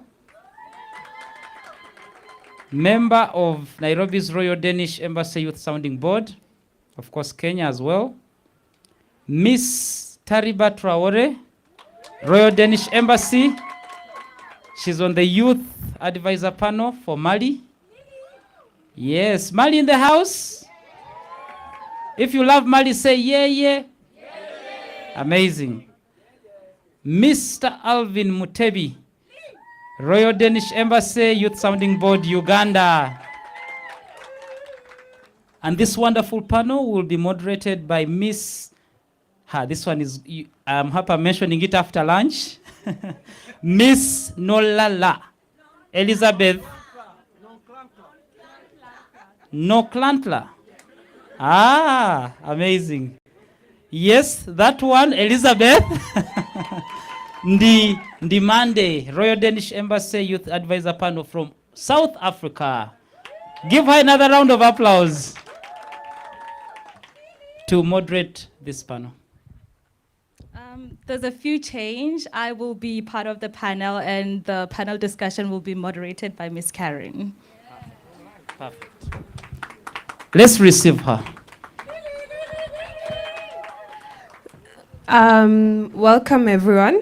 Karibu tena. My name is Karen Waithera, and I'm the host for this session. And these are my co-hosts for this session. We are very excited to kick off this interactive dialogue session. And it's on how youth can lead the way in implementing the Sustainable Development Goals, or SDGs. So today we will explore how our voices, ideas, and thoughts can drive meaningful change in our communities and beyond that. This is a chance for all of us, not just the people who are on the panel, to share our thoughts and ideas on how SDGs can be used as our roadmaps in every activity or project that we're doing. And I also would like you all to bring your energy and creativity to this session. Just to set the scene, I'd like to know, perhaps by a show of hands, how many of you have knowledge of the 17 Sustainable Development Goals? Okay, nice. Thank you very much. Speaking of energy, I'd like to invite Tariba, after I give a brief, to liven up the energy for this session. So before she comes, I'd like to talk about what she's gonna do. So we have a culture of doing atama before every session that we have as a team. So the main point of doing atama as a tradition, as the Danida Fellows and the 2030 Beyond Fellows too, is to be able to grab each other's attention when we are doing any activity. So in this, in an effort to also grab your attention and strengthen the feeling of community, we'd like Tariba to do atama for us and start us off the session. Thank you.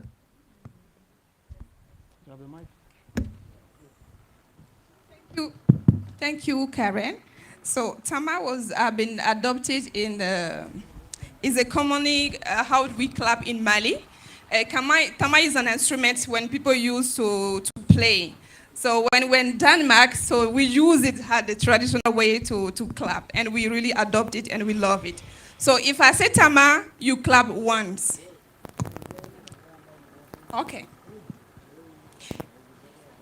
Okay, you can also stand. I think we just clap to dance. So. It is the YouLead Summit. It is the Youth Summit. Please, guys. Okay, if I say Tama, you clap once. Tama. Tama. Tama. Now, if I say Tamaniko, you do like this. Okay? Tama. Tama. Tama. Tamaniko. Tamaniko. Tamaniko. Thank you. So I hope we'll adopt that during the panel. Thank you, Karen. Thank you very much.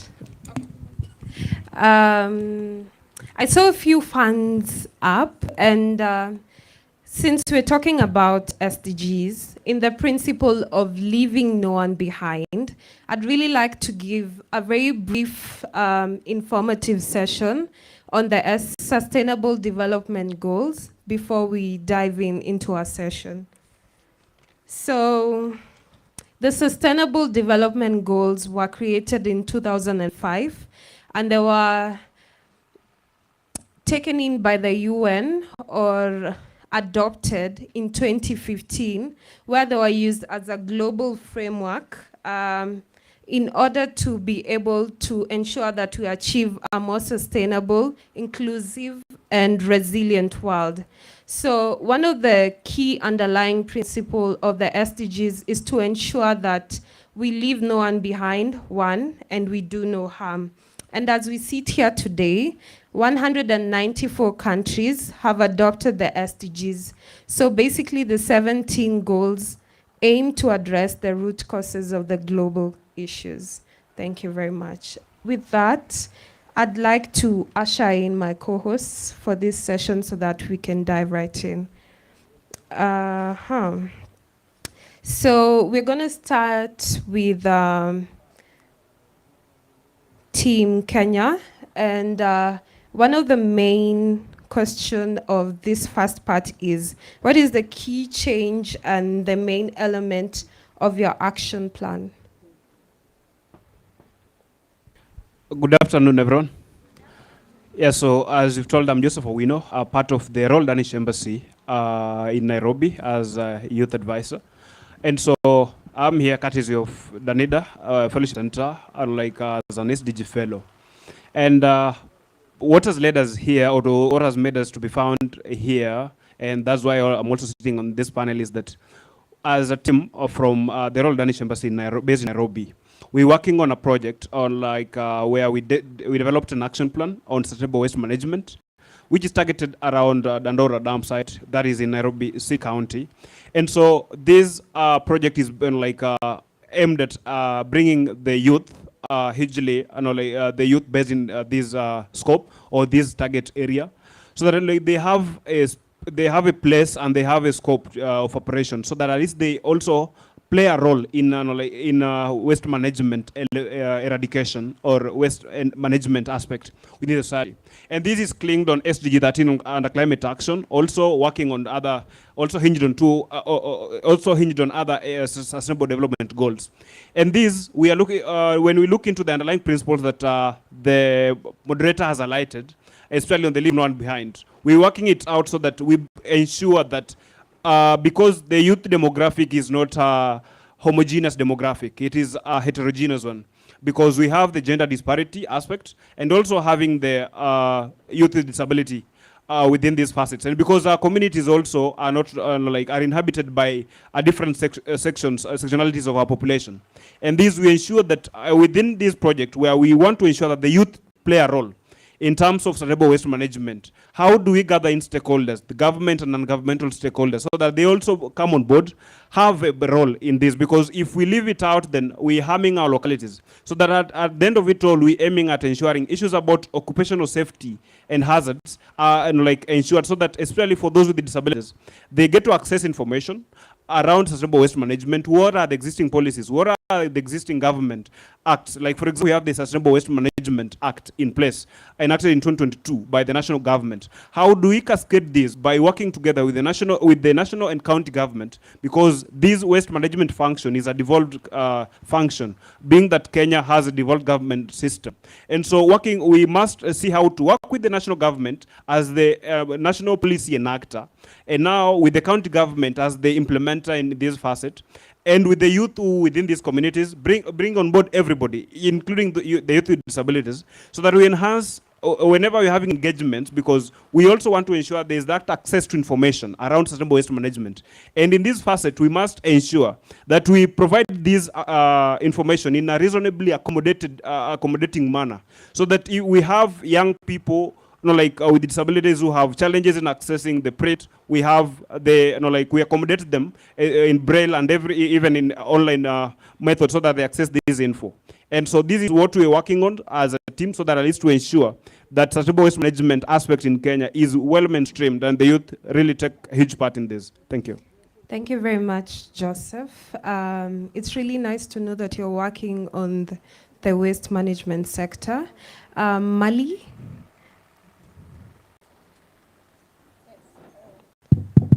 Yes, Mali, I'm Tariba Traoré from Mali.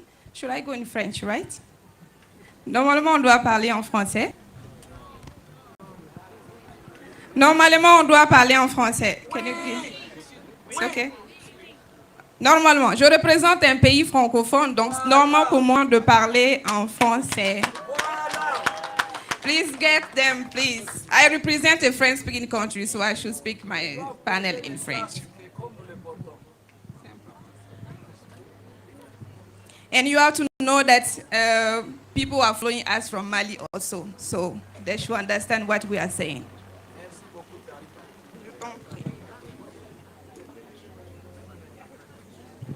OK.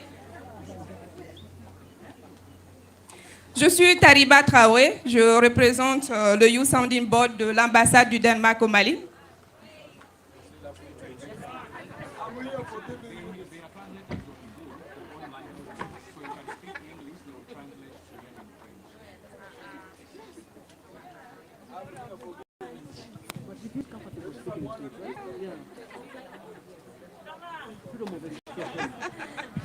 OK, c'est bon maintenant? OK. Je représente la jeunesse du Mali, donc c'est bien normal pour moi de parler en français pour que vous pouvez aussi comprendre ça. Je fais partie des jeunes ambassadeurs de l'ambassade de Danemark, du Royaume Danemark au Mali. Et après notre formation au Danida Fellowship Center, on a adopté un projet qui était d'organiser un festival. Et pourquoi l'idée du festival? Comme Karen l'a si bien dit, l'agenda 2030 a été adopté par les Nations Unies durant l'Assemblée générale, c'était en septembre 2015. Et le Mali a adopté cette loi, a voté aussi, ou soit a mis en œuvre, ça c'était en février 2016. Et c'est 17 objectifs, et dans ces objectifs-là aussi, il y a aussi des targets et il y a aussi des indicateurs. Et dans l'indicateur, on a 231 indicateurs. Et le Mali dans le rang, et on voit que le Mali est dans le rang de 138e pays. Et quand nous voyons dans les statistiques que les Nations Unies ont fournies, et voyons aussi la réalité qui se trouve sur le terrain, c'est totalement différent. Et les jeunes du Mali, et on le constate que les leaders, ou soit les parties prenantes, la société civile, n'est pas du tout engagée dans la mise en œuvre, dans l'implémentation des ODD. Et raison pour laquelle on s'est dit pourquoi pas organiser un festival, que tout le monde, les jeunes soient au courant qu'il y a un agenda adopté par les Nations Unies les objectifs doivent être atteints d'ici 2030. Et pourquoi aussi on a mis un focus aussi sur l'objectif 16, qui est paix et sécurité. Voyons la situation que le Mali fait face maintenant avec l'instabilité politique. C'est tout normal pour nous, pour qu'on puisse parler aussi de créer une synergie d'action entre ceux qui travaillent dans ODD 16 et ceux qui travaillent aussi dans les différents ODD, tels que le climat, le changement climatique, parce que tant qu'il y a la guerre, forcément aussi il y a des côtés qui sont impactés, tels que le changement climatique. Et si le changement climatique est impacté, forcément il y a l'éducation aussi qui est impactée. Donc, pour notre festival, on a 3 key actions, qui est les 3 A, qui est créé d'avoir de awareness, de créer une synergie, ou de promotion aussi, un éveil de conscience sur les ODD. La 3e, ça, de la comptabilité. Il faut aussi que le département de statistiques aussi puisse prendre des normes très concrètes pour les ODD. Et la 3e, ça, c'est une prise de conscience et une prise d'action au Mali. Thank you. I feel like that was a good wake-up call, because I saw many of you rushing for your headsets. Next is Uganda. Okay, a very good afternoon, everyone. Good afternoon, everyone. Hey, we are young people. We have to have the energy. Come on. Yeah. My name is Alvin Mutebi. I come from Kampala, Uganda, the Pearl of Africa. Yes, yes, yes, yes, yes, yes. I like that. So how many of us are farmers? By show of hands. How many of us are farmers? Young people. Young people participating in agriculture. I want to see. Yes. Do you know that Africa, I think 80% of our livelihood is depending on agriculture? 80%, right? But I mean, in the room, we are seeing young people, few of us are putting up hands to say that we really participate in agriculture. But every now and then we go to the supermarkets to buy fresh fruits, you know, vegetables, food and everything like that, just, you know, to live and sustain ourselves. So, in Uganda, where I come from,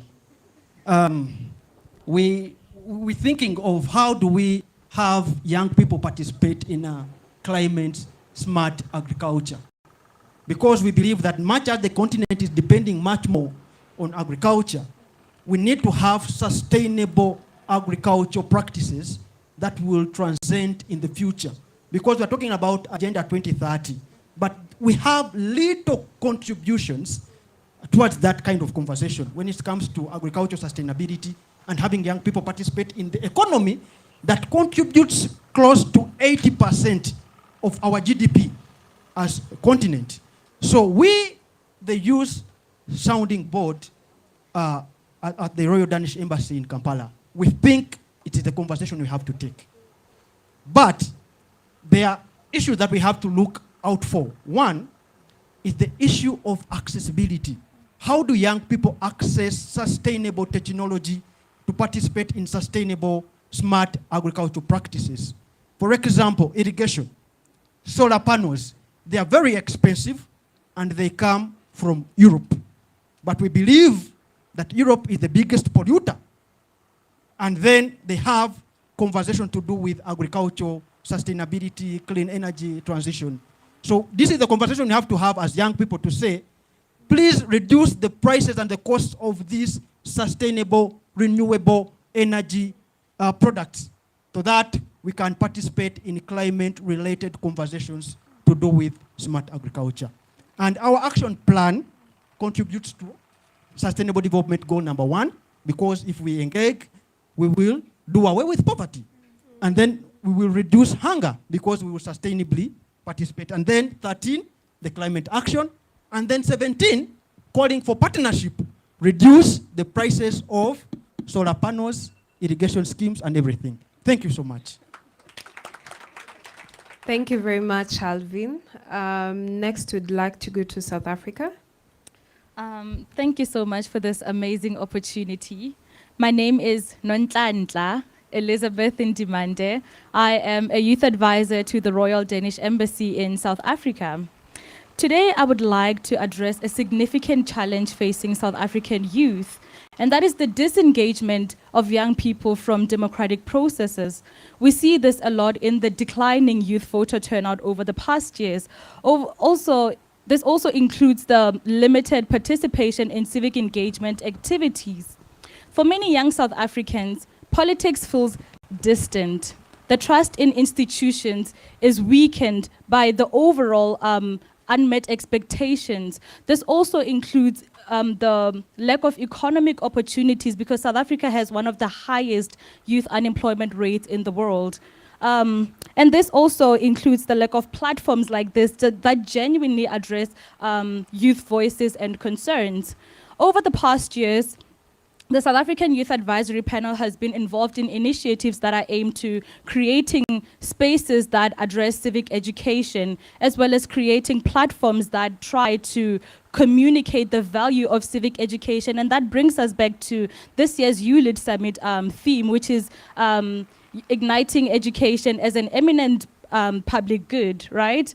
We also try to ensure that public spaces that young people use to voice out their concerns are not hijacked for different conversations.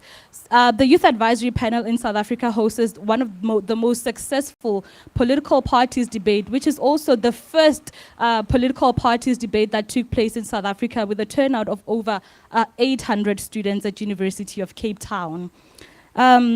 We also strive to create platforms like this to try and define what democracy is to young people, how it can benefit young people, and how we can meaningfully engage in young people to be part of the decision-making processes. The Youth Advisory Panel of South Africa chooses Sustainable Development Goal 17, which is partnerships for the goals to strengthen the implementation, the means of implementation, as well as revitalize the global partnerships for sustainable development goals. Thank you. Thank you very much, Elizabeth. In light of that, thank you very much for all the information that you've given us on what you've been working on in regards to the diverse set of experience that you bring to the table. So I'd really like to know, what are the main challenges that you have met and that you might need help from our audience to be able to solve?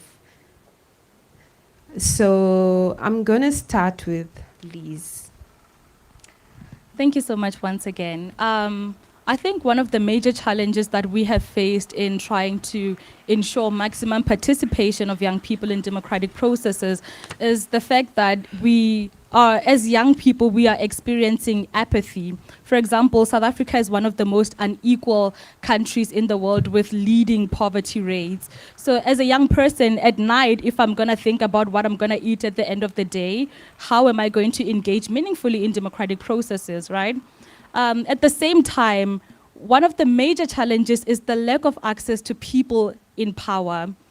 We do not have access to people in power in South Africa. It is highly difficult to try and get young people in power to engage in conversations like this. So we do like to call upon people in power, especially the ones who are in the audience, to try and engage meaningfully in youth initiatives, but not as the focal point. I think it is okay to sit back and let young people lead, but also be the ones who guide young people in these initiatives. Thank you. Thank you very much. You asked of the challenges that we've encountered in this? Okay, thank you. So looking into whatever we're working out, especially on our project, the sustainable waste management, like this, we are like measuring in Dandora dam site. But that doesn't mean that we don't have waste management issues in our environs. And so these are call to action to each and everyone who's seated here and those who are following us online. Like we need to harness issues about handling, how we get to handle our waste and eliminate the hazards that it poses within our environment and localities. And so this is to ensure that at least you and I who seated here, we be ambassadors of change in terms of like seeing how we can initiate eco-friendly avenues of handling waste within our environs. Another aspect that I'm very glad that I really champion for within when working out our project, our embassy of the Danish Embassy Youth Sounding Boards here. I know ours is the most inclusive one, but being that now we looking into in all the frontiers, the youth, it's youth inclusive because we are fully youthful. There's that gender aspect we tackling, and even the disability aspect. And we are so keen so that at least we ensure that each and every person, because waste management affects us, all of us. If at all we are not handling our waste, it affects all of us in our societies. And so we must ensure that everybody is onboarded in this game plan, so that even children are even taught about how to undertake this. And this is where now you all see how the correlation of these SDGs comes in.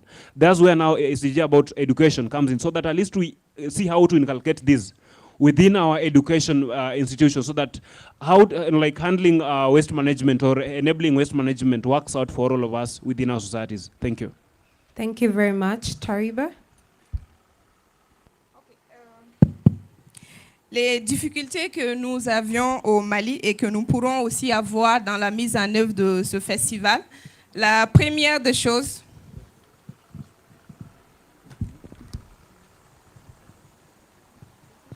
OK.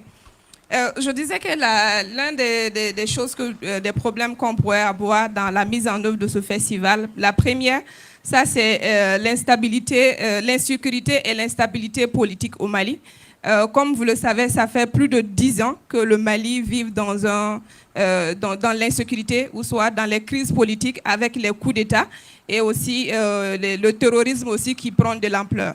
Donc les choses peuvent changer à tout moment, ce n'est pas nos souhaits, mais vu que la majeure partie aussi des bailleurs, soit qui nous supportent aussi, ne sont plus présents dans le pays. La deuxième, ça c'est la fermeture de l'ambassade du Danemark, qui était notre, ou bien qui est toujours notre point focal, parce que nous sommes les fruits de l'ambassade du Danemark. Et malheureusement, l'ambassade du Danemark au Mali est en train de plier ses bagages, qui doit bientôt rentrer, qui doit fermer bientôt au Mali. Donc, ça sera très difficile pour nous de faire la mise en œuvre de ce projet au Mali. Et la troisième, ça c'est aussi l'implication des jeunes, comme ils l'ont si bien dit. Les jeunes ne sont pas trop au courant de l'agenda 2030 au Mali. Donc, cela pourrait être aussi un problème pour nous de comment les mobiliser. Et je pense faire partie aussi de ce YouLead Summit aussi serait une occasion pour nous aussi, ou pour vous aussi, de partager comment nous aussi on pourra s'aider pour la mise en œuvre de ce festival au Mali. Yeah, thank you.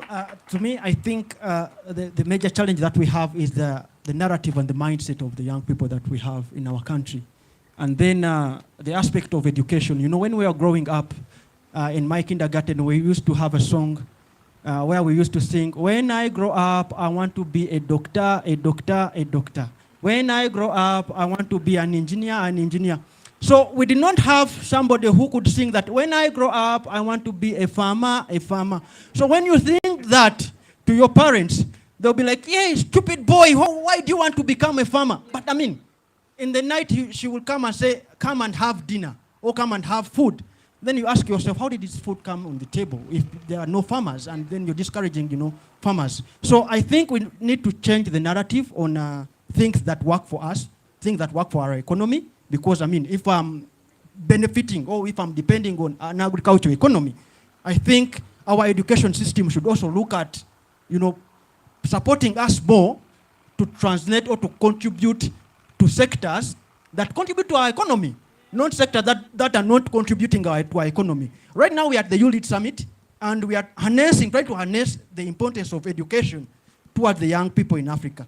But do we look into our economy and say, okay, our education is tailor-made towards the economy, and then we make serious contributions, not introducing concepts that we don't understand and don't make meaning to us. Thank you so much. Thank you. In one word, I'd like to know what your call to action is as my co-hosts. Can we start with Alvin and then going like that? Yeah, my call to action is let's change the narrative and then let's bring young people at the forefront because we are the future. Thank you. Thank you. Tariba? J'avais un call to action. J'avais un appel, mais aujourd'hui, pendant le panel, j'ai entendu, je ne me rappelle plus de son nom, mais il a si bien dit qu'il veut une Afrique où nous sentons le besoin, nous sentons la douleur de chaque Africain. Si nous, les jeunes du Mali, nous avons mal, il faut que les jeunes du Rwanda, du Tanzanie aussi sentent cette douleur. On ne peut pas être les jeunes du Mali en train de pleurer toujours parce qu'il y a la guerre qui nous fait mal, mais il y a d'autres jeunes aussi qui vivent, comme on dit, ce n'est pas leur problème. Je veux que quand un jeune, ou soit si un pays est affecté, que ces jeunes aussi se disent qu'il y a des jeunes aussi dans ces pays-là. Comment est-ce qu'on peut les aider? Thank you, Tariba. Joseph? Yeah, on the same breath, I think I'll follow what my brother Alvin said. I know, let's not undignify and a number of issues that are affecting us. Like just the way he's talked about farming, waste management shouldn't be undignified. Let's dignify this because it affects our well-being, it affects us. And so issues about waste management, issues about climate change, they are very crucial issues that we need to take care of and bring everybody on board. And lastly, The SDG conversation should not be an elitist conversation. Everybody should be onboarded, whether young, old, educated, uneducated. Let's break it down so that everybody can get and be part and parcel of it. Thank you so much. Thank you. Liz? Thank you so much. In one word, I would say leadership. I know we're constantly told that we are the leaders of the future, but this is not a joke. We are actually the leaders of the future. So as a young person, as much as you can participate to help your community, it goes a long way. So never stop, because it starts with you. Thank you. Thank you very much. And in the interest of time, I'm only going to take 2 questions. So if you have a question, you can raise up your hand. Yes? Yes, those 2. So for those of you who want to ask questions, tomorrow we're going to have a pop-up stand. We invite all of you to come and interact with us. We'll be able to answer all your questions. We will also be having gaming night. So during that time, we will be having a cafe. So you're very welcome to come and have a discussion with us and ask anything. So in the interest of time, I'll take that question and that question behind. Please come.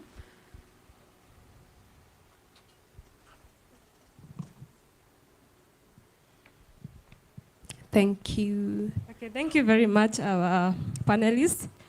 My name is Judy. I work with youth. My question is to Uganda, brother. So you said that when you talk about the issues of farming, your family's chase you away. The same thing happens when you talk about the issues of land.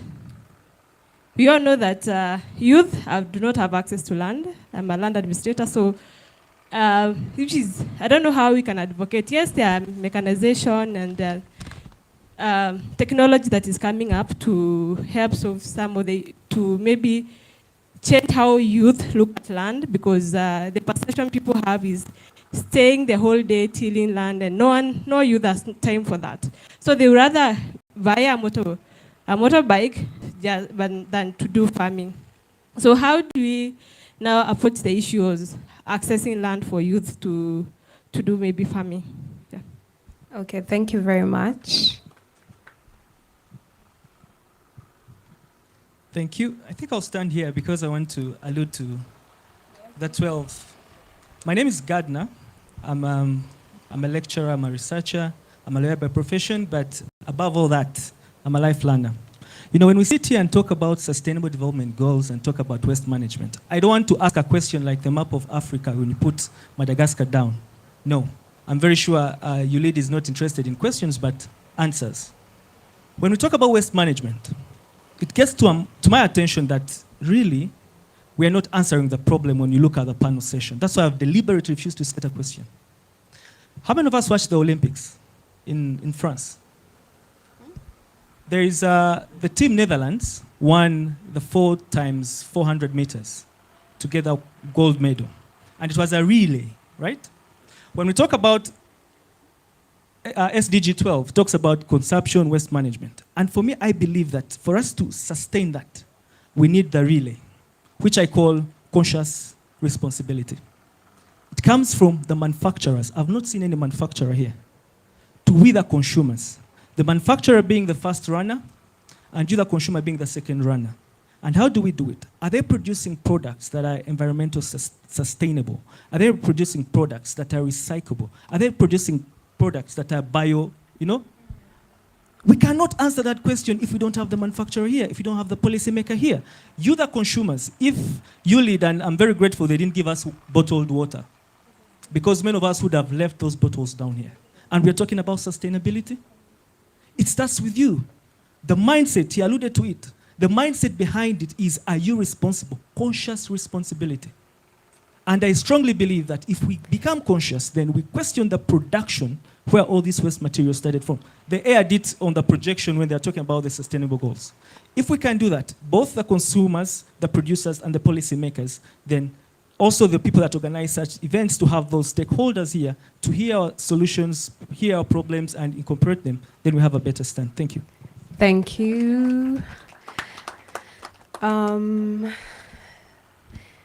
Okay, I really wanted to say thank you all for your. Oh, sorry about that. Yes, I think I need to respond to her question. Yes, the issue of land access has been so much spoken about in my country. Young people having no access to land to participate in agriculture. That shouldn't be an excuse. I mean, agriculture does not speak about only access to land.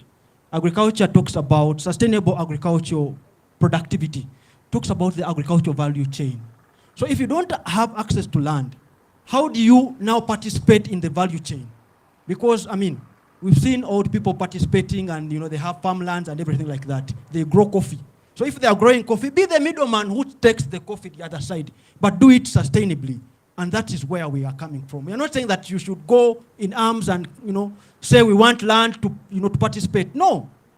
Find yourself somewhere, squeeze yourself somewhere in the value chain and make sustainable contributions. Don't sit on yourself. Thank you. Thank you so much. Question, the question from Mr. Gad, is it Gardner? Yeah, your comment. Thank you so much for it. When we brought out our action plan, we did what is called stakeholder mapping.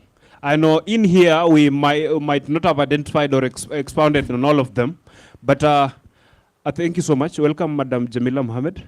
Yeah, thank you. So bringing out our action plan, we're stemming around, when we looked into our aspect of stakeholder mapping, we looked into all the players on board. And for us, we picked out the manufacturers, they are there.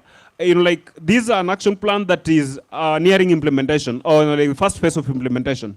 And we working with every stakeholder, government, the manufacturers, policy makers, all within these facets, the government and governmental players, so that we have everybody on board, so that when we now nationalize this engagement beyond the Andorra site where we are located, then we have it nationalized and even go to other echelons, because this is a procedural project that we are undertaking as a team.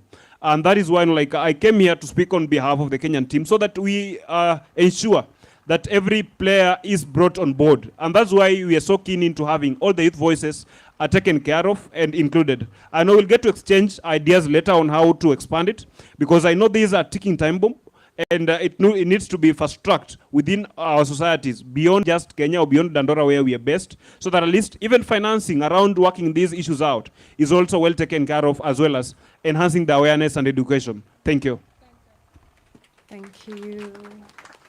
Thank you all for your participation, and we look forward to continue this discussion on SDG during the YouLead Summit. Thank you. I'd like to call upon my other co-hosts of this session to join us. The DFC SDG Fellows, please come on the stage. As they come, once again, I'm inviting you for our SDG pop-up stand. And we also have an action tree for sustainable change, where we are inviting people to make commitments for actions that they are going to do when they go back home. So this is what you're going to write on, and then stick on the sustainable action tree. Thank you.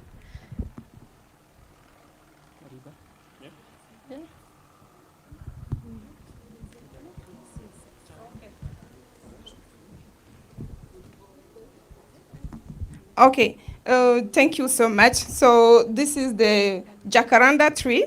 So before the jacaranda tree, we spin to the jacaranda tree, we're going to invite all of you to visit where we're going to have the pop-up stand tomorrow.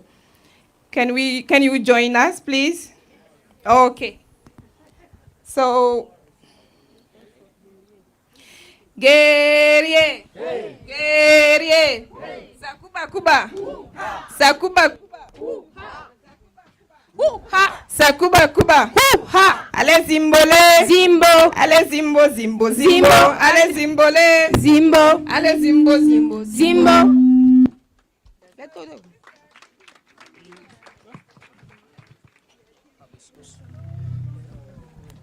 A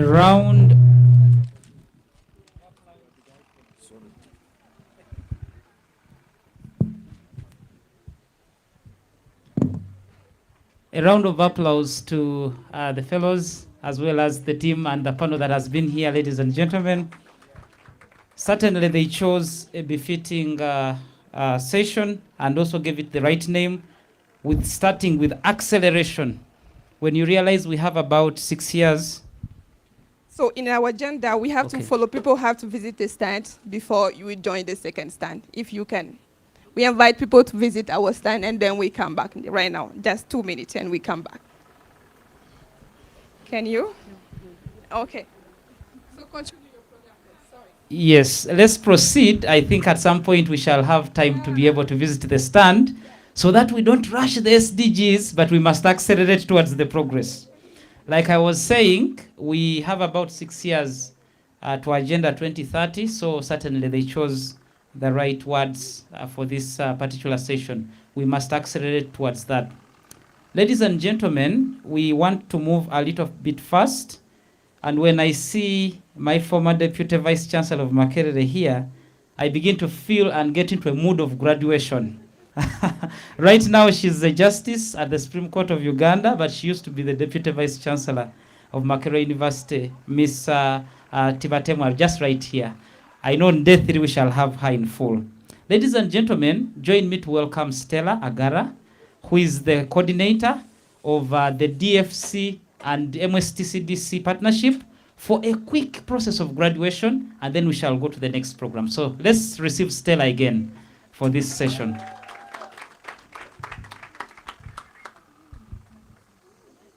Let's give her another round of applause.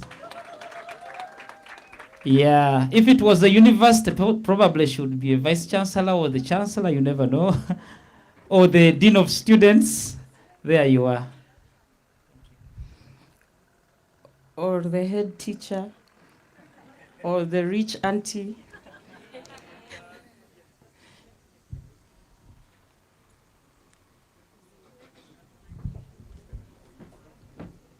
Okay.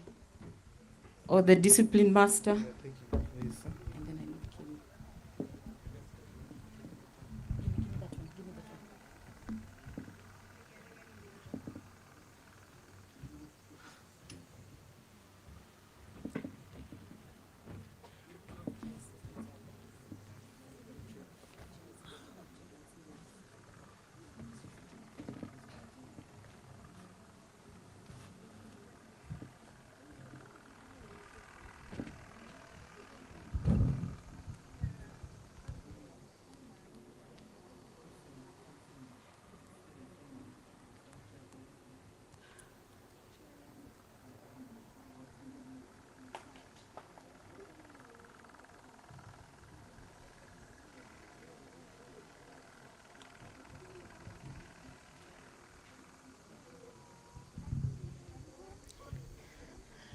Good afternoon to all of you.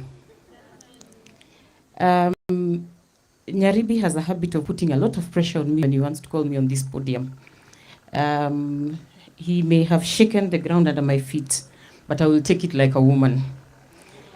I am here to lead us through the ESC Youth Fellowship graduation, and I am extremely proud of the group that I'm about to introduce to you.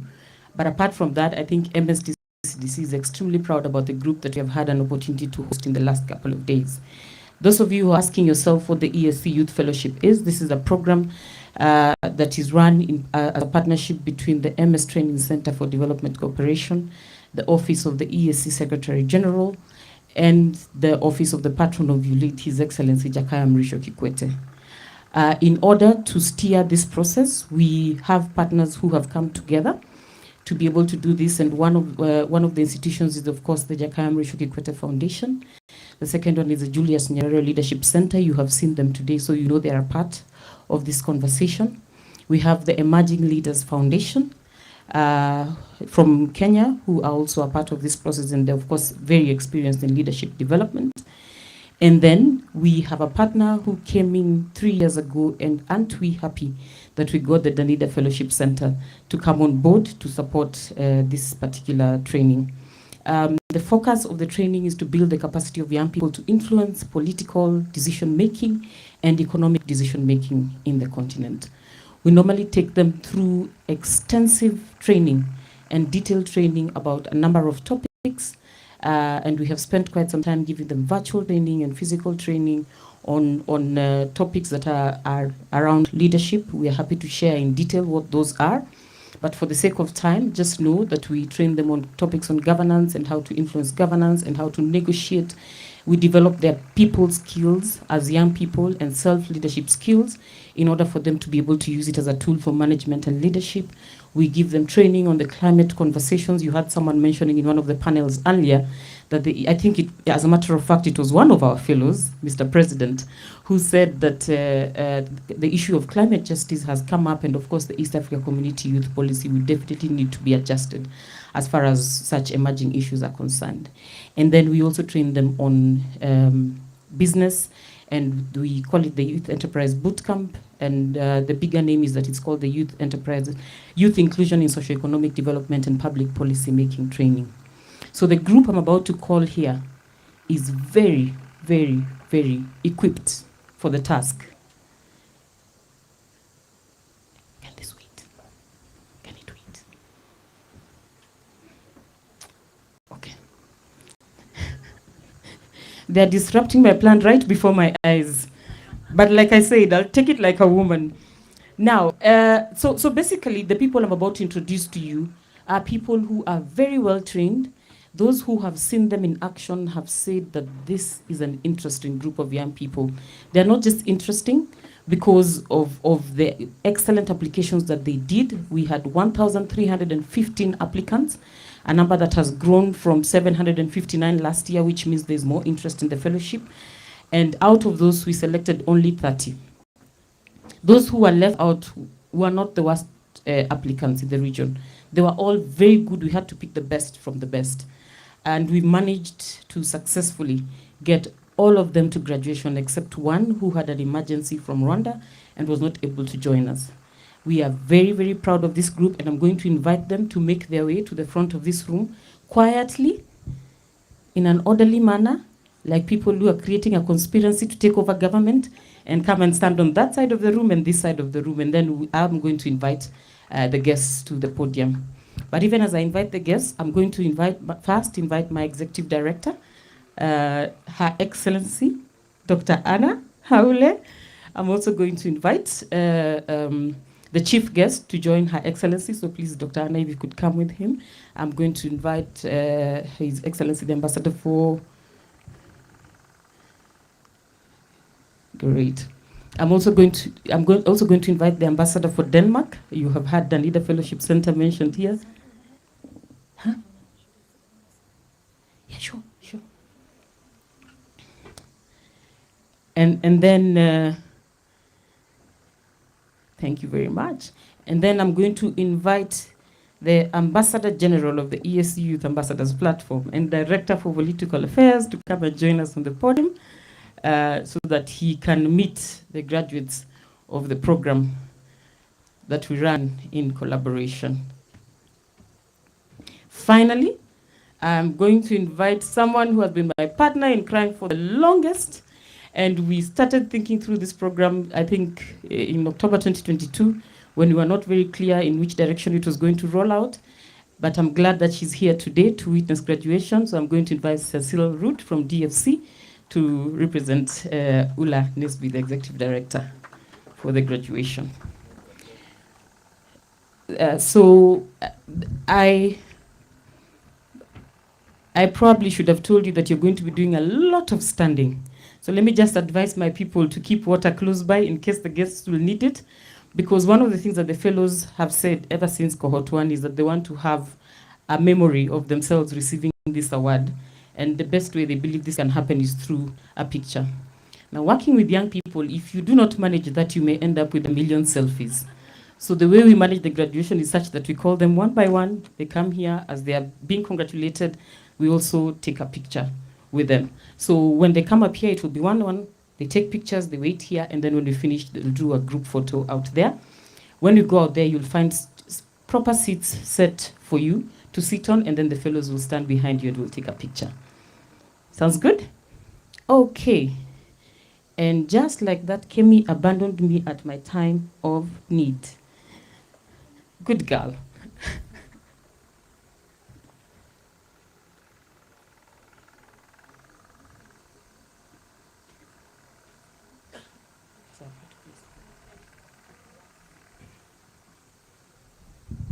Can I please request the fellows to come and stand in front here so that you don't have to walk from too far? And like I had briefed you in the morning, show everyone that we are here. I promise you they are not this humble. They are pretending because we have guests. While you are away before you arrived, they were taking over this space. Make several rows and then on that side as well.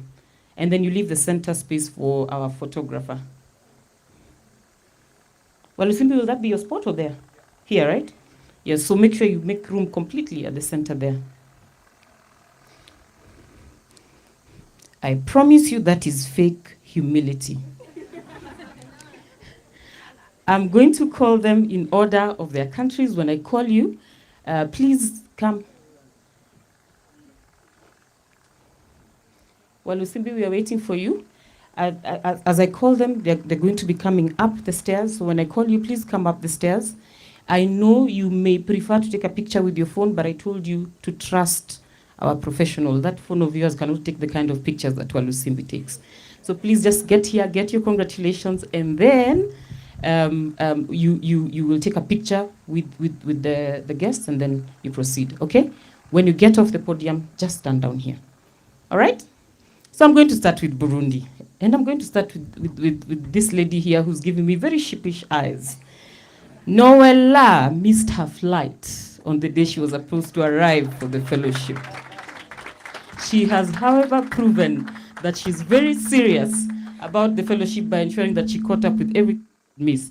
Noella Niyituhaye is also an ESC Youth Ambassador, and that is one of Ambassador General's people. So you'll just be greeted by the rest of the panel and then stand next to our guest to take a picture. If you do not clap for Noella, then there's too much jealousy existing around you. Next, I'm going to invite Ariel Nsabiyumva. This man knows how to pray. He prayed someone out of the list of fellows. He was added onto the list after someone fellow from Burundi, but he has proven to be a valuable addition to the fellowship. Most likely we made a mistake in our selection. Ariel has also played the role of class therapist for those who trusted him. And anytime he had an opportunity, he was killing us with laughter. So if he does not succeed in being a terrorist, a therapist. If he does not succeed, there's also terror coming from his direction. I'll tell you about it later. If he does not succeed in being a therapist, he has a career in comedy. Next, I am going to invite Aklein Hashimuyaturagiye. I have not heard her voice, but I asked the fellows, have you heard this lady's voice? Is she one of us? And they said in the groups she talks, but in class she does not talk. She had a heavy burden of completing proposals and doing meeting deadlines before she could settle for the fellowship here, because not all employers release people for this kind of capacity building. But she has managed to dovetail and do the assignments and deliver, and at the same time, benefit from the fellowship. A good clap for Aklein. The next gentleman I'm going to call is a man I was very close to disqualifying because he attempted to canvass. And I asked him, do you want me to disqualify you? He said no. And I told him that the selection committee will sit. If they find you fit, they will select you for the fellowship. She managed to be selected for the fellowship. Please give a clap to Burundian businessman Bokim Beni Nihoze. He is evidence that we do not play with our selection process, and I should inform you at this point that we have sharpened our selection process. I promise you, I'm not praising these people because they are here. They are a great, great cohort. And as we close with Benny, I'm going to be opening up the Democratic Republic of Congo. As is the true nature of this republic, they brought us gems. Gems that speak in French, gems that did not have a travel document, but found a way to prepare to arrive here. Those of you who are investigating corruption, please speak to Miriam Marara and find out how she managed to make it here. Excellent, excellent performance in the class, and I'm glad we waited and were patient for her to prepare. Congratulations, Miriam.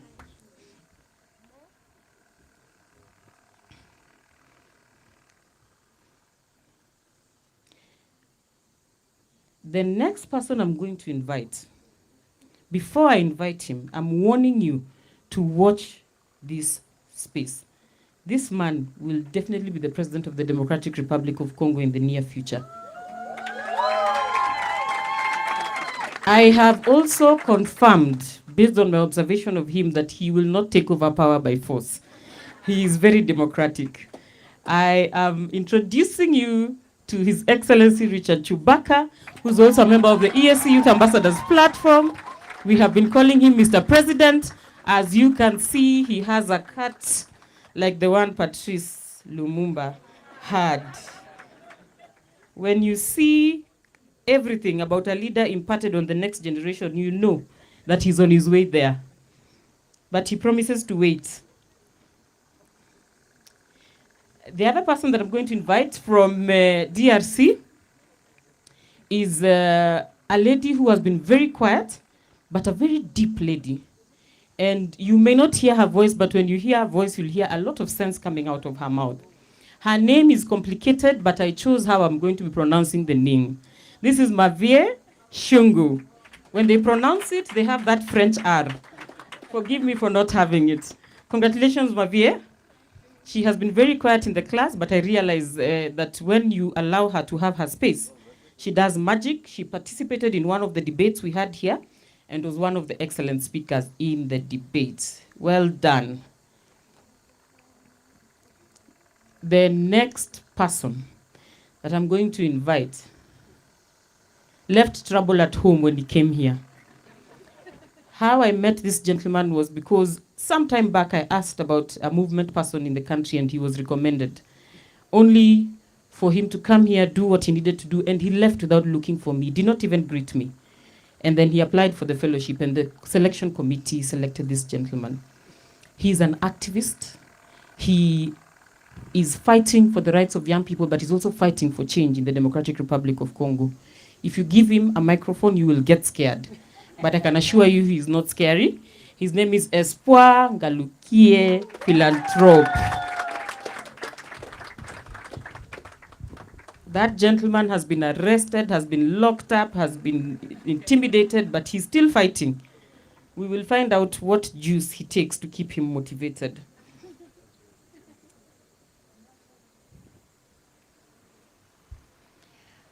I have found myself being very strict with the fellows who come from my country.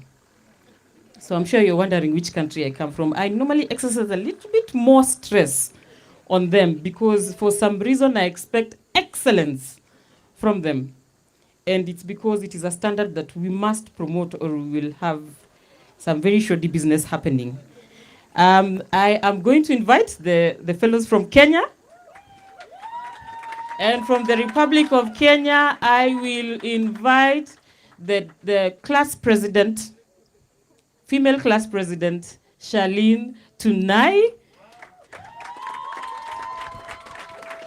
This lady does not need management. She manages herself. You will not remind her twice about anything. She will fill out every form you ask her to fill out. She's orderly and she respects procedure. Thank you very much, Aline, and congratulations.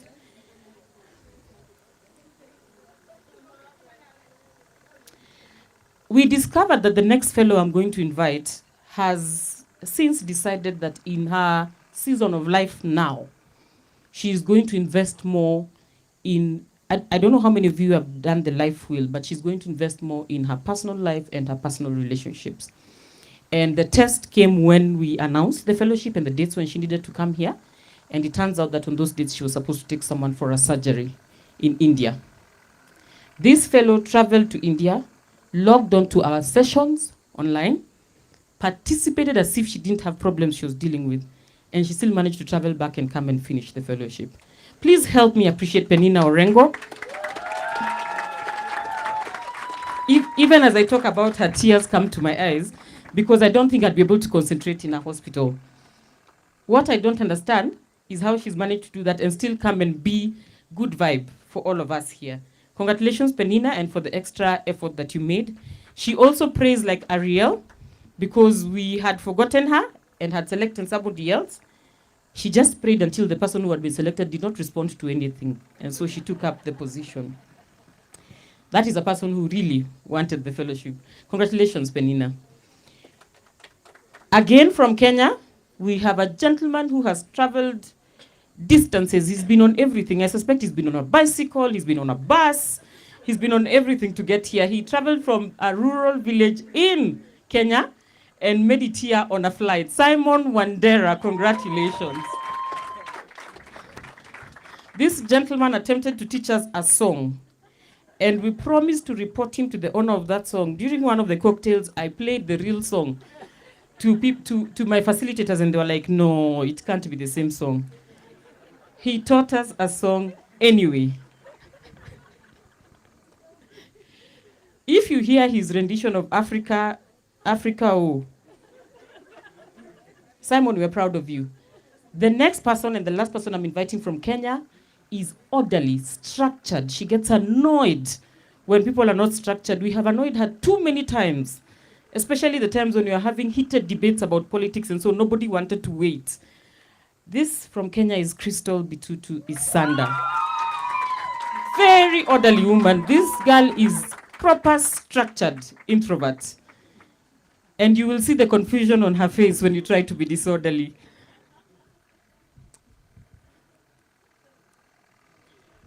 Crystal is also going to be joining a panel that will speak to us about seed banking and food security in Africa. For those of you who know me, you know I have a personal interest in that topic. And so you know we are ready.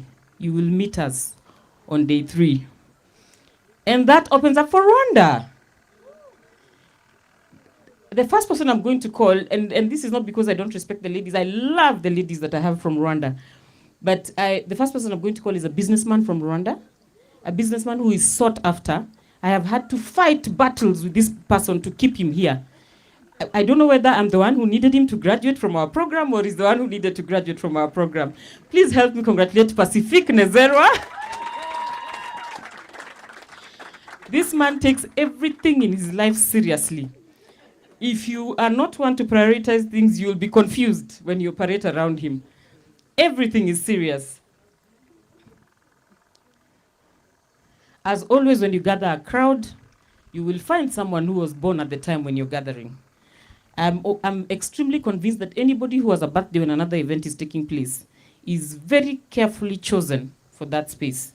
I did not know at the beginning of the fellowship, but by the end of the climate justice training week, I knew why she's here. You will find out on Wednesday. I keep on promising you because I don't think you know what kind of fire we have prepared for you. Help me congratulate Divine Ikirezi, who is also an ESC Youth Ambassador. You can see how much Ambassador General is smiling because these are his people. She's also an excellent debater. She took the top prize for debating when we were debating here.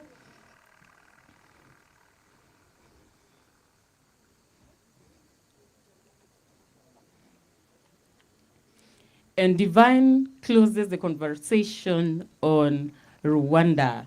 Next is South Sudan. Because South Sudan and the Republic of Somalia are new in the ESC, we try as much as possible to give them many opportunities. But transporting people from those two destinations costs an arm and a leg. So when you find fellows who cooperate who make it easy for you to prepare for their travel. You appreciate them. I have not heard her voice at all until we brought the SDG fellows and the ESC Youth Fellows together to talk about peace, conflict, and the climate crisis. Stella Ladu shocked me. Like I said, watch this space for Mr. President. Watch this space for this lady. Watch this space.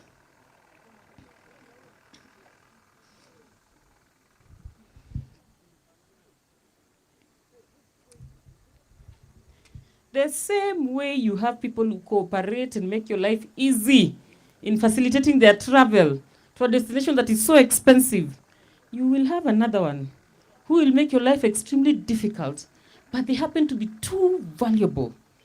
You know, if you're searching around the region for a businesswoman who's doing business across the region, a business as complicated as cosmetics, you have to search carefully.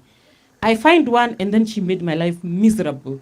But she has been such a joy to host as soon as we got her here. Please help me congratulate Asunta Akon. As you can see, she knows. She is also built for modeling, and she has never attempted. But as you can see, if she ever chooses to go in that direction, she will not fail.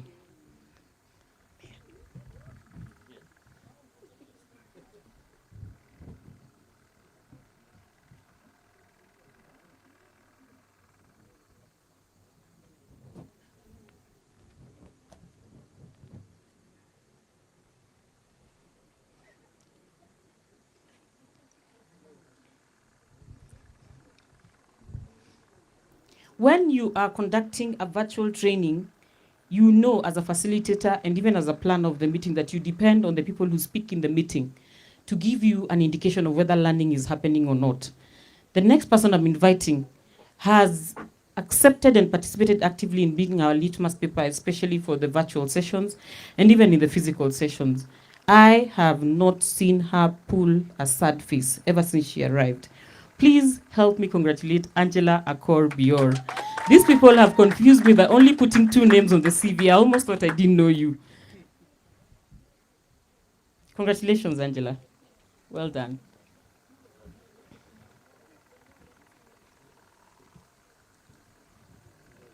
I'm about to fit in front of you.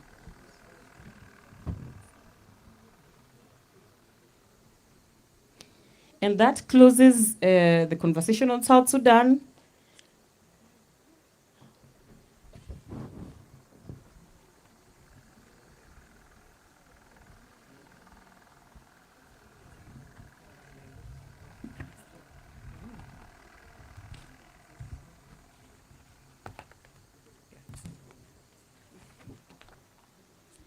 Thank you, class president, for protecting me from making a huge mistake.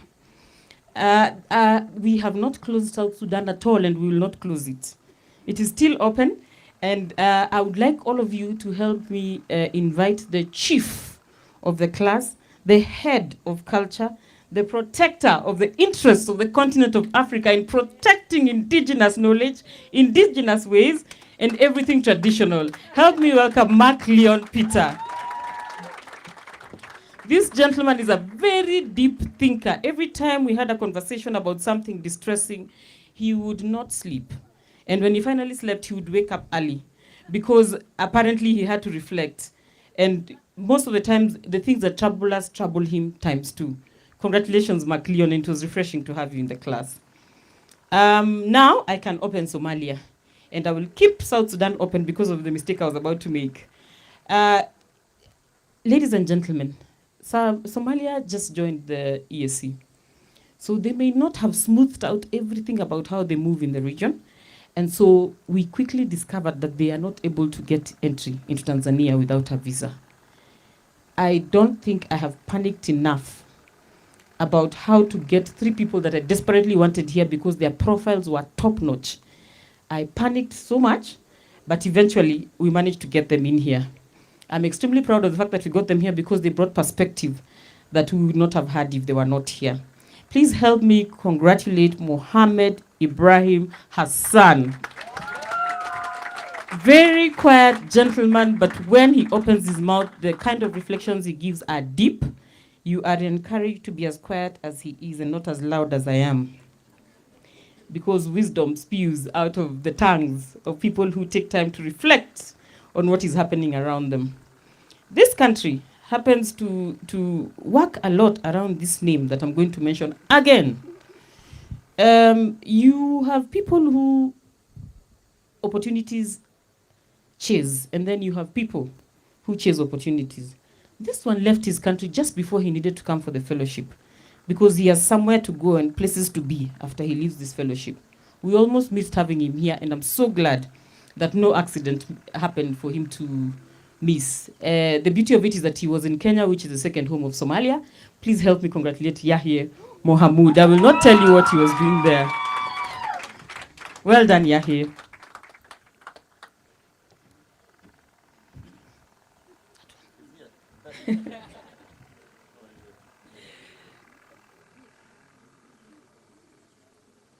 And finally, from Somalia, we were walking around this compound calling someone one name, and when he arrived, he introduced himself, and we were not sure what to do with what he said.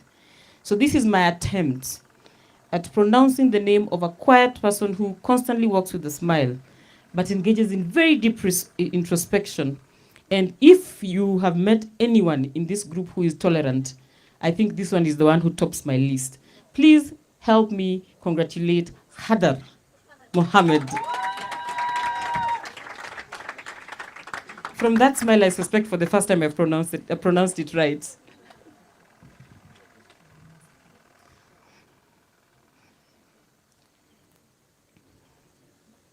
Somalia is not closed at all, because we will only be confident to close it when we get a woman participant from Somalia, and we will try next year. I'm going to open the United Republic of Tanzania.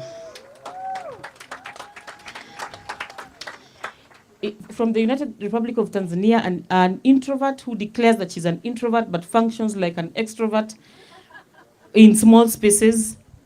Tiny girl, tiny Pepe, like small Pepe.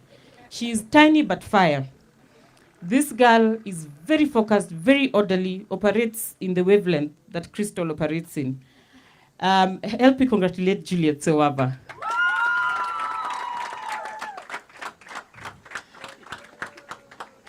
If everyone was as calm as Juliet Sewava, this world would be a very peaceful place. But some of us chose who we want to be. And we chose that noise is our corner. And amongst the people who chose noise, you will be pleased to know that in this class we had someone who vied for a political position in Tanzania. She lost, but as you heard this morning, she's going to win. Please help me appreciate Hilda Gaspar, who has participated in the fellowship with her baby as well. They are both graduating. Hilda, congratulations.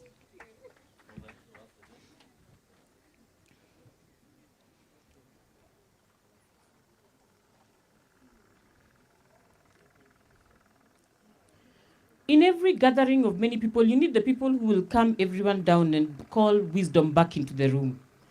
Turns out that those wise men, one of them came from Somalia, and you have met him, Yahya. The other two were from the Republic of Tanzania. Help me welcome and congratulate Mick Msigwa. He was the symbol of rebuke, chastisement, and calling to order at all times.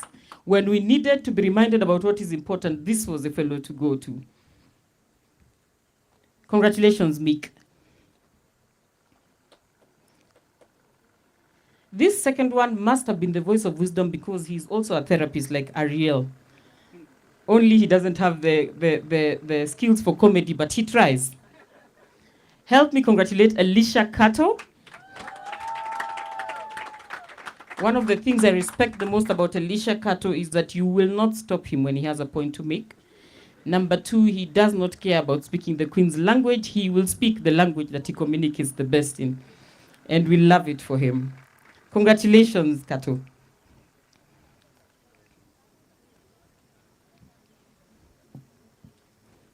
We are almost there, my guests, don't get tired. And now from the Republic of Uganda, Our class lawyer, Kabasinguzi Muyongere.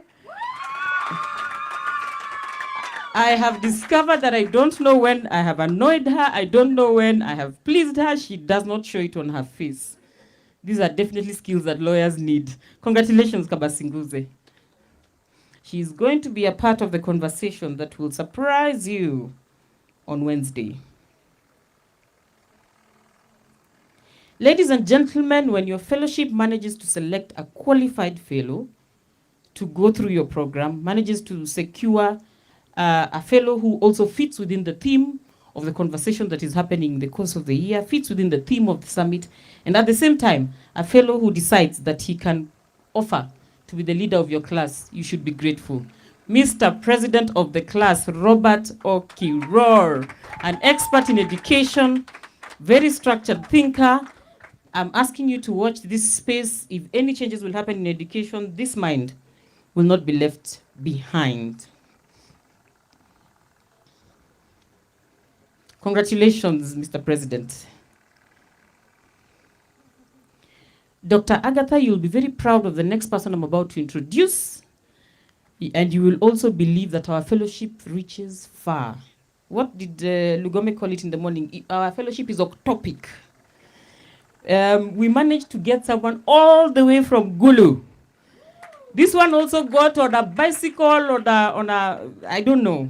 He got on everything to get here. And he has been such a pleasant addition to the class, especially because of the amount of work he's done, research work he's done across the region.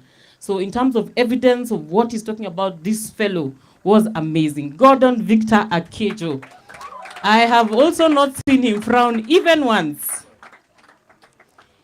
You will be told that this is a characteristic of all the people of Gulu. They never get angry.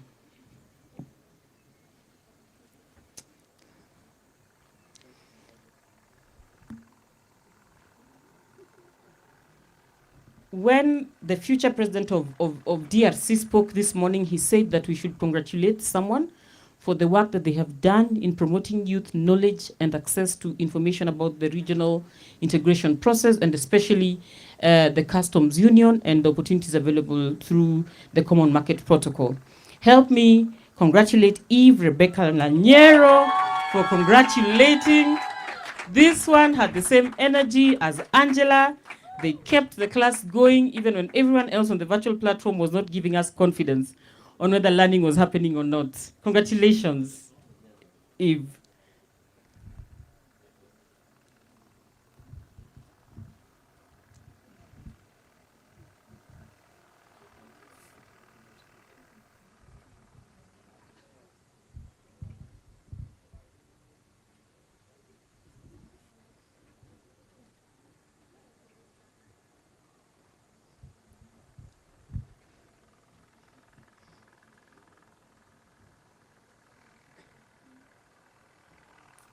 Congratulations.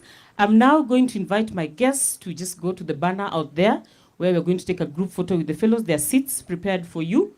And Catherine and Walusimbi will guide you on how we should proceed with that. Thank you so much, Kemi, for supporting me with that process. I even broke a sweat. Thank God I did not faint. But like I said, I'll take it like a woman. We handle it anywhere. As we are waiting for them to come back, ESC Youth Fellows, please don't take selfies. Come back in here when you finish. I know you. I have been around you for long enough to know how you'll function. Please come back inside when you finish. And with that, we are going to transition into the next session, a session that is also extremely important for this conversation, a session that both MSTCDC and the Danida Fellowship Center are extremely proud of. I have been a part of this process together with some very special people in this space, but I can assure you I am not qualified. I'm not as qualified to introduce this session and run it as the person I'm just about to call up. It is also someone we have been praying and praying. When you know how to pray, you pray until people show up. We have been praying for her to come and join us. And so we are extremely excited that Jamila Mohammed accepted to join us for this fellowship. We are so excited to have her. Of course, there are very many other things that we are taking advantage of, but most importantly, we are happy to have her here because she is one of those beautiful voices of people who are exploring a career in journalism, and you can tell that she invests a lot of energy on research. The next session is for the more women in research, and I will let her introduce it to you as we set up our props. Over to you, Jamila. Thank you, Stella. You've done so well. I'm scared. You've set a bar so high. But thank you. Thank you very much for the opportunity. As the graduates settle down, congratulations to all of you. I'm sure it wasn't easy. Stella, I'm impressed. You had a story for each and every one of them. That's very, very impressive. My name is Jamila Mohammed. I'm a journalist from Kenya. I'm currently the managing editor at Citizen Television. I think a few of you are familiar with Citizen if you're in Kenya, Uganda, or Tanzania. My association with DFC started about 2 years ago. We were part of a fellowship also, but that one was a bit different. We were doing it about how to report climate change from the African front line. So we got to spend a bit of time in Denmark and Arusha here, and then we ended up in Egypt, in Sharm el-Sheikh for COP. And since then, we've formed a friendship with DFC, and this is, I think, the results of one of those amazing relationships that we formed with DFC, and Vibeka and Stella and the team here. So thank you. We have a beautiful session coming up. We talk about research. When you say research, what comes to mind? For me, I'm scared, really. Like you think about research, think about math, you think about science, you think about chemistry, biology, physics, and you're scared. You know, I'm not a science person, so when I hear research, it scares me. I think that's part of the reason why I never pursued it in school. I thought arts are easier. But then you realize you need researchers, because even the arts you're reading has to have been done by some researchers somewhere for you to be able to read and do well. So today we have a beautiful session lined up for you. We are launching a very important document.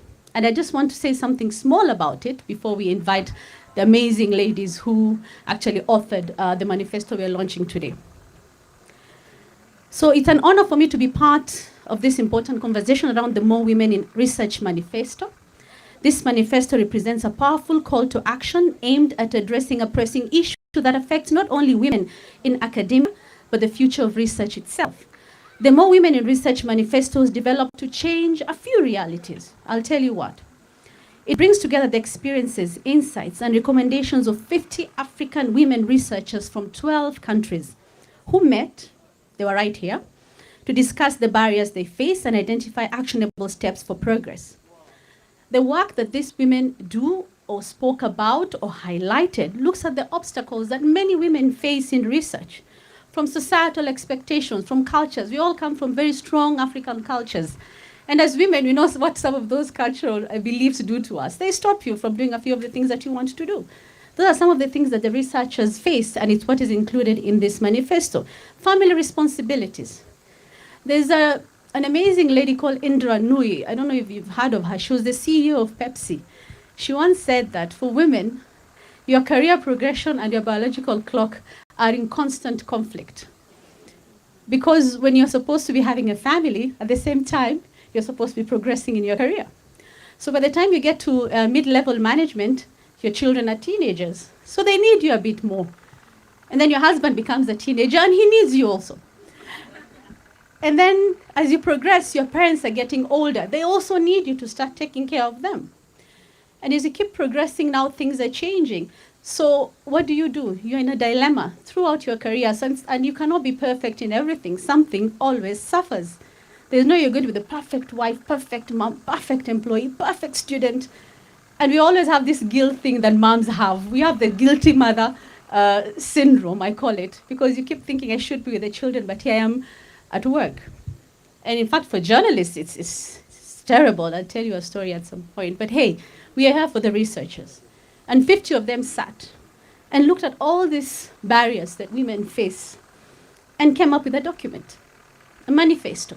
So originally there were 50 ladies who sat, and then there were another over 200 who gave their input. So we can say that this manifesto is the work of almost 300 women across the world. And I think we need to give them an applause. So it's a roadmap for transformation with specific recommendations for stakeholders at every level. And if you look at this manifesto, it was done by researchers, yes, but it applies to all of us in our different careers. In law, in media, in architecture, in engineering. If you look at this, and you sort of like juxtapose it on the work that you do, you'll realize it actually makes sense in all this industry that we work in. And I want to thank you all for joining us for this session, because I have the honor of inviting some amazing, amazing ladies. I'll start with Jenny Falconer. Jenny, are you here? As she walks up, Jenny holds dual bachelor's degrees in chemistry and applied chemistry from the University of Witwatersrand. Since joining Siwenga Technologies in 2013, she has worked extensively in laboratory analysis and R&D, focusing on activated carbons and ion exchange resins. I have no idea what that is. As the current technical manager and a board member, she oversees laboratory and technical services. Her expertise includes acid mine drainage and lithium-ion battery recycling. I know the battery.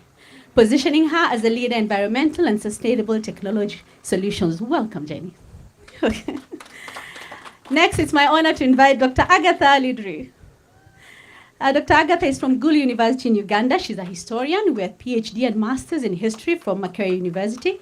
She's dedicated to education and post-conflict development in northern Uganda. She's a lecturer at Gulu University. She has contributed to capacity building efforts on themes like transitional justice, stability, and gender rights. She's an accredited member of FameWise Africa. She is active in conflict prevention and mediation. Welcome. I'd like to welcome my sister, Dr. Soher Hassan Ahmed from the University of Hargeisa in Somaliland. I'm Kenyan, but I have Somaliland roots, so she's close to my heart.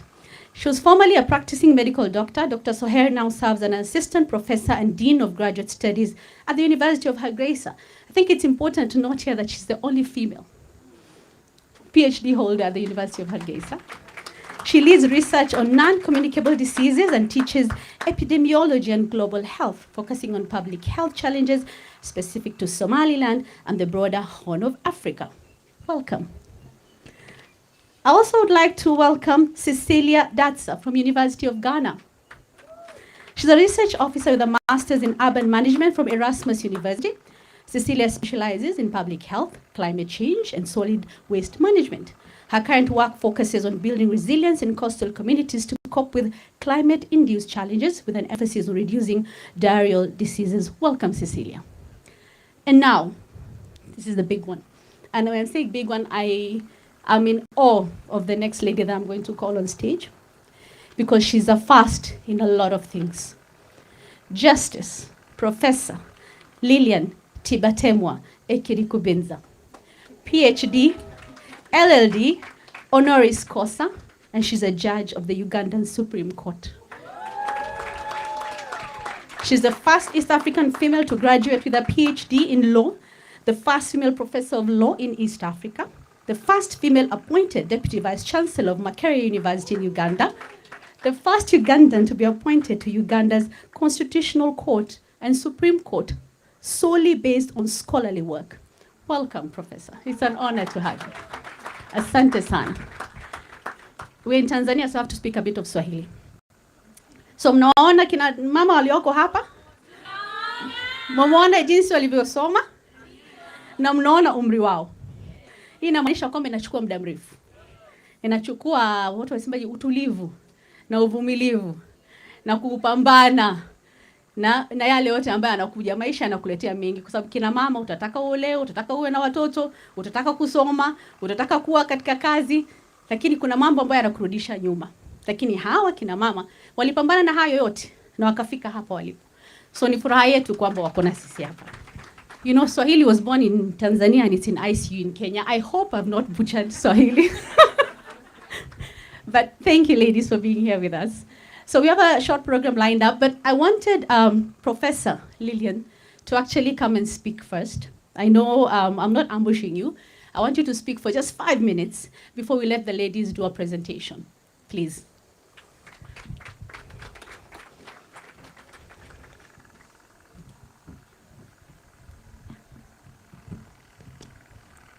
Good evening, everybody. I'm not very sure how many of you can listen to us after such a long day, but do try. I'm just going to talk about what I have referred to as bridging the gender gap, a call for more women in research.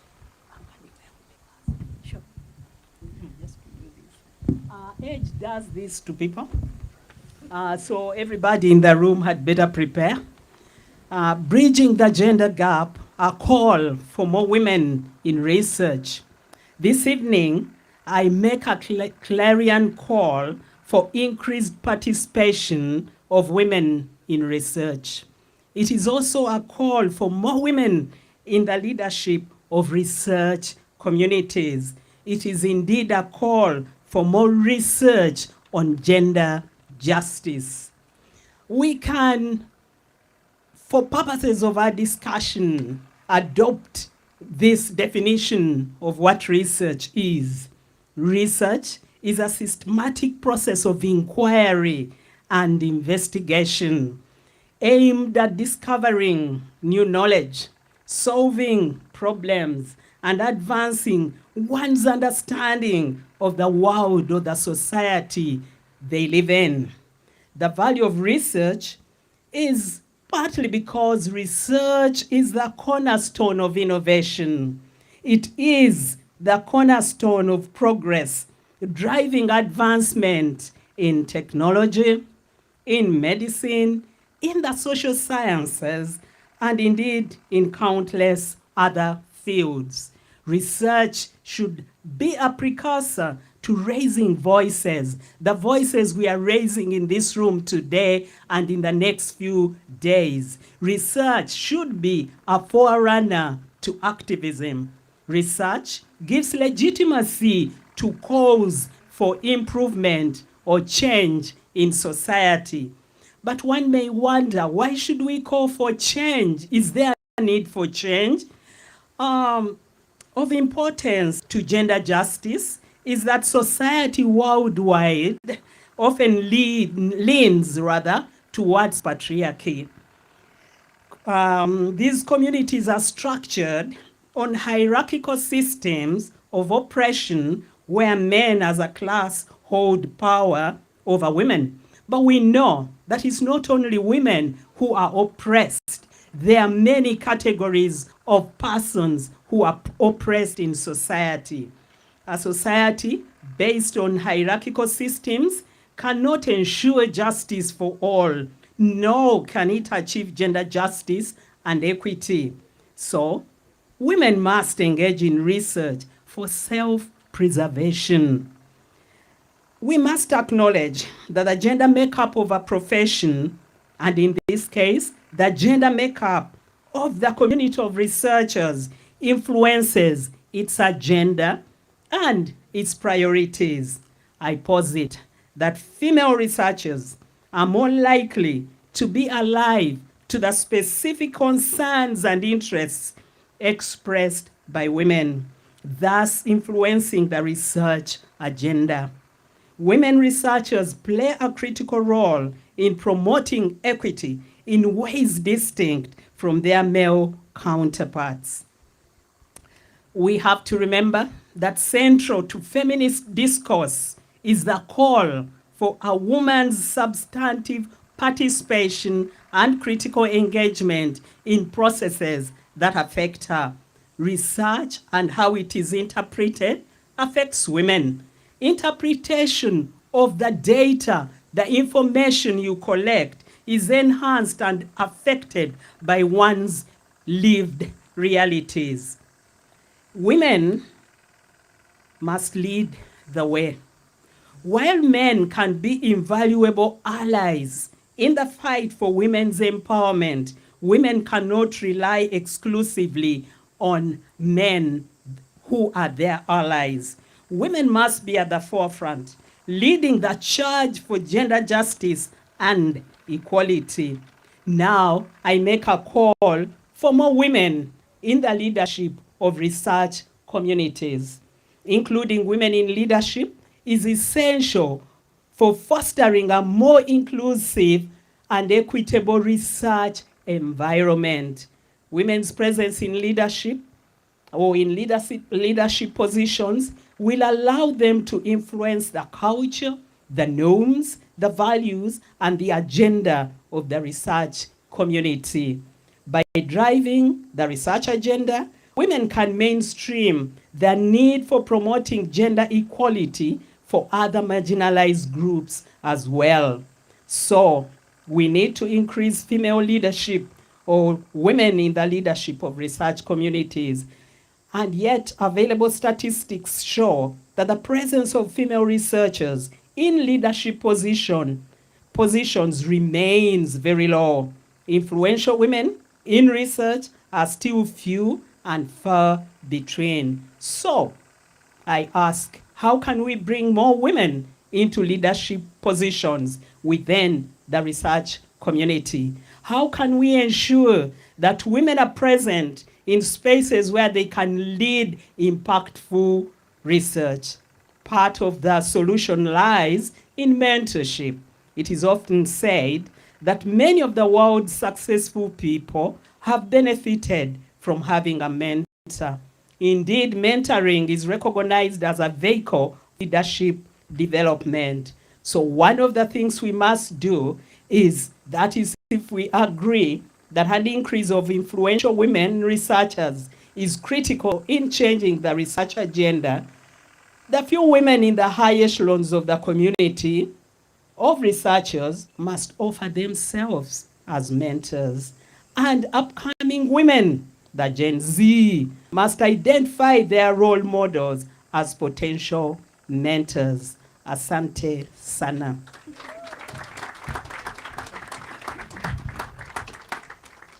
Asante sana, Professor. You talk about how we need more women in research, but the environment needs to be welcoming to more women in research. We'll talk a bit more to the ladies here. I'd like Sohail to tell us her story, how she ended up being the only woman with her PhD in University of Hargeisa all these years later. Lakini I'll be speaking English and Swahili, so forgive me. Yeah, I feel I'd be doing justice to our hosts here in Tanzania. Kuna maswali matatu ambayo yako katika manifesto hii ambayo kwangu naona ni muhimu. Maswala hayo ni awareness, ufahamu. Uelewe kwamba kuna matatizo na changamoto zinazowakumba wanawake. Kuna kujaribu kuondoa vile vizuizi ambavyo viko pale vinavyowazuia wanawake kuingia katika tasnia hii. Na jambo la tatu, ni lazima kuwe na njia ya kujaribu kuwainua kina mama na wanawake walioko katika masuala ya masomo, ya kufanya utafiti. The manifesto has 3 main objectives: awareness, breaking barriers, and contribution to knowledge. Vibeka, can we start preparing our slides for the ladies? And before we do that, I'd like to ask Dr. Agatha, maybe before we get on to our PowerPoint presentation, maybe you can tell us a bit about yourself, maybe in a minute or so, and how you ended up in research at Gulu University. Just encourage our audience. Good evening to you all. When you ask me that question, it makes me smile. I was such a young lady when I came to Gulu University as a lecturer, very naive in research. I had no idea of research. But because of the university requirements, it was important we do research and one should have a PhD. And coincidentally, the Building Stronger Universities, a project funded by the Ministry of Foreign Affairs of Denmark, came in. And I was a participant, just like any of you will participate in workshops, seminars, and I was there, a participant. From there, I got mentored by our North partners. I entered into research. I developed a passion for research because it answered a number of questions which were lingering in my mind. From that point, because of the drive I had, self-drive, interest, motivation, I was seconded to be a deputy coordinator to the project. And I'd like to tell the Gen Zs here, when you want to be up there, you have to show your skills, you have to show your relevance. It doesn't come just like that. You have to market yourself. And I had to market myself and show my abilities. And eventually, I began growing in research. I won the first grant, which was 8 million Ugandan shillings. I don't know how much that is. And from there, we began applying for grants. The first time we won a Danida grant of 10 million. That's equivalent of 5 billion Ugandan shillings. And now we moved on, and finally we won a 20 million DKK grant under the BSU4. So thanks to the Ministry of Foreign Affairs in Denmark for giving us the enabling environment through funding, which is the biggest challenge to women in research. Thank you. We were talking about where does the money come from in the morning, remember? That's where the money comes from. Maybe a question to Soher. I don't know, I think, is there a way that research can be fun? You know, when you say research, it sounds like sitting, looking at so many books, having to quote, I don't know how many, having ChatGPT, thank you. But that's not the point. Before there was ChatGPT, there's still proper research that needs to be done. So is there a way that research can be fun? Soher, in 1 minute. Yes, there's a lot of ways that research can be funded. And we need actually to write good grants, also to find the funders. And we have from the north, sometimes, most of the time is actually. But sometimes they allow you to be a co-applicant. You don't become like the lead, maybe sometimes. But a lot of opportunity actually. It is from the north part. For example, coming back to academia was because of the DFC project through the Ministry of Foreign Affairs of Denmark. Because I left, as I told you in the morning, I left in 2023 academia and I went back to the NGOs where I started when I was a medical doctor. But thanks to them, because we went, one of the BSU projects, then I had to be enrolled and to be part of it. But it's difficult when you are women, actually, to have such grants, and particularly for Africans, it's difficult to have grants. You need to have a lot of nurse partners and to write good proposals, which you cannot do it when you are in the early career, because you need people to have experience also to be part of it. And people also win, like previous researchers, and had a good opportunity or even good names, reputation. So that is why sometimes it's good to be co-applicant with other people. But you need to write. You need to write, and you don't get disappointed if you don't win the first one. Maybe you win the others. I remember the first one I wrote, it was through WHO EMRO office. It was $9,000 US. But now we are writing like 500,000, 1 million, and so on. So you started somewhere and you end up somewhere else. So you need to continue and practice writing. When I saw my first proposal, I said, who wrote this thing? It's a rubbish. I need to put it in the trash. But now we have like good constructed, and it's true the people you apply with. And research is not one-man show. You need to have different disciplines from every aspect. Each one will bring their experience and their knowledge, and then you will have a good proposal, which you can win through those funders. Dr. Soher, you raise very good points. You can't do it alone. You need others. It takes time. You need to do a good proposal. Yeah, and look at her, from $9,000, now you're doing almost $1 million, and you're getting them. It's amazing. Jenny, maybe you can tell us how you can make chemistry fun. It's not that hard if you've got good people around you. And one of the advantages that I've got being in the private sector and being in a position of power in the private sector, I am the director of my company, is that I can choose my own team, which means that I can have a look at hundreds of people and decide that I'm only going to pick the nerds and they are going to get everything done, that they have got attention to detail, and they make the process of chemistry fun. They really do. I often say that, you can put a huge amount of time and energy and effort into looking for something like a car. You can find all of the stats online, but you look for a company or you look for a team and you've got 1-2 hours to interview someone. You don't know who they are. You don't know if they're going to be enjoyable to be around. It's really important to make sure that you have got a good relationship with the people that you have to be around for 8+ hours every day. People. That's very important. People that spend a lot of time with. Sometimes we realize we spend more time with people in the office than you do even your family. Cecilia, I'm coming to you.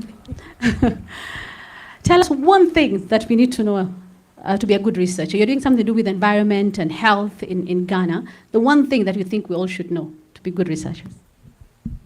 Okay, good afternoon. I'm from University of Ghana and I'm a research officer. Just as my other colleagues have said, to be a good researcher, you need to write. And then you need to read a lot to be able to write a good proposal. Sometimes people think writing proposal is just putting things together and then you send it to the funders or maybe foreign donors to give you money to do your research. But if your proposal is not good, you will not be, that means you cannot put things together. And other thing is, sometimes you have to team up with others. Maybe you are in a department or you are in the university, you can team up with other people that you think can also help you in the proposal that you wanted to write, so that they can also bring their expertise so that you can write good proposals. Sometimes we write proposals and we don't get funding. Maybe the funders, what they want in the proposal, they haven't got. We've not written those things. We are just talking about other things. So you have to go straight to what you wanted to do. Your objective should be good. You have to set up your objectives, your timelines, your methodology, everything should be very good so that you can win the proposal. And myself, let me just say this thing. I started as a junior research assistant, and I was mentored by one of my professors who passed on last 2 months. She was a woman, and she understood how I feel. So when I do something, she calls me and then tells me that, no, Cecilia, you have to do it like that. So sometimes you should get a good mentor to be able to mentor you. And whilst that person is mentoring you, you should also try to mentor somebody so that when the person is no more, just like in my case, now I have to be in her shoe to be able to mentor others. As women, most of the time, people say that women, we don't like to teach other people. But as women, we have to teach others also. So my Gen Zs over here, please get in touch with the professors in our various universities or our research stations so that you get good mentors that have been doing research. It's not any lecturer who is a researcher. We have lecturers who are not researchers. So you have to get someone who is a researcher so that the person can help you if you want to be in the field of research. Thank you very much. Thank you. Thank you very much, Cecilia, for that. One thread that I think ties everything the ladies have said is that you can't do it alone. You need other people. You need mentors. You need people you work with. You need people who have the same interest as you do. And of course, you need to keep pushing and not give up. As before we launch the manifesto, I'd like to give the ladies a chance to actually take us through a short presentation that we have of what is contained in the manifesto. I'm going to start with Dr. Agatha, and then we'll have Dr. Soher, and then we'll have Jenny, and then Cecilia. Maybe we can start with you, Dr.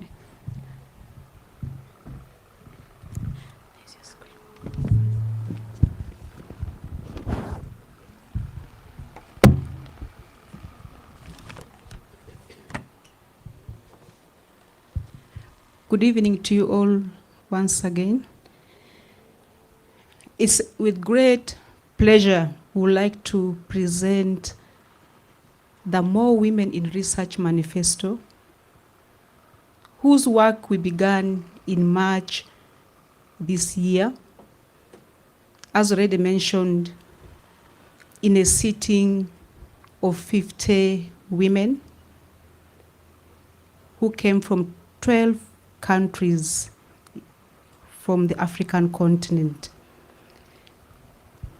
This manifesto is a powerful call to action, addressing the significant underrepresentation of women in academia and research at all levels, particularly in Africa. What are the critical issues? One, there are more women in academia, but few women in research. Globally, 1 in 3 researchers is a woman.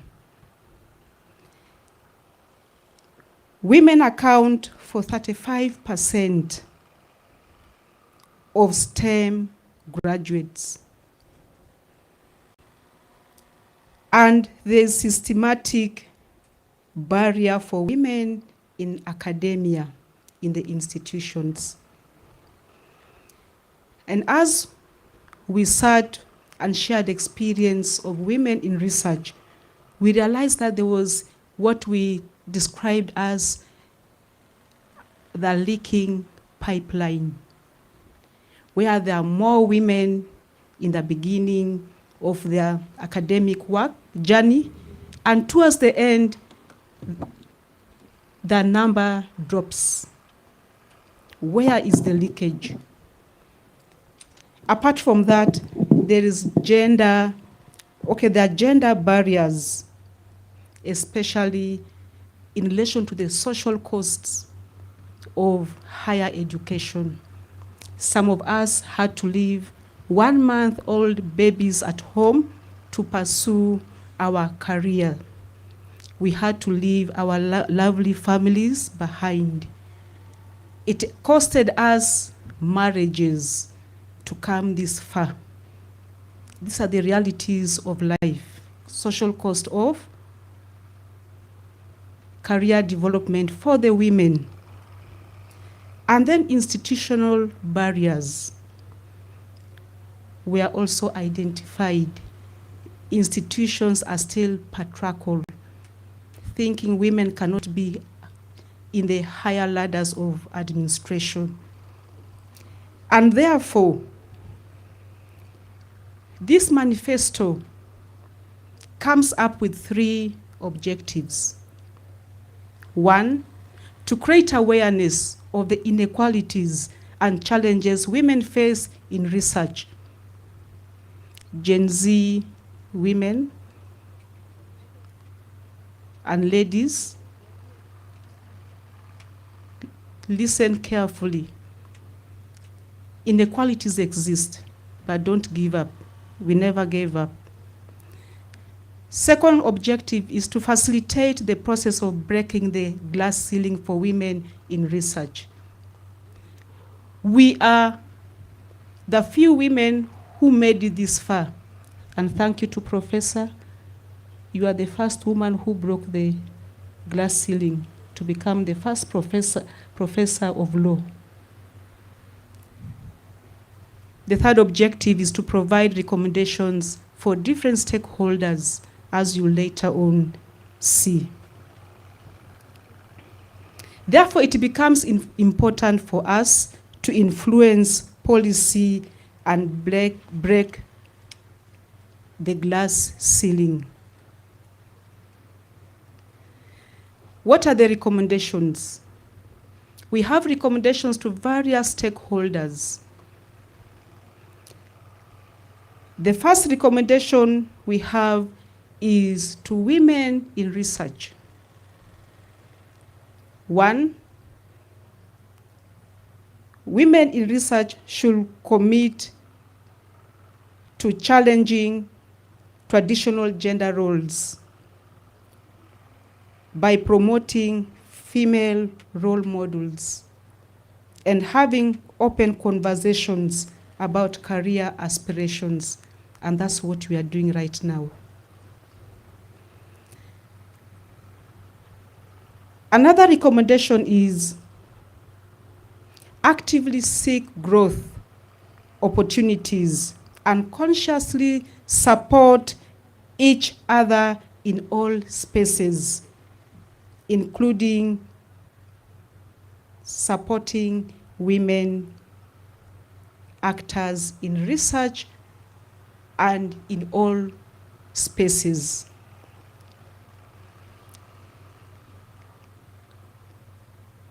Another recommendation goes to institutions of higher learning and research.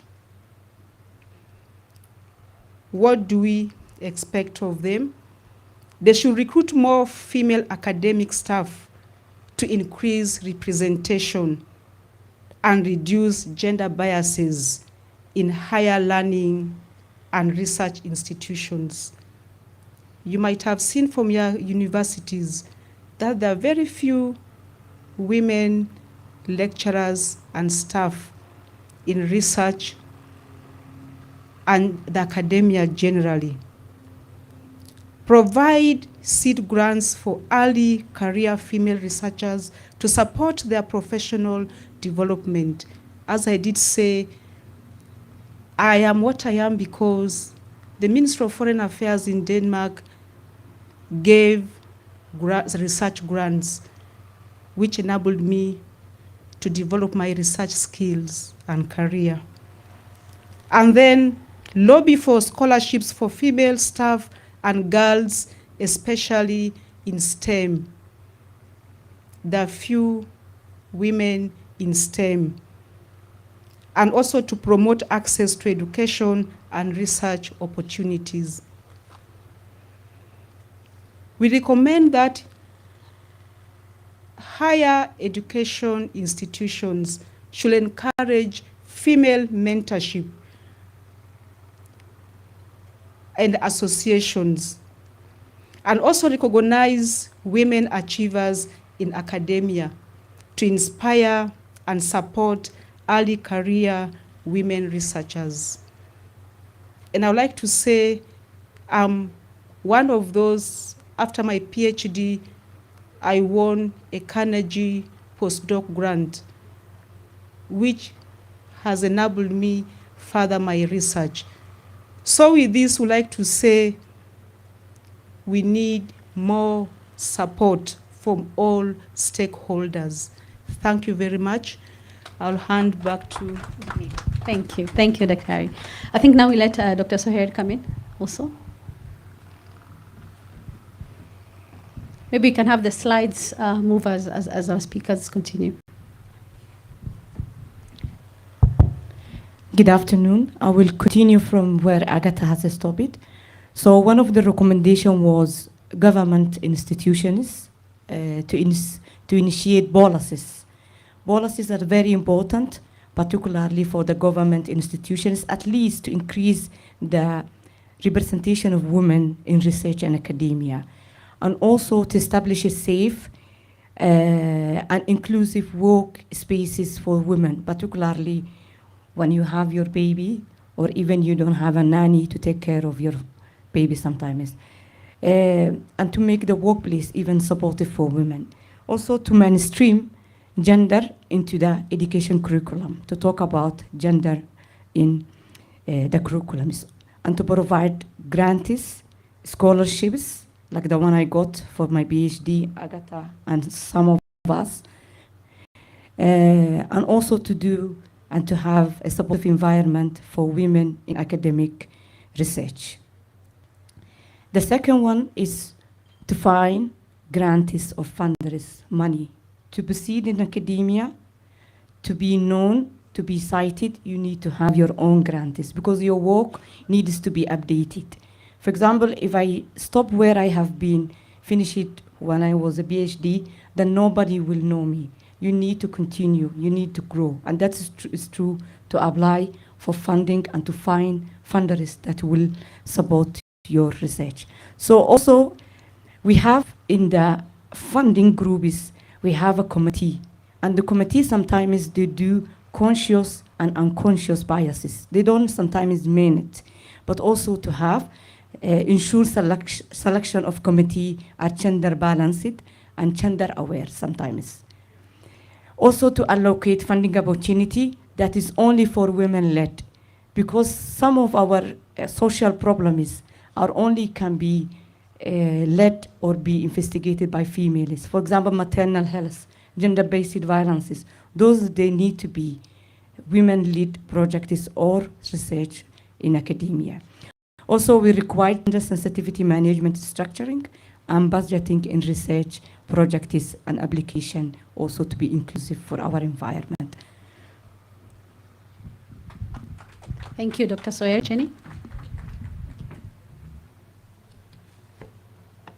So I'm going to go through the private sector. Being that I'm part of the private sector, this was it was easy for me to make a change that I wanted to see because I have the power within my own company. Mwenga is a 70% female company, and I allow you to have the mispronunciation of the name. Mwenga. When I started in the industry 10 years ago, it was normal for me to be the only female in the room. We would have technical meetings and every single other person would be a white guy. And when there has been some positive change happen. It was only 2 years ago that I had my first technical meeting when we only had female scientists and engineers in the room. So the private sector, thank you. So, and it wasn't in Europe, it was in South Africa.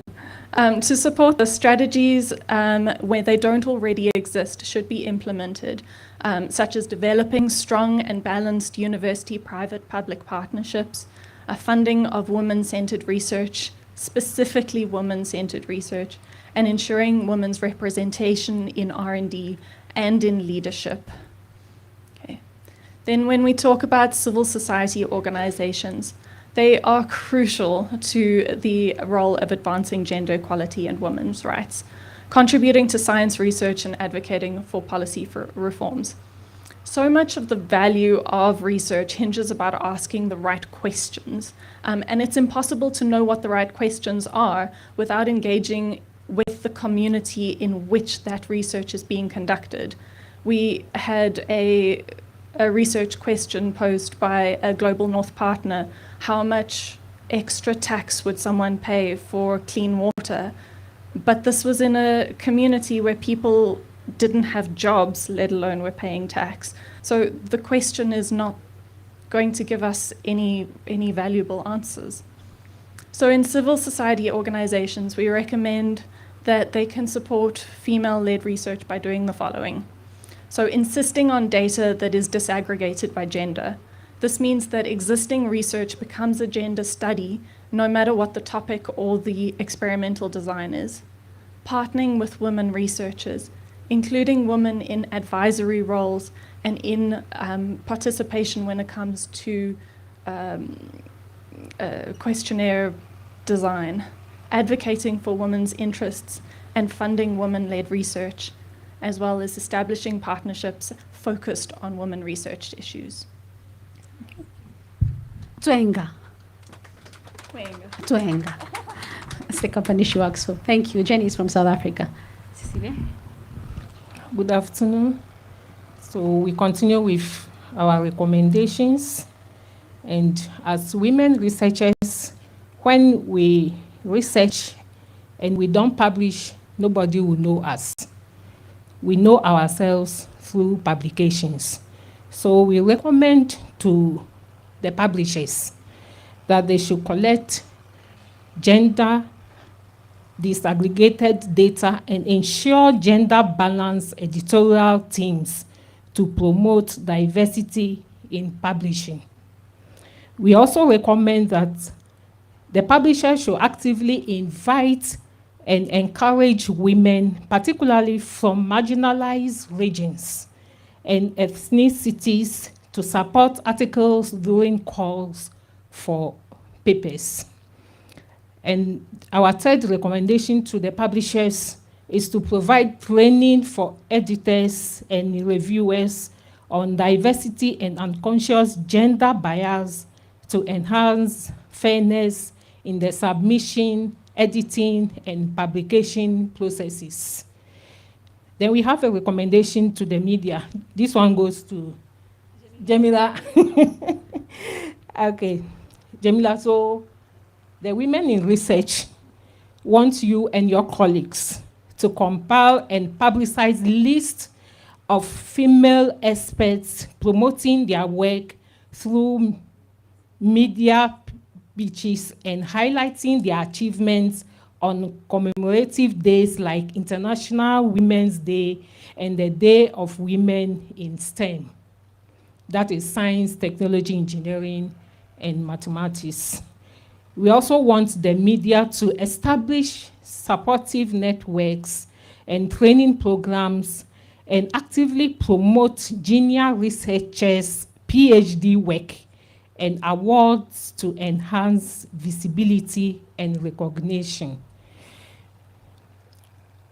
We also want the media to provide media training to women researchers to help them promote their work to debunk misconceptions and thereby encourage more women in academia and STEM field. In Ghana, we say Yedamwase. That means thank you very much for listening to us. Yedamwase. Thank you. We're almost done, I promise. I know you're all tired, you've had a long day, and it's just day one. Goodness, you guys have a whole week. No, we are almost done, I promise you. I think 2 years ago, Vibeka would remember, they brought journalists here, a group of us from Africa, South Africa, North Africa, East and West, and we spent, I think, a day or two with researchers. The first day wasn't good. The researchers thought we were not smart enough to understand what they're talking about. And of course, we all got so offended. Like, how dare you think we are not smart? You are the ones who make things too complicated for us to understand and break down. But after 2 days, we were good friends. We still keep in touch. Yeah, but we all need each other. They do amazing work. It just does not get space or time in the media that it deserves to. Because there's researchers, and the research that they do actually make differences in our societies. It could be nutrition, it could be health, it could be cow feed or a new type of seed. But then now, how do we as media break it down for people to understand that there's actually this new research that is out there and that would benefit communities? We need to start getting ready to do the launch, Vibeka and Stella. But before that, I just want to open the floor for 2 questions, two. And then we can continue. So someone has a mic for her? Come, use mine. You're not too far. You have no shoes. Okay, thank you.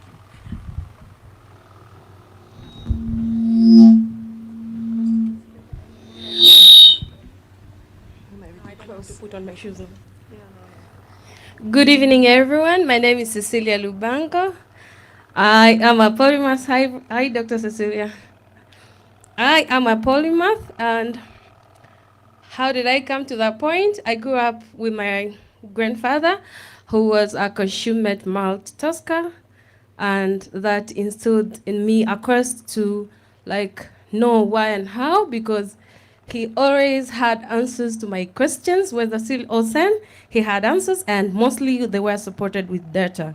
So my question is, how are we going to make data or findings more engaging to a community where most people are not educated, as data from UNESCO, UNICEF, and Institute of Statistics states that 9 million of children in Africa, 6 years to 18, are out of school.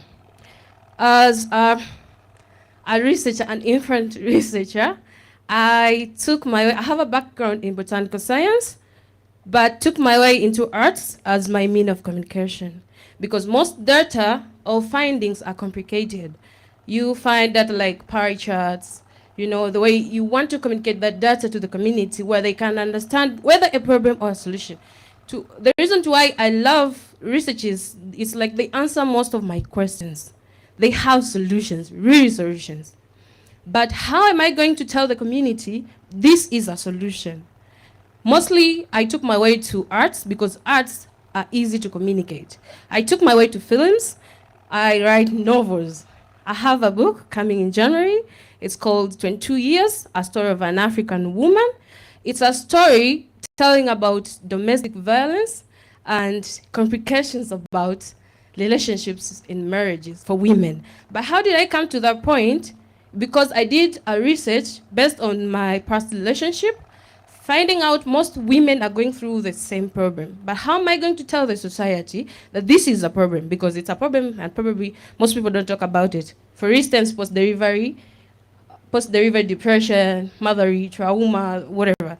But how are we going to communicate these findings in a way that it is engaging the community to understand our findings? Thank you, Cecilia. Who wants to take that up? Maybe Dr. Agatha? How do you communicate it to the community? Thank you so much. Thank you Go so ahead. much. Can you hear me? Thank you, Sisi, for your question. You are really a researcher. How do we communicate our research? Even before you begin data collection, you should plan how you are going to collect data and how you are going to disseminate and what is the purpose of your research. For me, what I do is this. I have a research strategy where I engage the community. One, through community dialogue. Academia always assume that the community are ignorant. Power relations in research kills us. We miss data. So we enter into community engagement where we learn from the community and the community learn from us. They give us information. They are not only participants, but they give us information. We are like equals. And then we go into community dialogue. You engage the community right from the start. Unfortunate for us, academia, we come towards the end tail. So we fail to connect with the community. And then apart from that, we also undertake research for non-academia. Our problem with academic researchers that we think research should always end up in conferences, papers. No. Research for the non-academia. And how do I do it? I partner with the science journalists. I go with them to the field. They package my work in the simplest language a non-academia will understand. And then we publish it onto the media, print media, newspaper. Some of my work are in the Monitor newspaper. So that's how we disseminate our findings in the simplest way. Make use of Jamila. I'm in Kenya. Thank you. Yeah. Here, keep it simple. Keep it simple. One more question. The lady here.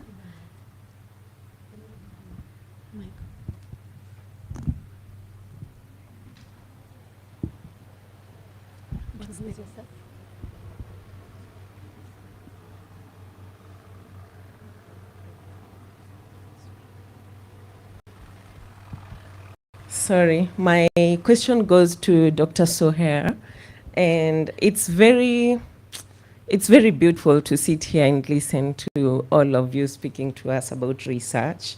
And so, Dr. Soher, you had mentioned that one has to practice a lot of writing. And you also said that for you to be able to know how to write, you must be able to read a lot. So my question is, with the world we are getting into, so far we've seen that most of my generation, we are not able to take a lot of hours to just sit down and concentrate on a subject. So how do you see the future of women in research, considering that you are also talking about mentorship? So how does that look like? Thank you. Dr. Soher? Thank you. Thank you. It's a good question, actually, because now with the AI that we have, you can put your whole proposal, and then you can come up with a beautiful proposal that you will submit. But that is not the real world, I'm telling you. I'm sorry to disappoint you, but you need to sit, you need to read, and then you need also to be mentored and to have your group to write with you. Through mentorship, you will learn a lot. And through sending your document back and forth to your colleagues also, it will look beautiful by the end, whether you want to submit it for funder and so on. So what I'm saying is, still, I cannot tell you, maybe you will have a research question, then you can ask ChatGPT how you generate it, and then it can give you within 5 minutes a beautiful. But the truth is, you will research, you will write, you will spend a lot of time, and you will come up with your research. And if you are a junior, as Dr. Cecilia said, you will need mentorship, whether from a male or a female or from a colleague. And then you will need your group to write with you. So if the Gen Z wants to use the ChatGPT, I'm saying good luck. But if you want to use your brains, I'm saying welcome, we can work together.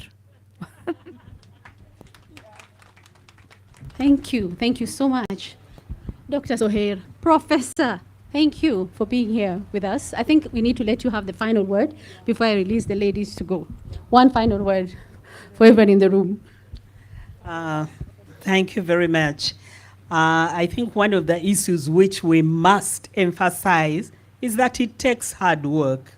You cannot escape from hard work. But also I want you to know that you must stay focused. The distractions in this world are many. And the easy way is indeed, as I called it, an easy way is to give up, but do not give up. But you should also know your priorities. And I think I'll just tell you one story and we go.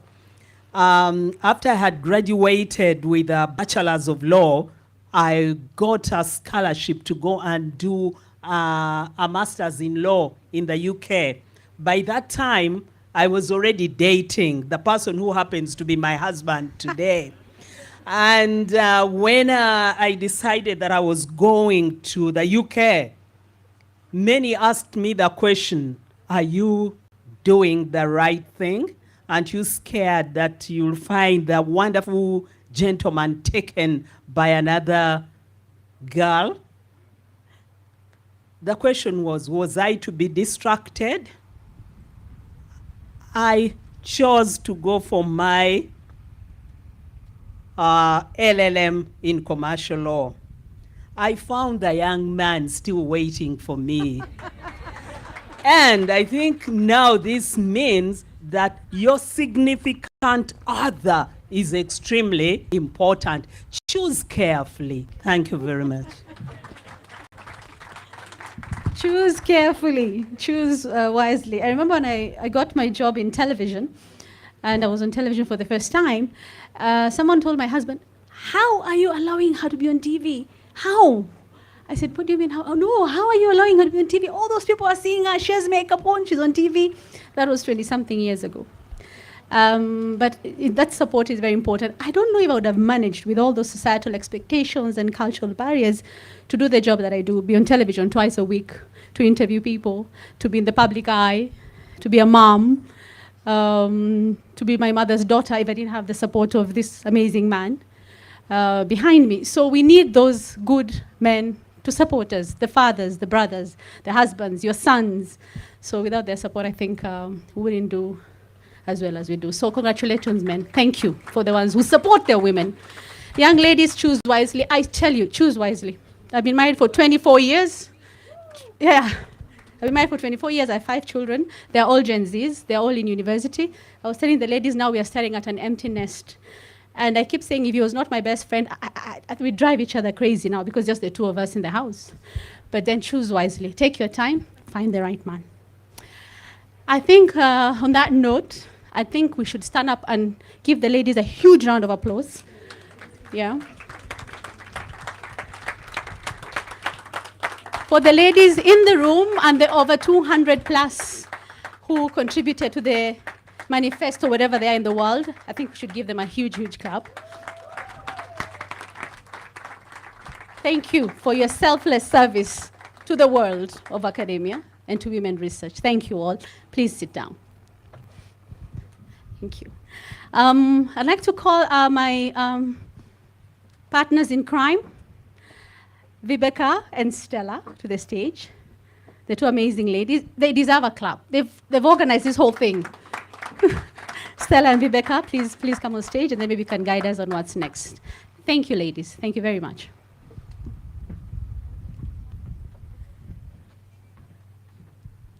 Thank you. I really loved how this conversation all of a sudden turned into another kind of conversation about how to choose your husband, right? So maybe we should speak more about that. I don't know. Anyway, my name is Vibeke Kikwete. I'm a senior communications consultant from Danida Fellowship Center. You have heard a little bit. Danida Fellowship Center has been mentioned a few times, so I just wanted to tell you what it is. We are 50 years old.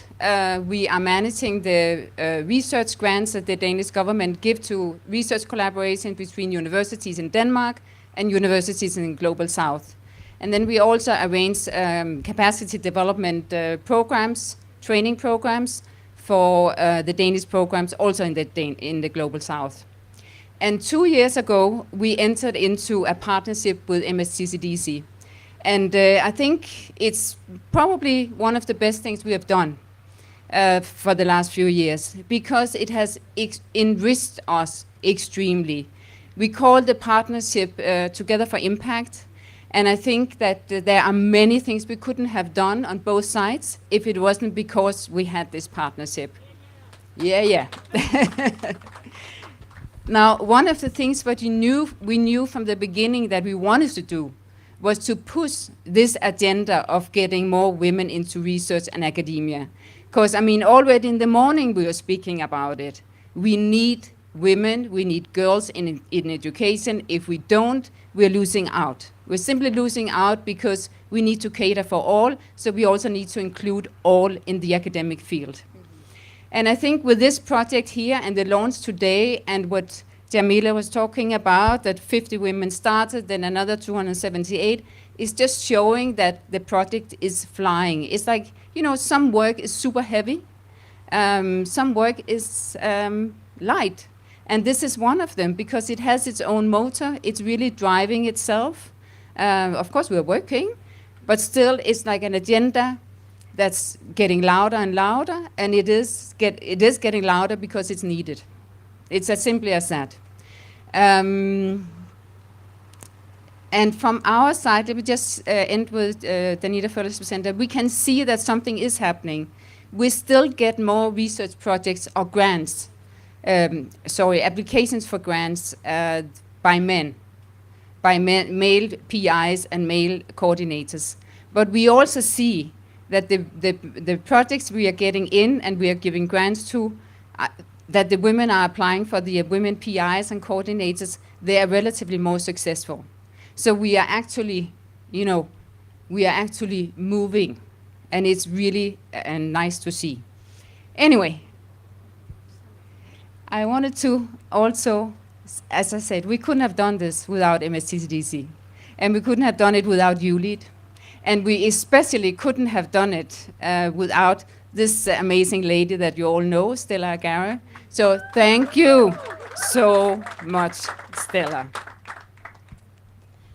Thank you, Vibeke. I'm not going to say much. I'm just going to remind the young women in the room that these women were once young like you. They were walking the same journey you're walking. As you can see, they have the same struggles you have, and they have managed to get to where they are. And they have also managed to get love after choosing to develop themselves.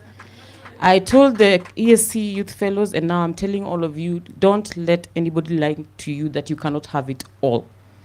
You can have it all, you can work for all of it, and there's evidence here amongst the women in research. There was evidence in March when we met here. Jamila has presented true evidence that you can actually have it all, and so we should work hard to get everything that we want, and let nobody remind you that you will not get it. Research is the tool for development. Research is the way to design development. Research enables us, and I think most of you who have gone through our training programs know that we push for evidence-based design of programs and evidence-based development, so that we are not creating more problems or providing solutions that create problems for other sections of our society. And for that reason, engage in whatever way possible, start building your capacity for research, start taking advantage of the opportunities available as shared, and we know that you are going to be able to make a change in your society and make it in a meaningful way if you prioritize research. I will not continue speaking because I was never supposed to speak today. I'm just going to invite Kemi to bring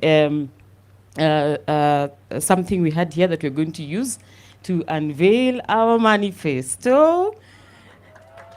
And because this process was very, very carefully chaperoned by our executive director, I'm going to invite her to be the one to pull the ribbon. Because then, after she pulls the ribbon, we shall have officially launched the More Women in Research Manifesto.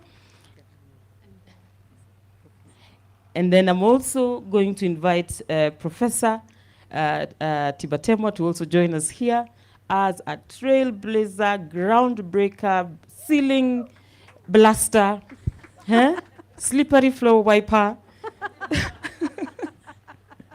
so that they can pull the ribbon. And once the ribbon is pulled, we shall consider the manifesto officially launched. Dr. Anna and Honorable Tibatemwa. Whichever you pull, just make sure you use all your strength. I trust you, you're women.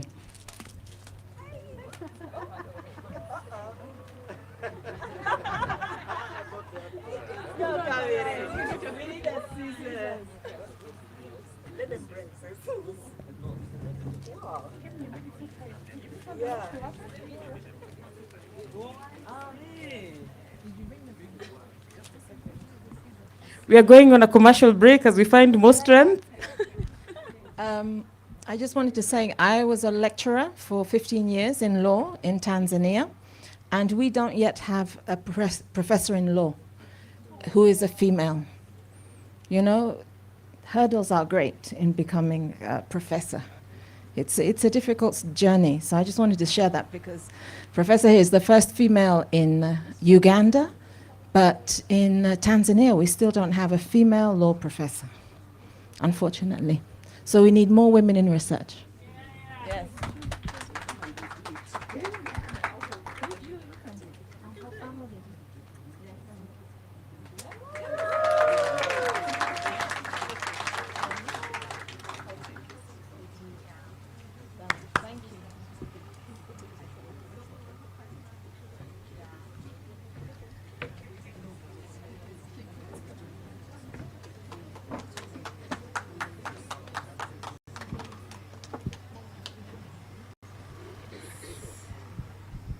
Great. The More Women in Research Manifesto has been launched. Reach out to Kemi and our team, and you're going to be able to get a QR code from which you can be able to download the More Women in Research Manifesto. Oh, okay, good. It's already there. It's already there. So please make a point of reading it, make a point of talking about it, make a point of engaging in advocacy around it, because we want to encourage women. Say all that in Swahili. That I hand over to Jamila. No, lakini tungependa kuwashukuru nyote kwa muda wenu. Kama mnavyoona kuna ile QR code pale. Download, musome, muelewe. Nafikiri ni kurasa kama sijakosea 30 hivi. Na ukiwa mvivu wa kusoma nenda upeleke kwa ChatGPT basi kufanyie summary usome. Lakini tafuteni muda, msome, muelewe, mfahamu. Kama nilivyosema sio lazima iwe unazungumzia masuala ya sayansi. Ukiangalia manifesto hii uweke masuala yanayohusu media. Ukiangalia kazi zingine zote, it actually makes sense. Mimi pia nasoma na naona mambo ambayo yanasemwa pale yanatuhusu pia sisi. So please make a point of downloading and reading and understanding. It's not complicated like the way researchers are, no. This is a beautiful document. A lot of people took time to write it and perfect it. So asanteni sana kwa muda wenu. Thank you everybody. Tunachukua break kidogo, lakini tutarejea na mengine. Msiende mbali sana. Thank you everybody. Thank you so much. Thank you. Thank you, Jamila.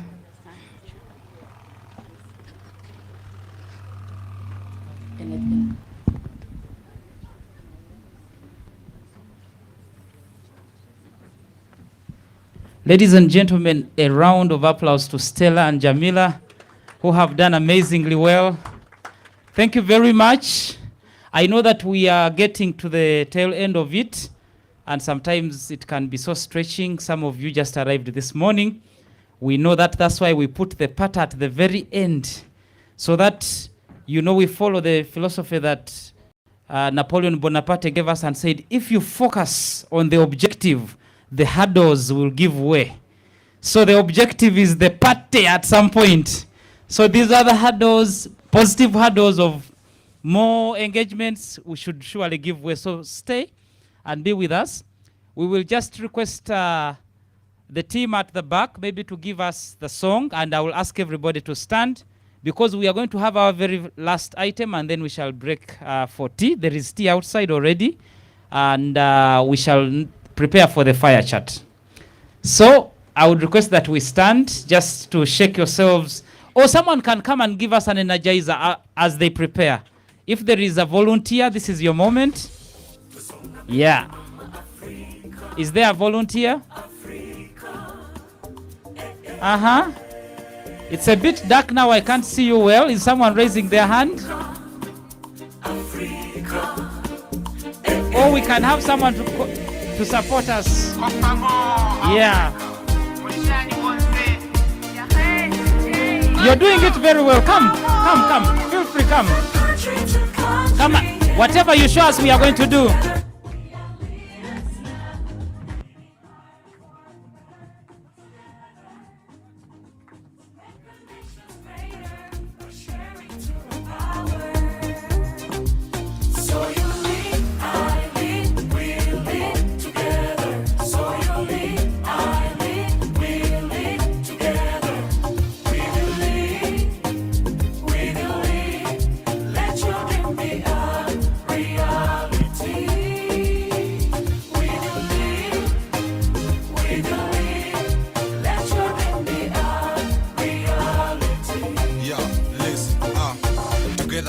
Young men and women, with the pillars, with the future, here we are, let's join together, with ability to change communities, with love, with peace, to respond to our need, to call for unity. Africa, hear me cry, never leave me alone, as I say loud in a brighter future, let's join hands for youth and women, let's join hands for youth and women.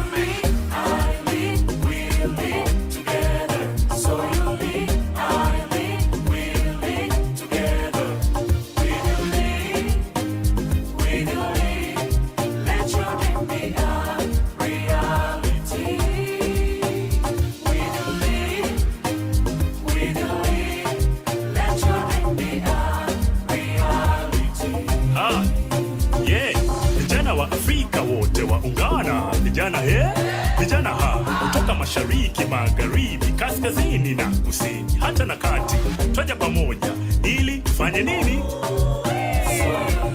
I lead, we lead together.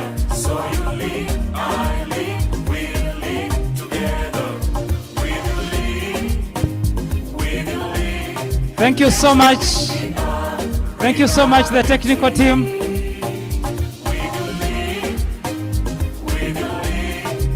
Yes, thank you so much. Thank you so much. Yeah, you can take your seats for now.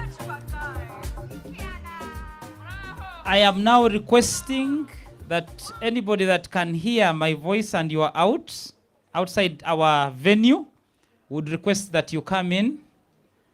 Wherever you are, please come back so that we can have this very, very important last session. I'll just make an announcement. Tomorrow, we shall be wearing the lovely t-shirts that we received. Yeah, if you love it, say yay, yay. Is it ding, ding? Yeah, ding, ding. So tomorrow we are putting on our t-shirts.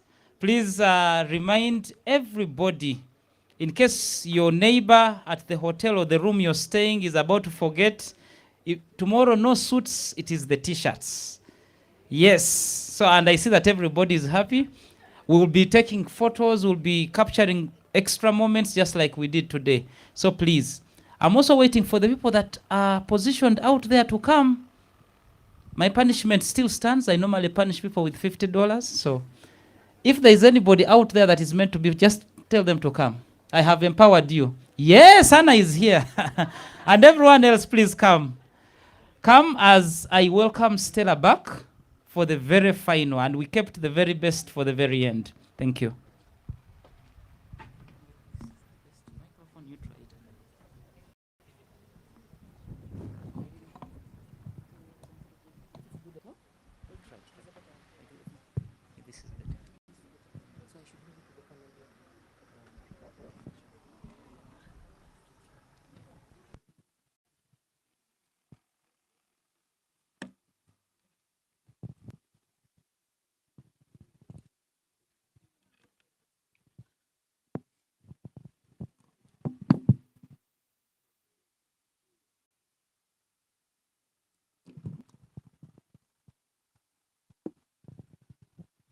I can't believe I haven't had an opportunity to show you how well I can dance. Every time the song is playing, I'm running around, but I'll get my opportunity.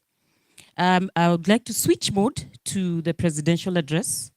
And so I'm wearing my serious coat. Please wear yours as well. Those who are outside the room, please come back inside the room so that we can have the official address. And with that, allow me to recognize all the guests in the room.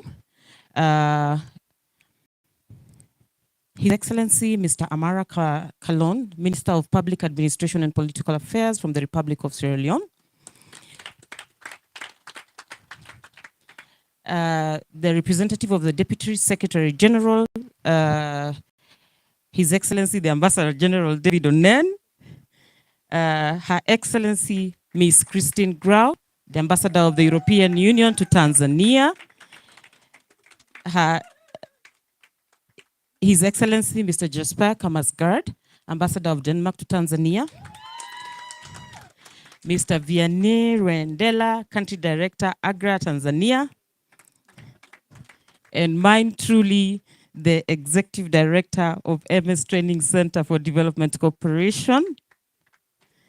Distinguished guests, ladies and gentlemen, all protocol observed. Help me appreciate everyone who has made it here today for the YouLead Summit 2024. Come on, I can get better energy from you. I promise I shall make it worth your while if you give me the best energy on this last part of the journey.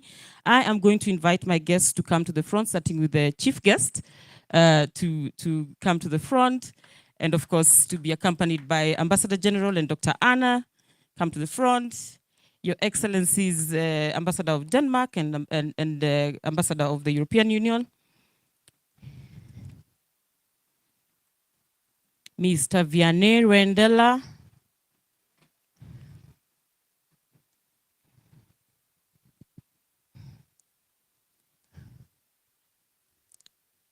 Great. We have been waiting for this day for so long. Those of you who know about this summit know that initially we had even planned to have it in Rwanda, and the journey to have it here in Tanzania has taken quite some effort. We are glad that we made it here. We are glad that everybody who has worked so hard to make this event happen has actually managed to keep their energy up to this point. You shall meet them at some point. Because of that, it's extremely important that you hear what our partners have to say. Many of them have invested time, technical knowledge, resources, tremendous resources, you can tell from the branding, in making this event a success. And we do not take it for granted that every single year YouLead Summit has constantly gotten partners who are willing to invest in the dream of having young people participating in the regional integration process. Your Excellencies, if you will please allow me with your indulgence, I made a huge mistake when we were doing the ESC Youth Fellows graduation. I forgot to recognize faculty who are here. We had the Youth Enterprise faculty present. If you're here, please wave. They have been with us for the last 2 weeks and they are still staying here. And part of the reason why I must recognize them is because they are going to be running other workshops for us tomorrow, including the business pitching, and I don't want them to go on strike. So faculty on youth inclusion in social economic development and public policy making, you've been recognized. Please don't run away from me. The other group that I forgot to recognize is the representatives of the partners. We have Nicholas Luoga representing the Jakaya Mrisho Kikwete Foundation. We have ELF representatives. If you're here, please wave. Hey, I hope they've not left already. And then we have representatives of the Julius Nyerere Leadership Center, who I believe are also, my goodness, they've protested, but at least I have recognized them. You've seen, great, they're here. Those are my loyal people. Congratulations, all of you, for all the work that you've done in making the fellowship a success. And back to the program, I'm going to hand over to the expert in the assignment that I was about to carry out, Jamila. At this rate, you're the expert. Thank you, Stella. Thank you, ladies and gentlemen, for staying with us until now. Asanteni kwa kuwa na utulivu and the patience. I don't know, the microphones don't like me, Stella.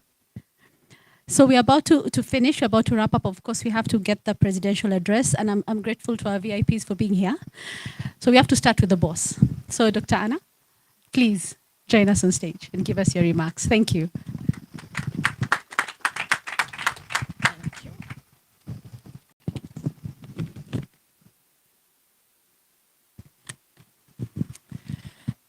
Mr. Vianney Rayandela, Country Director, Agra, Tanzania.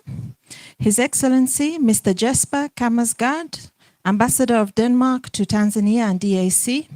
Her Excellency, Ms. Christine Grau, Ambassador of the European Union to Tanzania and the EAC. Representative of the Secretary General of the East African Community, Mr. David Onan. His Excellency, Mr. Amara Kalon, Minister of Public Administration and Political Affairs, Republic of Sierra Leone. All protocols remain observed. Youth of Africa. It is an honor hosting you all here in the home of YouLead Africa, a joint initiative of MS Training Center for Development Cooperation and the East African Community Secretariat. In 2017, young visionary leaders convened here at MSTCDC to discuss how best the youth of East Africa could support the agenda of regional integration of the EAC. Since then, that bold vision extended across the African continent, envisioning an Africa that is prosperous and integrated, driven by the bold aspirations, dreams, leadership, and creativity of its largest population, the young people of Africa. This is all driven by you who are here present today. It has been a journey, despite the immense challenges that all generations are facing, not only in Africa, but across the world. Climate change, conflicts, and geopolitical tensions are forcing us to rethink how we can promote a politics of solidarity, which places the young generation not only as the leaders of tomorrow, but of today. Remarkable contributions have been made since this morning. We have heard testimonies and personal journeys of young leaders across East Africa, reminding us that youth leadership comes with challenges and immense responsibilities. If you remember this morning, people were talking about technology challenges, polarization, and even terrorism as some of these challenges. In common is the power of formal and informal education in shaping the narratives and skills of Africa's biggest demographic, the youth. I am myself a strong advocate for education. As an academic, I believe that the power of knowledge can make a difference in our quest to transform not only our communities, but Africa as a continent. Equally, they say that the personal is political, and therefore it is my hope that my journey as an academic can be of inspiration to understand how multiple layers of inequality affect equitable and fair access to education and managerial roles. As a woman in leadership, despite my knowledge, qualifications, and experience, I was questioned a lot. I was paid less than a man who was qualified with a master's degree, although I was a PhD holder. My deanship was questioned, wondering whether it was me or was it my husband who was actually doing all the work. My pregnancy was questioned when I couldn't walk because I was 7 months pregnant and very big, and I was told I was just being lazy as a woman.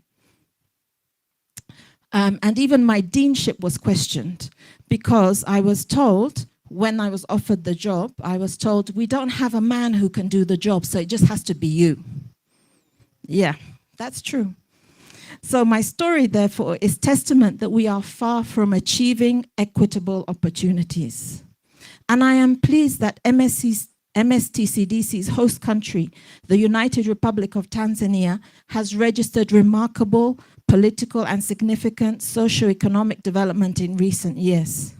This can be attributed not only to a few decades of sustainable macroeconomic and political solidarity, but also to investment towards education, as promoted by our patron, His Excellency Dr. Jakaya Mrisho Kikwete, former President of the United Republic of Tanzania, and current Chair of Global Partnership for Education, and Her Excellency Dr. Samia Suluhu Hassan, President of the United Republic of Tanzania. Their remarkable leadership is testament that education can make a difference in people's lives and people's active participation in country affairs.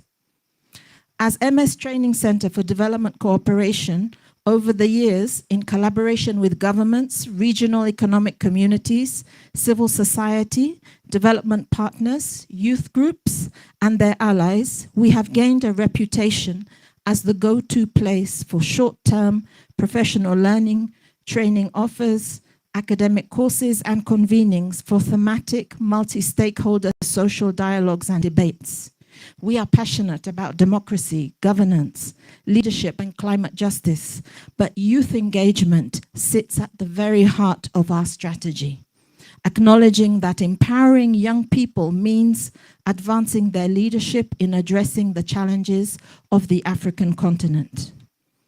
This is because African countries face challenges that come at a time when the international order has already been reached for a new century. This demands for a new era of cooperation to ensure that a politics of solidarity takes precedence over isolation, conflicts, and barriers. I firmly believe that avenues such as this that enable conversations and provide platforms for comprehensive strategizing will help our nations and people to arrive at a pivotal moment once more. Therefore, this edition of YouLead Summit signifies an important step as we integrate education within the pillars of YouLead's work to ensure that young people are agents of meaningful change and positive transformation in Africa. Education is not a privilege, but a fundamental public good that shapes the future of our continent. As we channel discussions to propound transformational leadership by equipping individuals with the skills to drive change, let's rethink innovative training methodologies and programs and collaborative initiatives that will nurture and breed young leaders to navigate today's challenges and envision tomorrow's opportunities.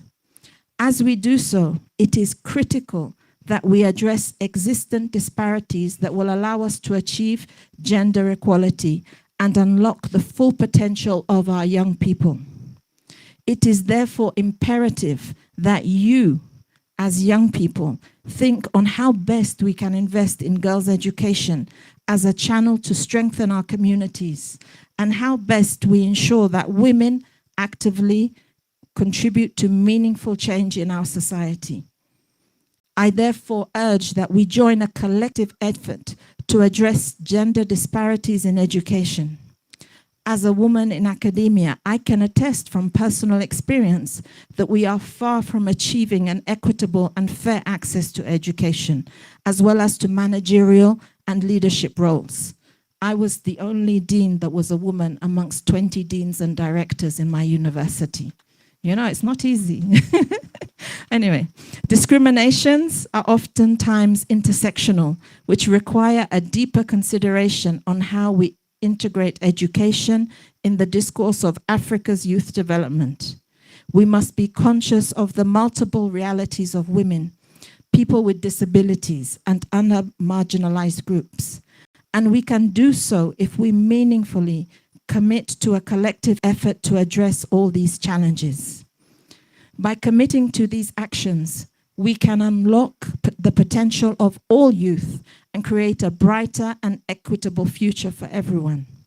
Therefore, I urge the esteemed partners to prioritize providing inclusive education that equips young people for future opportunities, that streamline physical and mental well-being.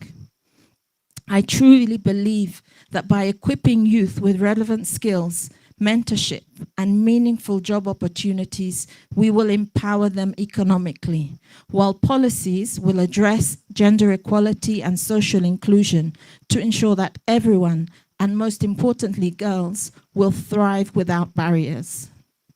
To do so, it is imperative that young people are meaningfully involved in decision-making processes. I believe that this is the appropriate space to deliberate, dream, and boldly elaborate Pan-African solutions to African problems. I therefore wish you fruitful deliberations. Please do not refrain from being radical. This is the time and venue for you to rethink strategies that will address the issues that your generation is facing. But also have fun. Network, create new friendships, and own the space that we are gladly offering to all of you. Asanteni sana, shukran, merci, and thank you. Thank you, Dr. Anna. She said, have fun. We're getting to almost to the end of our sessions today. But before that, I'd like to call His Excellency, Mr. Jesper Karmasgaard, who's the Ambassador of Denmark to Tanzania. He's new. He's been in Tanzania for how long? 2 months now? Karibu sana. Karibu, 3 months. Thank you so much. I would like to say hello to all the distinguished guests up here, but also to all the young people in the room. Habari Sadoni? Oh, I'm glad you're still awake because I feel a little bit that I'm coming between you know, the finalization of the day and then the big party tonight. So please help me out during my speech, and I hope that you listen. I'm so happy to be back at MSTCDC. It's really a piece of Denmark in East Africa. It was created more than 50 years ago in partnership between Denmark and Tanzania. I was here in 2008 together with Her Majesty the Queen of Denmark. I've been visiting here many times. My best friend today I met here. He was the director for programs at MSTCDC in 2000 and between 2006 and 2011, I think. So I have a really big heart, and MSTCDC is placed very, very close to my heart. I'm also delighted to be able to witness today the launch of the manifesto, More Women in Research. I think that, it's really an important topic, and I was also very, very happy to learn that I represent a country that really made a difference for women in research, seeing a lot of the female researchers up here who has gained and succeeded partly through funding opportunities from Denmark also made me really glad and happy to be here today. I would like to say a little bit more about women in research and also use some of the words that was also spoken by my good friend, Miss Ulla Nesby, who is the director for the Danida Fellowship Center, and that I have also had the pleasure to work with for many, many years. I think inequality in research is a topic which is relevant all over the world. And when I look at Denmark and take some of the data from Denmark, we have every year, beginning of the year, we publish data about women in research and the 50 most cited Danish researchers in Danish media each year. And when it was published in the beginning of this year, out of the 50 most cited researchers in Denmark, only 4 were women. And the most cited woman ranked only as number 24 on the list of 50. And also in Denmark, women in research is still a challenge, despite us having worked on equality between genders for so many years.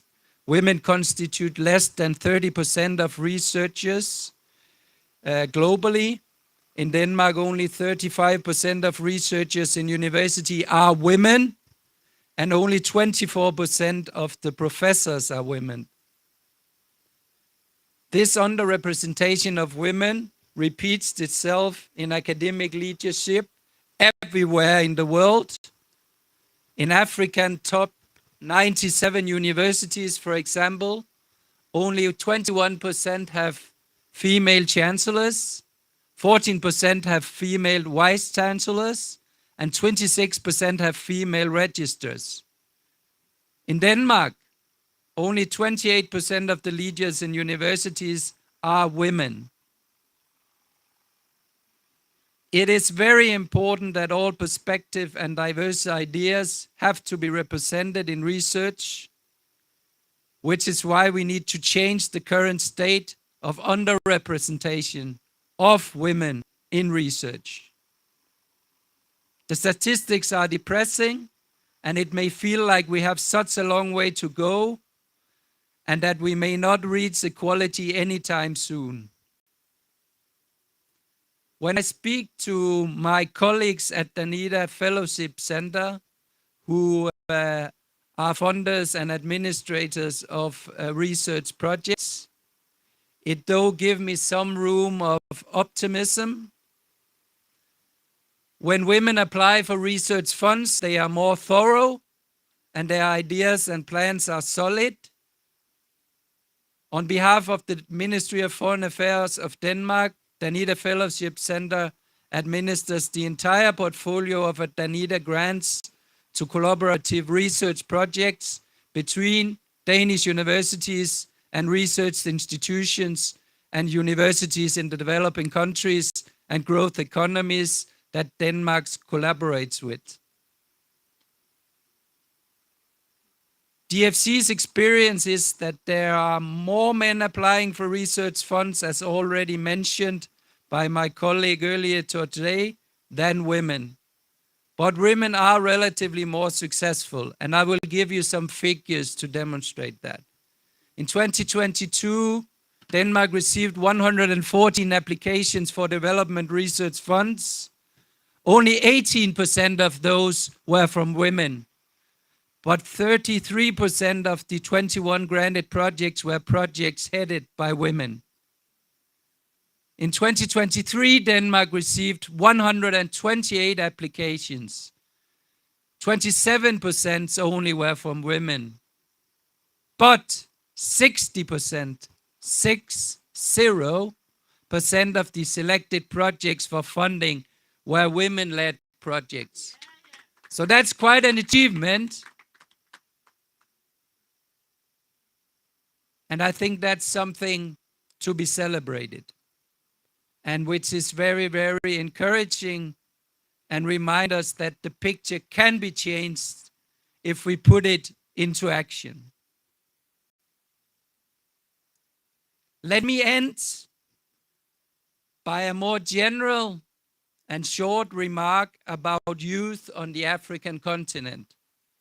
In 2050, 1/3 of the world's youth will live on the African continent. And the youth will continue to outnumber other age groups. The youth, they have dreams and they want opportunities. They want jobs. They want material and social wealth. And the politicians on the African continent that manage to hear and win over the voice of the youth will be the winners and the rulers of tomorrow. Final word, and the wisest words I heard today was from the Honorable Judge of the Supreme Court of Uganda, Tiba Temwa. You cannot escape hard work. Asanteni sana. Asante sana, Balozi. You cannot escape hard work. Thank you very much. I'm going to interrupt protocol a bit. I'll come to you, Balozi Christine, in a bit. But before you, if you allow me, we need to welcome our hosts. We have Madam Dorcas Mwakoi, who's a country program lead for AGRA Tanzania. She's representing the country director, Mr. Vianney Ruendela, who couldn't be here with us. So I'd really like to let her speak, and then we'll come to you. Thank you. Welcome, welcome, welcome, Madam Dorcas. Thank you. His Excellency, Mr. Jesper. Okay. His Excellency, Mr. Jesper Kamsgaard, Ambassador of Denmark to Tanzania and EAC. His Excellency, Ms. Christine Grau, Ambassador of the European Union to Tanzania and his EAC. The representative from for the Secretary General East Africa Community. His Excellency, Mr. Amara Kalon, Minister of Public Administration and Public Affairs of the Republic of Sierra Leone, ladies and gentlemen, and all protocol observed. Good evening. My name's Dorcas Mwakoi. I'm representing the country director. He was here actually the whole day, but he had a flight, so he had to leave to catch the flight. So I'm going to read his remarks because he had his very clear remarks. Says, I'm glad to be part of the YouthLead Summit 2024, scheduled this week, 4th to 8th November in Arusha, with the theme Igniting Potential of Africa's Youth Population, Reinstating Education as an Eminent Public Good.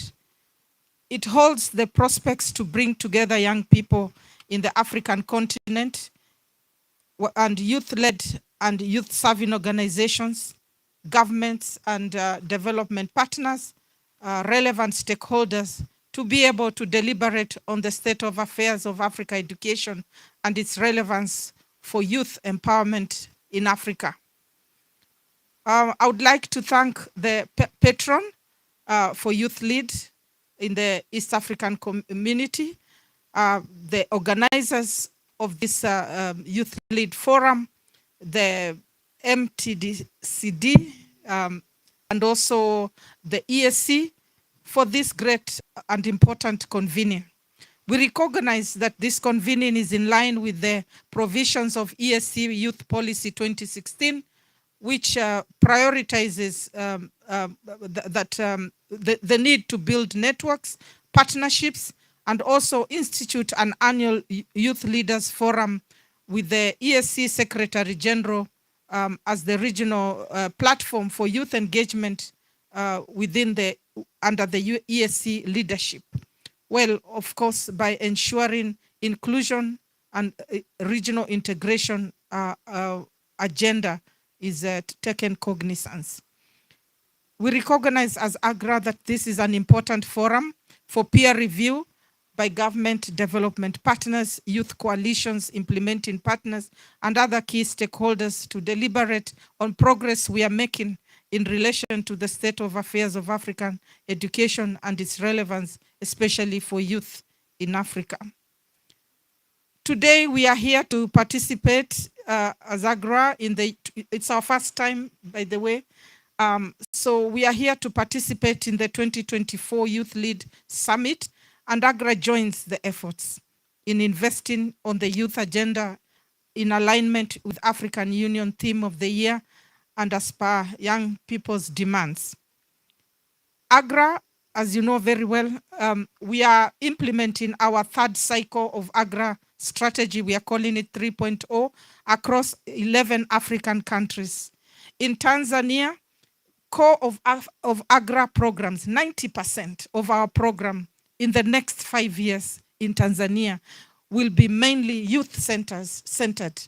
Our target is to reach 1 million youth. We want, other than reaching 3 million plus farmers, our target is to reach 1 million youth in Tanzania and create full-time, dignified, fulfilling jobs for youth at a tune of about 250 plus thousand jobs. It's a huge vision we have, but we believe that together with partnerships like this, it is possible. And we are doing, so we have a program on youth, for the youth who are here, especially from Tanzania. And we also have similar programs in other African countries. We also have continental and regional programs. So you can reach us for more information so that you can be part of those investments. In Tanzania, we have the Youth Entrepreneurship for Future of Food and Agriculture, or the acronym YEFA.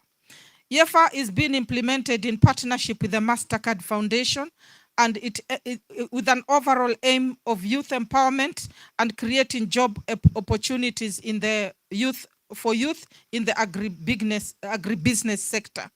The YEFA program is a groundbreaking initiative aimed at empowering young Africans to become successful as agripreneurs. Developed through a partnership between AGRA and MasterCard Foundation, YEFA represents significant of about $350 million US investment in unlocking potential of the continent in across 11 countries. So in AGRA, we are investing about $40 million US for youth in agribusiness. But we realize that for these efforts to be realized, there is need to have collaborative efforts. AGRA Tanzania, we are very open to have partnerships with various organizations at all levels, development partners, youth Apex organizations, youth SMEs, and all manner of youth in the agri industry, and of course the government being at the center. So we believe that the outcomes of the summit will serve as an invaluable resource for key actors as they consider the structure of Africa's curricular development plans, and major education concerns that affect the continent in depth. This will include, of course, we have seen women in research. We need to see how we motivate more women to come into that space. We increase literacy levels and also professional development for young population in the African continent. So with these few remarks, allow me to say thank you once again for bringing AGRA into this space, and we believe it is a start of a journey and a continued partnership under YouthLead. Thank you. Please, makofi for Madam Dorcas. Thank you. She stepped in for her boss. Thank you.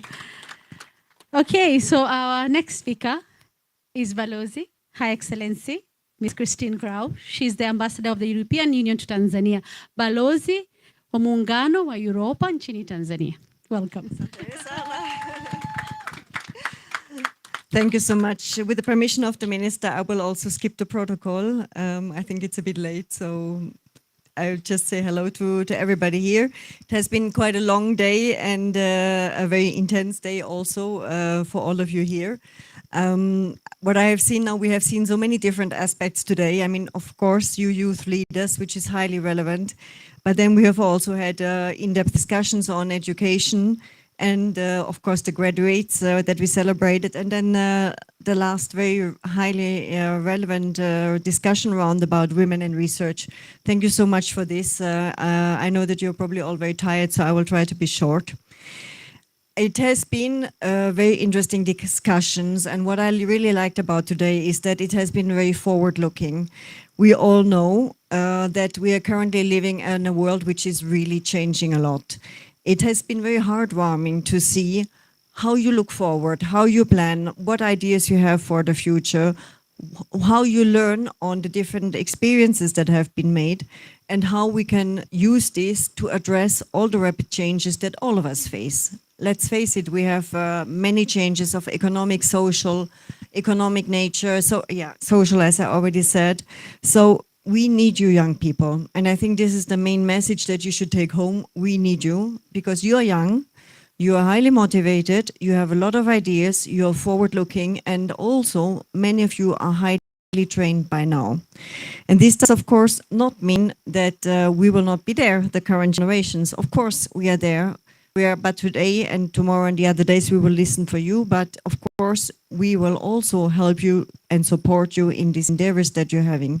So for us as European Union, and I think that includes the member states as well and Team Europe, to engage with the youth is not an option. It's a necessity. It's something that we absolutely need to do, but we want to do it as well. It's a real pleasure. Your critical thinking, your innovative approach, and also your passion that I see in many of you today, they are necessary to evolve further in our societies for the future. Now, I don't want to talk so much about the European Union today.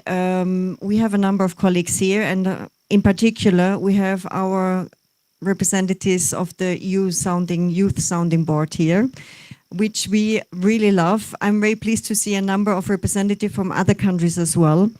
But let me put this in a way that covers many of the areas that we have discussed today. The European Union and the member states, we will, as Team Europe, very clearly continue to engage a lot on education. And that includes also research. That includes, of course, supporting third countries, but also providing opportunities for cooperation between universities, providing scholarships to the EU countries and so on, teaching the trainers. There's a lot of opportunities that we have. And as I said, there are many colleagues here and the Youth Sounding Board members who can give you more information. We are also very committed to continue to support the youth. The Youth Sounding Board is one element, but we are also looking very much and creating jobs for the youth and also to improve their education in the future. And then gender. We had with this very interesting panel that we just had, gender and equal opportunities remains a very strong focus of the European Union and the member states, not only in Tanzania, but in other countries as well. And just a word also, I'm very pleased that we continue to work with the Eastern Africa community on these aspects. I think for us, first of all, the East African community as European Union is a bit of a sister organization. We know a lot about integration. And what we see here with the presence of different people-to-people contact, that's of course something that we have learned in the European Union, and we are really, really profiting from this a lot. We will certainly also, together with the EAC, continue what we have done in March, also with the center here, lively and constructive debates with the young people. I think we have seen a big need for that worldwide, for sure, but also in this region. And as we know, it's not only transparency and accountancy, but certainly also debates and lively constructive debates, which are very important elements of a healthy political system. And this is something I would like to put very close to your heart of young people. You need to learn how to debate, because that's an important element for your future also. And that's, for example, in the case when you have very diverse teams, you should always have diverse teams. They are more difficult to manage, but you get only the best out of yourself if you have it. But you need to learn how to debate and have a debate culture. And the second issue I want to give you on the way also is, and it has been said many times today, you need to build up your networks. And those networks stayed with you. They stay with you in many, many different, you change networks, but the people from previous networks, they stay with you. And these are the people that are the most trustworthy because they assess you critically but constructively. And that's what will bring you forward in your personal life, but also in your endeavors, what you want to achieve. And then lastly, I want to say also, I wanted to quote the hard work as well. So Jesper, thank you for taking that already up. But there's something that I think your generations, you're already much better at that we are, our generation. But beyond hard work, you need to also get a literacy on IT knowledge, social media, and so on. Because in your case, what is very different from older generations, we did research, we did our work, but you have so many sources of information coming in that your critical analysis to find out what is good, what is bad, what is fact-based, what is not fact-based is highly important for your endeavors also if you want to achieve your goals. Lastly, let me just tell you that I really hope that you're having good discussions the next 2 days. I'm very, very happy that we could contribute as European Union to this event. And asante sana. Asante sana, Balozi. Thank you, Excellency. As Stella makes her way up here to introduce our final guest, or just on the same on what Balozi was talking about, just want to remind you that you should join us on Wednesday where we have a debate in the afternoon on why we need to get women in research and academia. And then we have a career clinic on Thursday on how to pursue a career in academia with the Mawazo Institute and women who've actually done it. So remember, Wednesday and Thursday, we have some exciting sessions. Co-host, karibu. Thank you very much, Jamila, for steering that ship so well. We are almost there. I'm going to, without further ado, invite the representative of the Secretary General of the East Africa Community, who is also the Director for Political Affairs, to come and read the speech of the Secretary General, and then he's going to invite the chief guest to speak. Over to you, Ambassador General. I want to start by asking for your permission if you are ready to listen to a written speech of 5 pages now. You are not ready. Excellency Chief Guest, I want to ride on the existing protocol, and I recognize all of you, but I want to emphasize the fact that I recognize the young people here more than before. Before I get into a summary of what the Secretary General has given us a message to you, I also want to say 1 or 2 lines of my own. 14 years ago, 2014, while I was still working here as a regional training and development advisor, we initiated what we call a Youth Governance Festival. If you are in that compound in front of Mandela and Library, you look this side, you see the wall. Be careful and read what is there. That Youth Governance Festival was supported by MS Denmark fully, and we brought 200 young people in this center to debate on issues of governance in the continent. At that time, we focused on East Africa.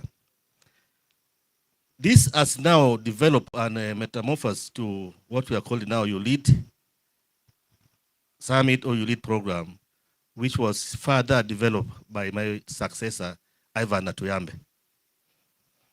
I am saying this because I'm proud to see this YouLead Summit and program grow, and a number of fruits have come out of this, especially with the guidance of our leadership, Secretary General and Patron. The fellowship that the fellows that you saw graduating a few minutes ago are a product of YouLead Summit. And we said we cannot just be having a summit, and what are we putting our fingers on as the outcomes of those, and that we can be proud of that as part of the outcome of YouLead Summit. I would like to bring an apology of my leadership from the Secretariat, EAC Secretariat. Some of you may not be aware, this is not a very good season for us in terms of running programs and activities at the Secretariat. We have so many major activities running at the same time. This morning I told you I just came from Moroto. I came with my supervising Deputy Secretary General. This morning he had to travel to Kisumu, where he's supposed to go and preside over finance administrative matters being discussed by the council. We have two Deputy Secretary General. The second one, Annette came back from Juba on Friday, also to attend to a few things on that Friday, and she had to fly back to Juba, where we are having a major activity we call the Jakaya Mrisho Kikwete exhibition of small scale business people exhibiting in Juba, but also it's a cross-cultural activity that brings all the partner states of East Africa to one center. While here in Arusha, we have another sectoral council for EAC, sectoral council for ministries responsible for EAC and planning, which also commenced this morning. Actually, Annette had to open it first. The Deputy Secretary General Annette opened it first, then she flew to Juba. And I'm saying this because this is supposed to be our convening space, MS-10 Training Center for Development Corporation and EA Secretariat. And I don't want you to feel hungry seeing me since morning. That is that the only man or the only person in the EAC. So that is the reason why you are not able to see a number of them. And most of these activities are actually running up the 8th of this month. Coming to the message from the Secretary General, which I hope I'm not going to deviate so much from the content, although I don't have to read live, is that in the opening line, the East Africa community is honored once again to welcome you to the welcome you young people of Africa and to the 8th EAC Youth Leadership or YouLead Summit 2024, hosted here at Arusha at the Training Center for Development Corporation here in Usa River. I also take this opportunity to welcome all of you, the invited guests and policymakers, as well as the development partners to this summit. Ladies and gentlemen, under the theme, Igniting the Potential of Africa's Youthful Population, Reinstating Education as an Eminent Public Good, this year's summit put a spotlight on education in the East African region, but also in Africa as a whole, bringing together all these young people. I'm taking you through the introduction, but the rest I think I can help shorten it.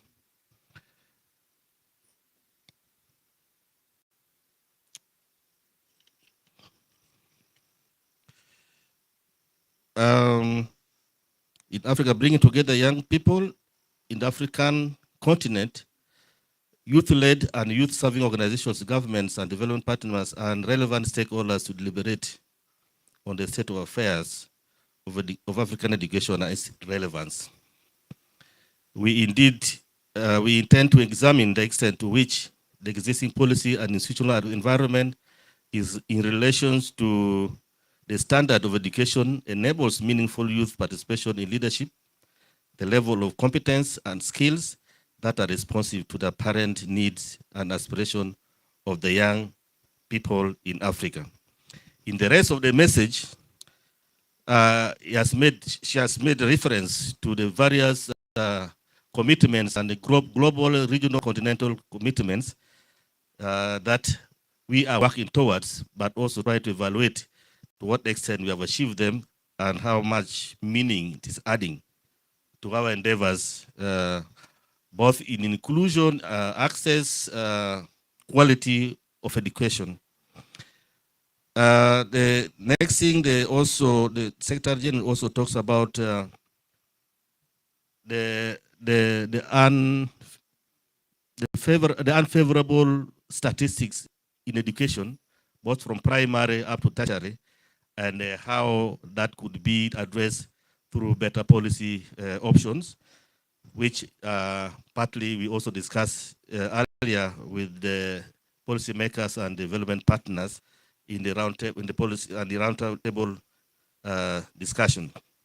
And also she mentions EAC efforts into doing its part as a regional policy center in this part of the continent, that EAC has frameworks that attempt to address some of the governance and policy and programming gaps in the delivery of education services in the region, but also applauds the partner states and at the national level for all the efforts that they have put in place in terms of ensuring an education services and delivery that meets the expectation of 21st century youth or unemployment market. Finally, she has appreciated the contribution of various stakeholders to make this summit a success. Appreciating everybody, but she has mentioned the European delegation in Tanzania, Embassy of Denmark, the NIDA Fellowship Center, AGRA, Oxfam, Nyerere Center for Excellency in Kampala, and of course the foundation for the Jakaya Mrisho Kikwete Foundation here in Dar es Salaam. Finally, in her own words, I would like to appreciate the partners and sponsors of the 8th EAC YouLead Summit, with whom it would not be possible to organize. And on that note, now I also read from her own word. May you very successfully and enjoyably, may you have very successful and enjoyable time during summit in Arusha. And it is now my singular honor to invite the chief guest, His Excellency Amara Colon, Minister of Public Administration and Political Affairs of the Republic of Sierra Leone, to come and address this 8th EAC Summit and officially open it. Your Excellency, you are welcome.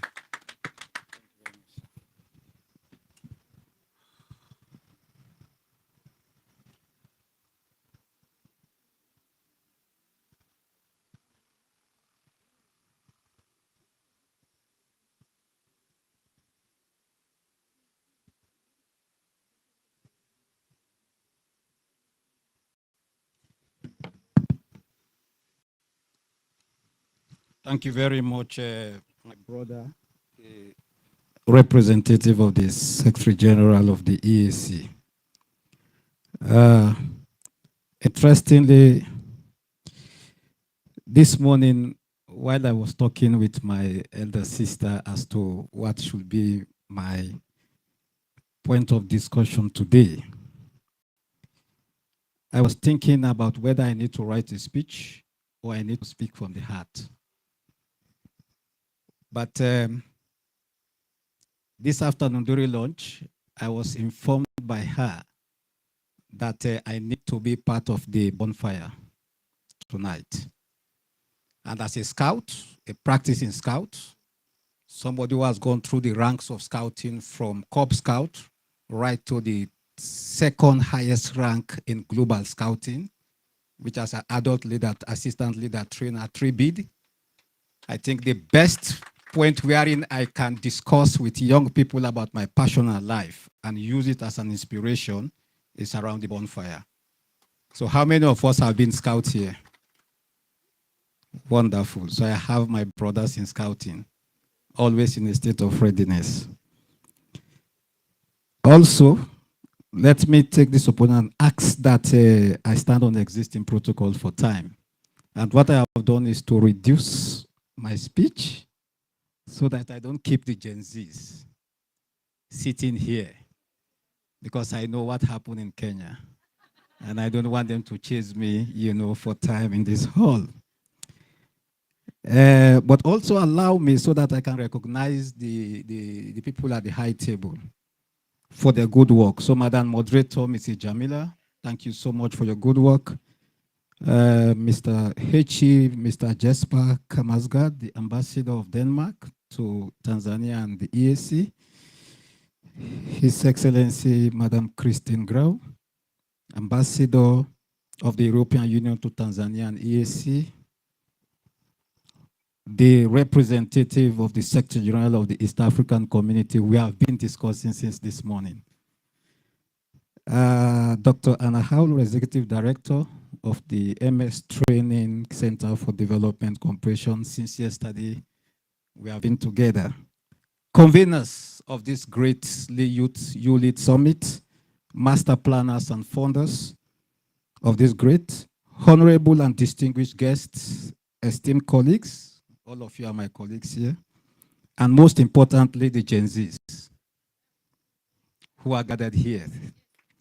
I bring you warm felicitation and love from the people of the Republic of Sierra Leone. Thank you for the opportunity to join you in Arusha for this year's YouLead Summit, a vibrant platform that brings together Africa's brightest and most promising young minds and seasoned leaders from across our continent. Viva. It is a privilege to stand before you today as we gather under the theme, Igniting the Potential of Africa's Youthful Population. That is, we are reinstating education as an eminent public good. Take note of that word. Eminent public good. So as the Minister of Public Administration and Political Affairs, my responsibility in my ministry is to make sure that services, public goods, are being made available for the people of my country to utilize. So when we talk about education as a public good, it falls within my domain to make sure that the bureaucracy of permanency, which we call the civil servants, are able to make sure that education becomes a public good in my country. Our continent is young, and Africa is the most youthful continent in the world. Over 60% of our population are under the age of 25 years. So meaning, if you want to fight a war, you need labor or manpower, come to Africa. If you want to do agriculture, come to manpower. If you want the manpower for agriculture, come to Africa. If you are an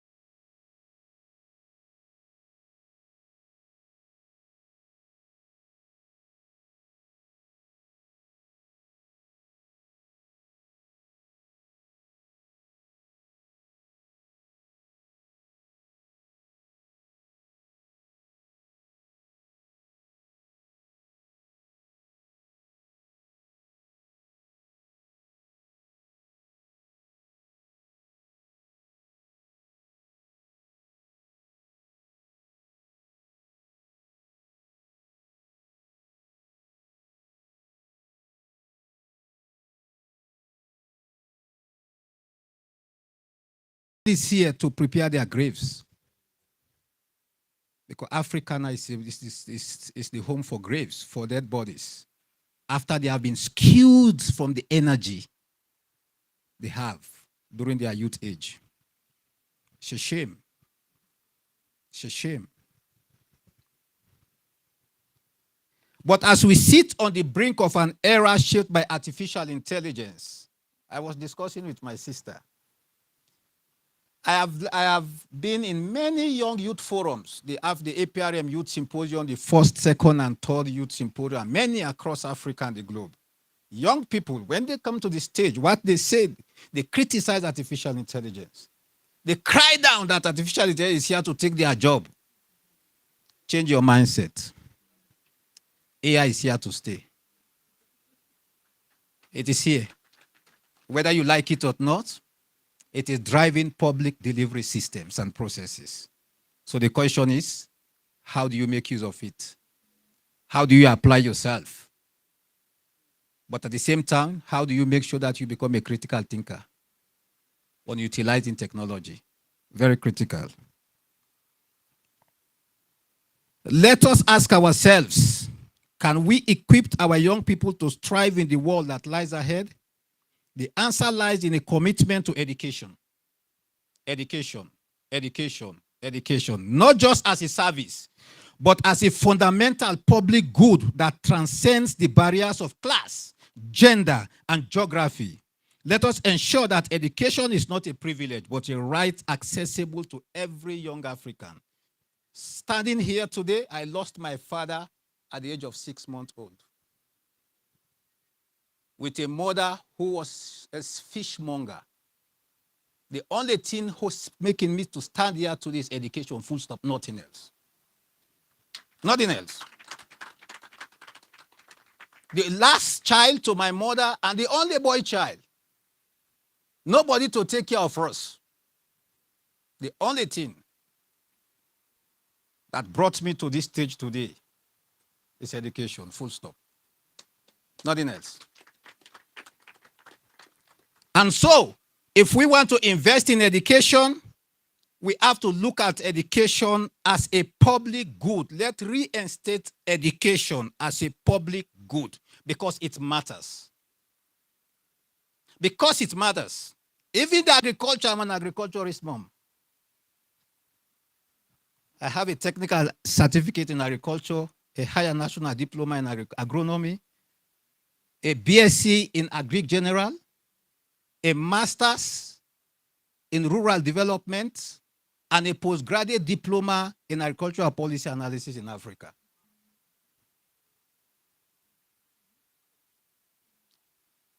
And so, even agriculture, as we are talking now, has been made sexy. Even agriculture, which while I was in school, while I was with my mother, I used to help my uncle. When I went to the university, they were asking me, why are you going to study agriculture? Your father, your mother, your uncle, all your family were farmers, and you also want to be a farmer? Mindset. It has changed. It has changed. The world at the global stage, anything has to do with education. If not, just lock yourself in the room and wait for death. And so, why do we need to reinstate education as a public good?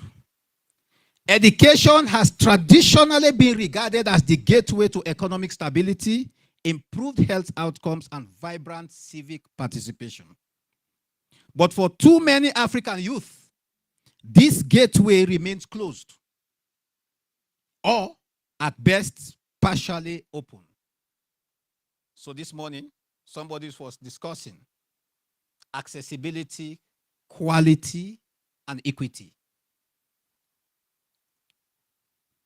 About 98 million children and youth in sub-Saharan Africa are out of school today.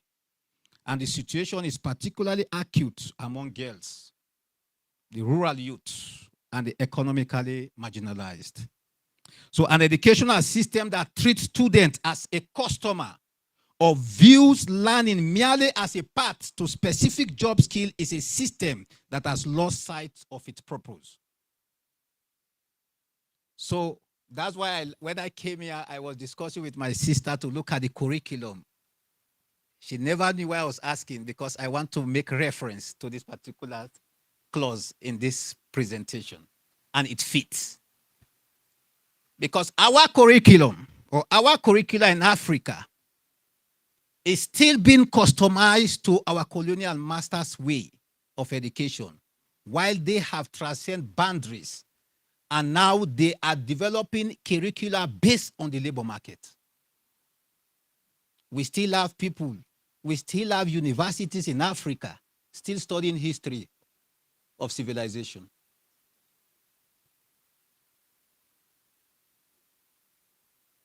Still studying English language, which is good. But the question here is, how do we employ ourselves? The question is not when we go out of the university, it's not about we seeking for employment. It's about we employing ourselves and creating employment for other people. That's the education we are talking about. And that should be the drift. Education as a public good must mean education that prepares youth, not just to participate in the labor market, but to shape it. Not just to live within our societies, but to improve them. So reinstating education as an eminent public good means that we may ensure every child, every teenager, and every young adult has access to quality education opportunity, quality learning opportunities that inspire curiosity, creativity, and critical thinking. Technology is here, but it has its limitation. If I call now and ask, 80% of us here are now using ChatGPT. True or false? True. And do you know what it has caused?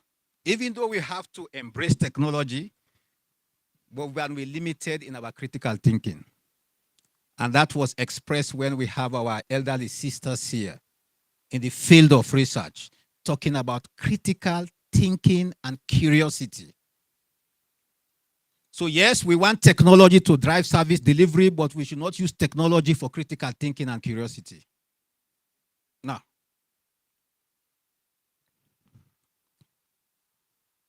the task ahead of us is immense and cannot be undertaken by government alone. It requires collaboration with the private sector. So somebody was talking about the private sector here. Civil society, we that represent the voice and voices of the marginalized and underprivileged. Our international partners who share our vision for an educated, empowered Africa. When I was young, Danida was in Sierra Leone. Adra was in Sierra Leone. I'm not seeing them alone. Can you please go back to Sierra Leone? We are calling on you. Partnership with organizations such as all of us here provide additional resources, expertise, and monitoring to sustain and expand this initiative. So I call on private companies to invest, not only in profit, but in people, in schools, and in technology. I urge our international partners to support initiatives that bolsters African education's landscape and empower youth. And I encourage our youth leaders to continue being vocal, advocate for their own education and future. We are advocating for Gen Z. We are advocating to be part of the decision making in politics. But have we been advocating for our own education and future? Have we been demanding for accountability? Have we been demanding for innovation? And have we been demanding for progress from all of us? So, education as a public good is a foundation for informed, active citizens who engage in civil life and contribute to the democratic process. Africa's youth have already shown they are eager to lead. That's why we are all here. We have all left our busy schedules our comfort zones, our country, we are here. And education must cultivate this leadership. Civic education will be central to our curricula, empowering young Africans not only to participate in democratic processes, but to lead them, driven in their communities. Let me share this with you. 62% of my cabinet, of our cabinet in Sierra Leone, is made up of young people in the age below 40 years. First time in the history of our country. 35% of our cabinet is made up of women, young girls, who are now leading decision making. For the first time in 2018, we have 18% women representation in our parliament. Today, after the proportional representation and the deliberate decision to have safe constituency for women, we have 33% women representation in our parliament. Deliberate. And today, the Gender Equality and Women's Empowerment Act 2022 of Sierra Leone is now saying at every decision-making level in governance, wherever, we should have not less than 30% women representation. The Anti-Marriage Act 2024 now holds you who weds a girl child below the age of 18, and even you who participate in the party and the marriage. It's a crime now.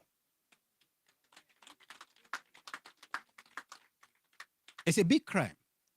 And as I talk to you now, there is parliamentary discussion on the Child Rights Act 2024.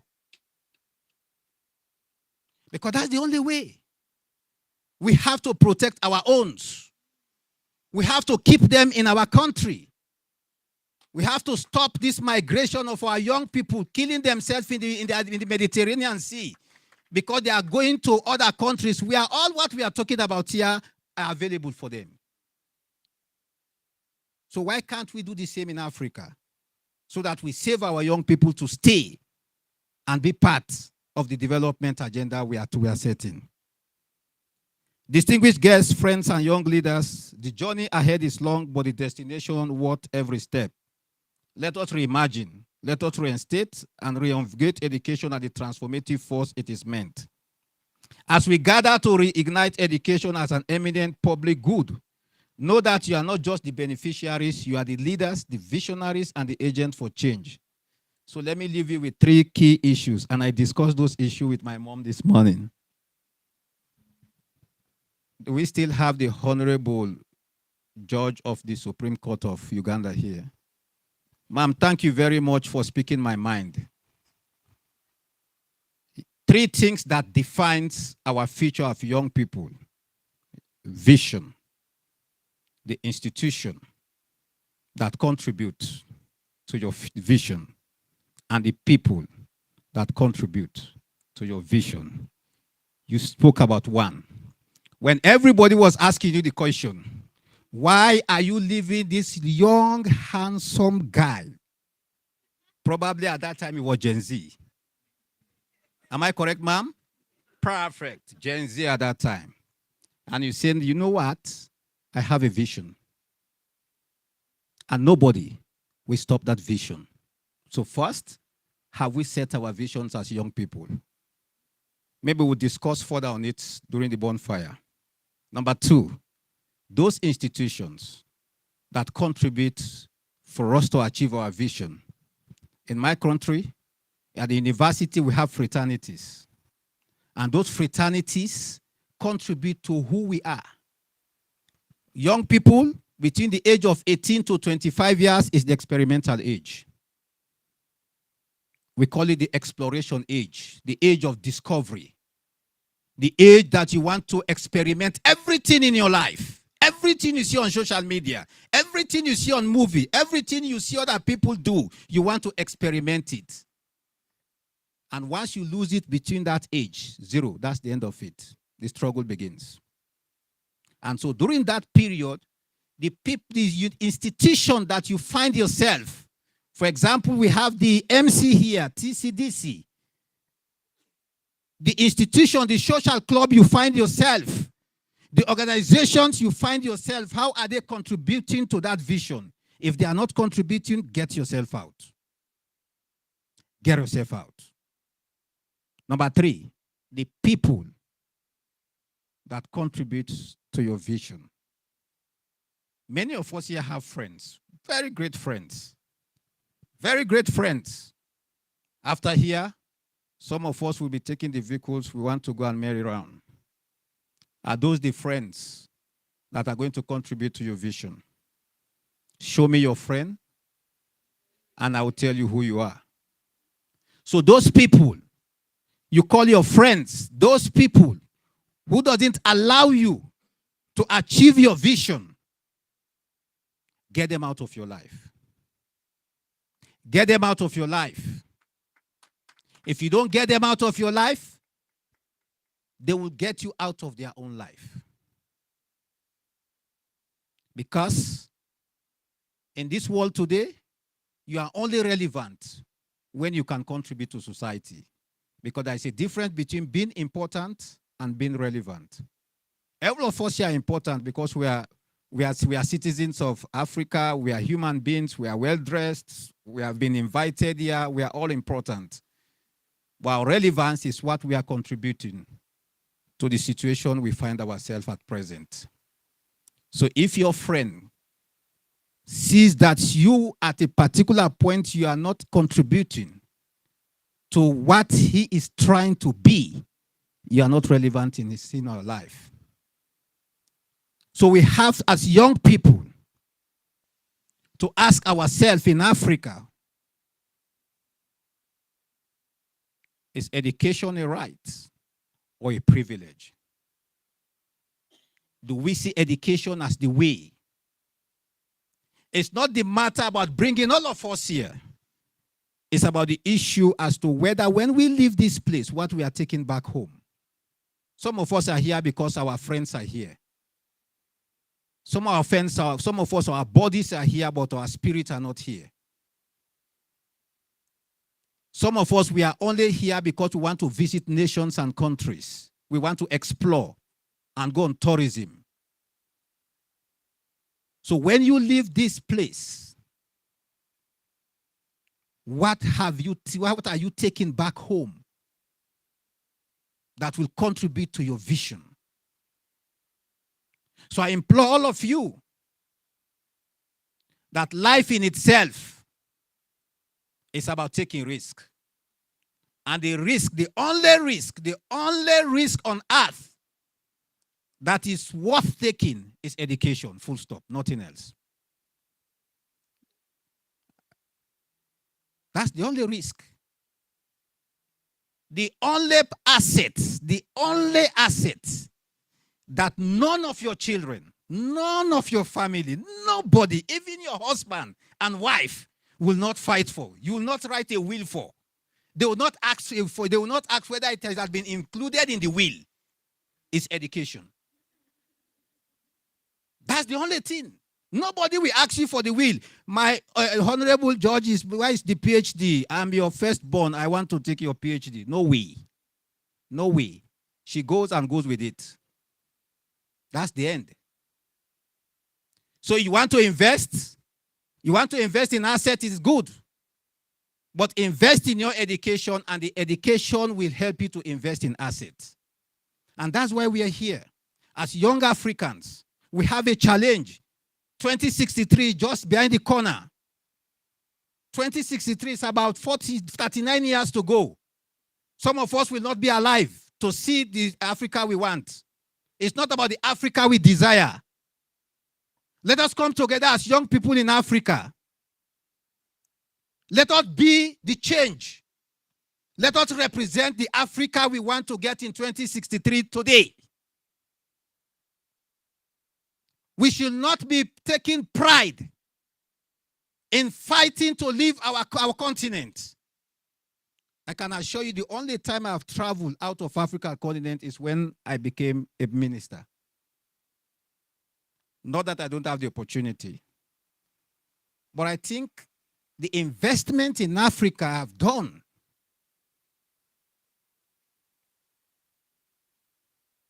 is my asset for life. Many of our African brothers and sisters are now preparing to come home. They are preparing to come home because it is done. Time and tide wait for no man. So let us don't make Africa as the grave of the returnees. Let us make Africa the land that produces milk and honey. It is possible. The great industrial revolution after the Second World War makes America what America is today. So why can't we do it? Policy makers, what are we doing with our policies? Putting our selfish interests above everything else. Think wise. When you think about policies for Africa, think Africa. That this is the only Africa we have. No matter how they give you citizen naturalization in America and any part of the world, you are an African, full stop. Full stop. You are an African. Whether you vote or not, you are an African, full stop. It doesn't change. It doesn't change. So let us focus. Let us build our education system. Let our young people focus on critical thinking to solve the problems of Africa. I'm not that old, but my hair are white today because 1 year, 3 months ago, I have been given a big responsibility, ever in the history of my country, to reform the public administration. A 70 years old child with empires that have been established, very difficult to break. But we have to do it. Because when we leave to go to America, they have systems. From the time you apply for your visa, it's a system. You don't negotiate. It's not it's not about who you know. It's about what you know and what you have, the criteria. Why can't we set those systems in Africa? You go into those countries, you fit into the system. The system is ready-made. Don't change it for you. And when we go, we comply 100%. But in Africa, we start to negotiate compliance. That's the fact. Our brothers return for the holidays. They comply with the traffic rules. But when they come back home, they start to shout at the police officers. They want to compromise with the traffic rules. They don't want to what? Insure their vehicles. They want to drive the vehicles without registrations. Why? Because we have refused to set the systems. Because we want the manual contact still. It's not about what you know, it's about who knows you. We have to make the change. I challenge you, all of you here, when you go back home, challenge your government, challenge us. Challenge us. The Gen Zs have done it in Kenya. It's not about fighting. Ask questions. Ask questions. Make requests. But at the end of it all, be accountable to yourself also. That whatever you asked for, you will be able to be accountable for it. And let me take this opportunity to thank my sister, Dr. Anu, and the team who put this great summit together. I only have 72 hours. I was informed 72 hours to be here. I had another trip. But because I was told that young people from Africa are convening here, I said I will be here.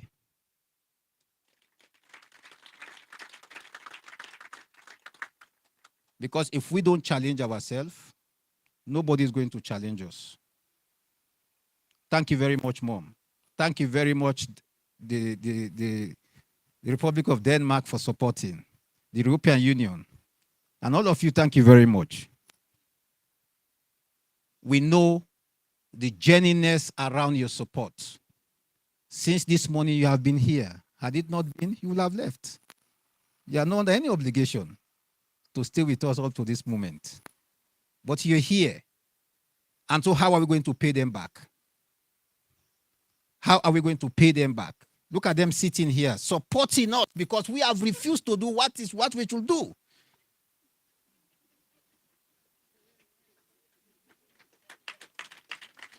We are punishing them because of our own neglect and complacencies. So how are we going to say thank you to them? It's not by words, but it's by making sure that their taxpayers' money, don't forget, their taxpayers' money, people sweating to twirl the swell, they pay their tax in Europe and America. It is those tax money that has been given to us here to make a change and make a difference. So how will you say thank you? It's by making sure that the result they are looking for is seen and felt over generations. And thank you very much. God bless you.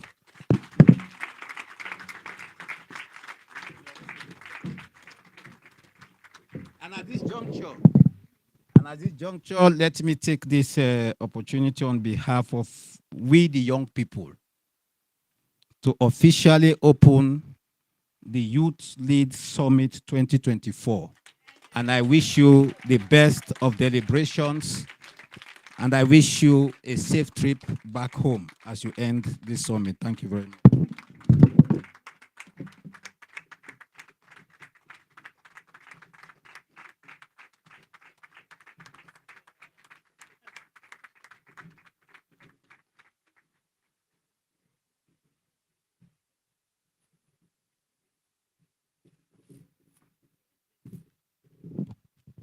I'm going to invite Dr. Anna to hand gifts to our guests, and then they'll take a picture, and then I will instruct the rest of us how to leave the room.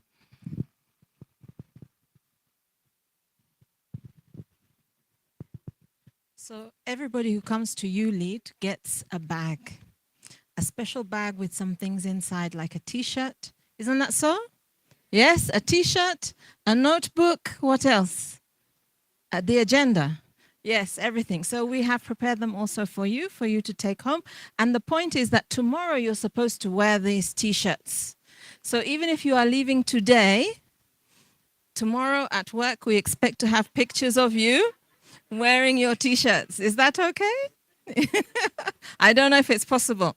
So we have our bags here. Okay, so first of all, let me give one to our guest of honor. Thank you very much. Round of applause. Thank you. And then to, yes, ladies first now. Yes, here you are. Thank you very much. And now to Ambassador Jesper. Thank you very much. Thank you. Thanks. And to Mr. Onen from the East African community. I nearly said European Union. Okay.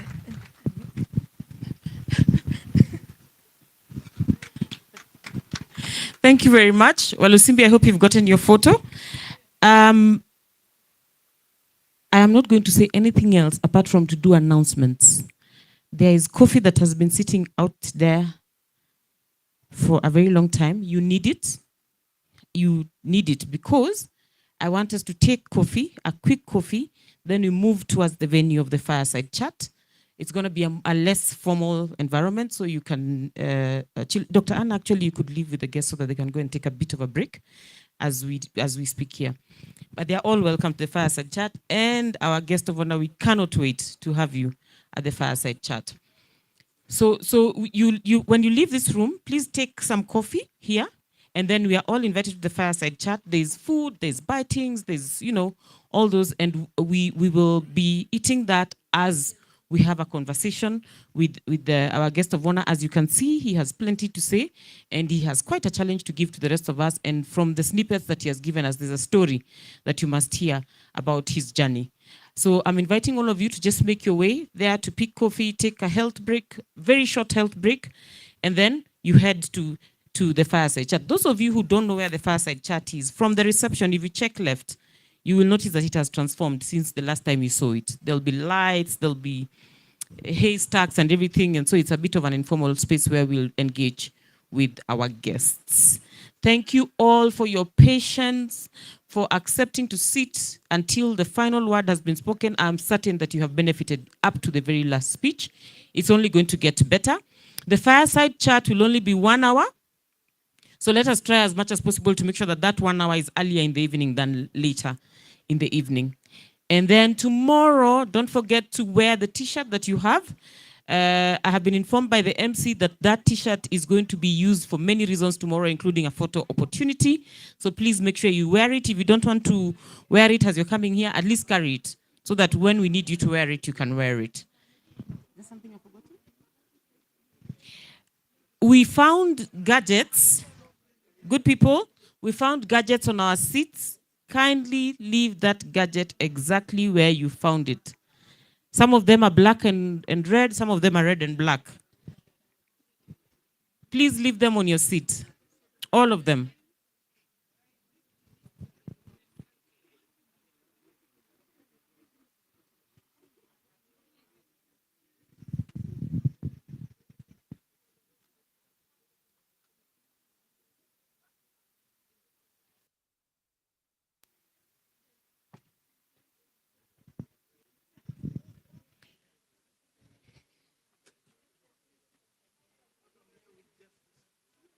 I know we have sat on our seats for too long, we're struggling to get up, but I really need you to get up.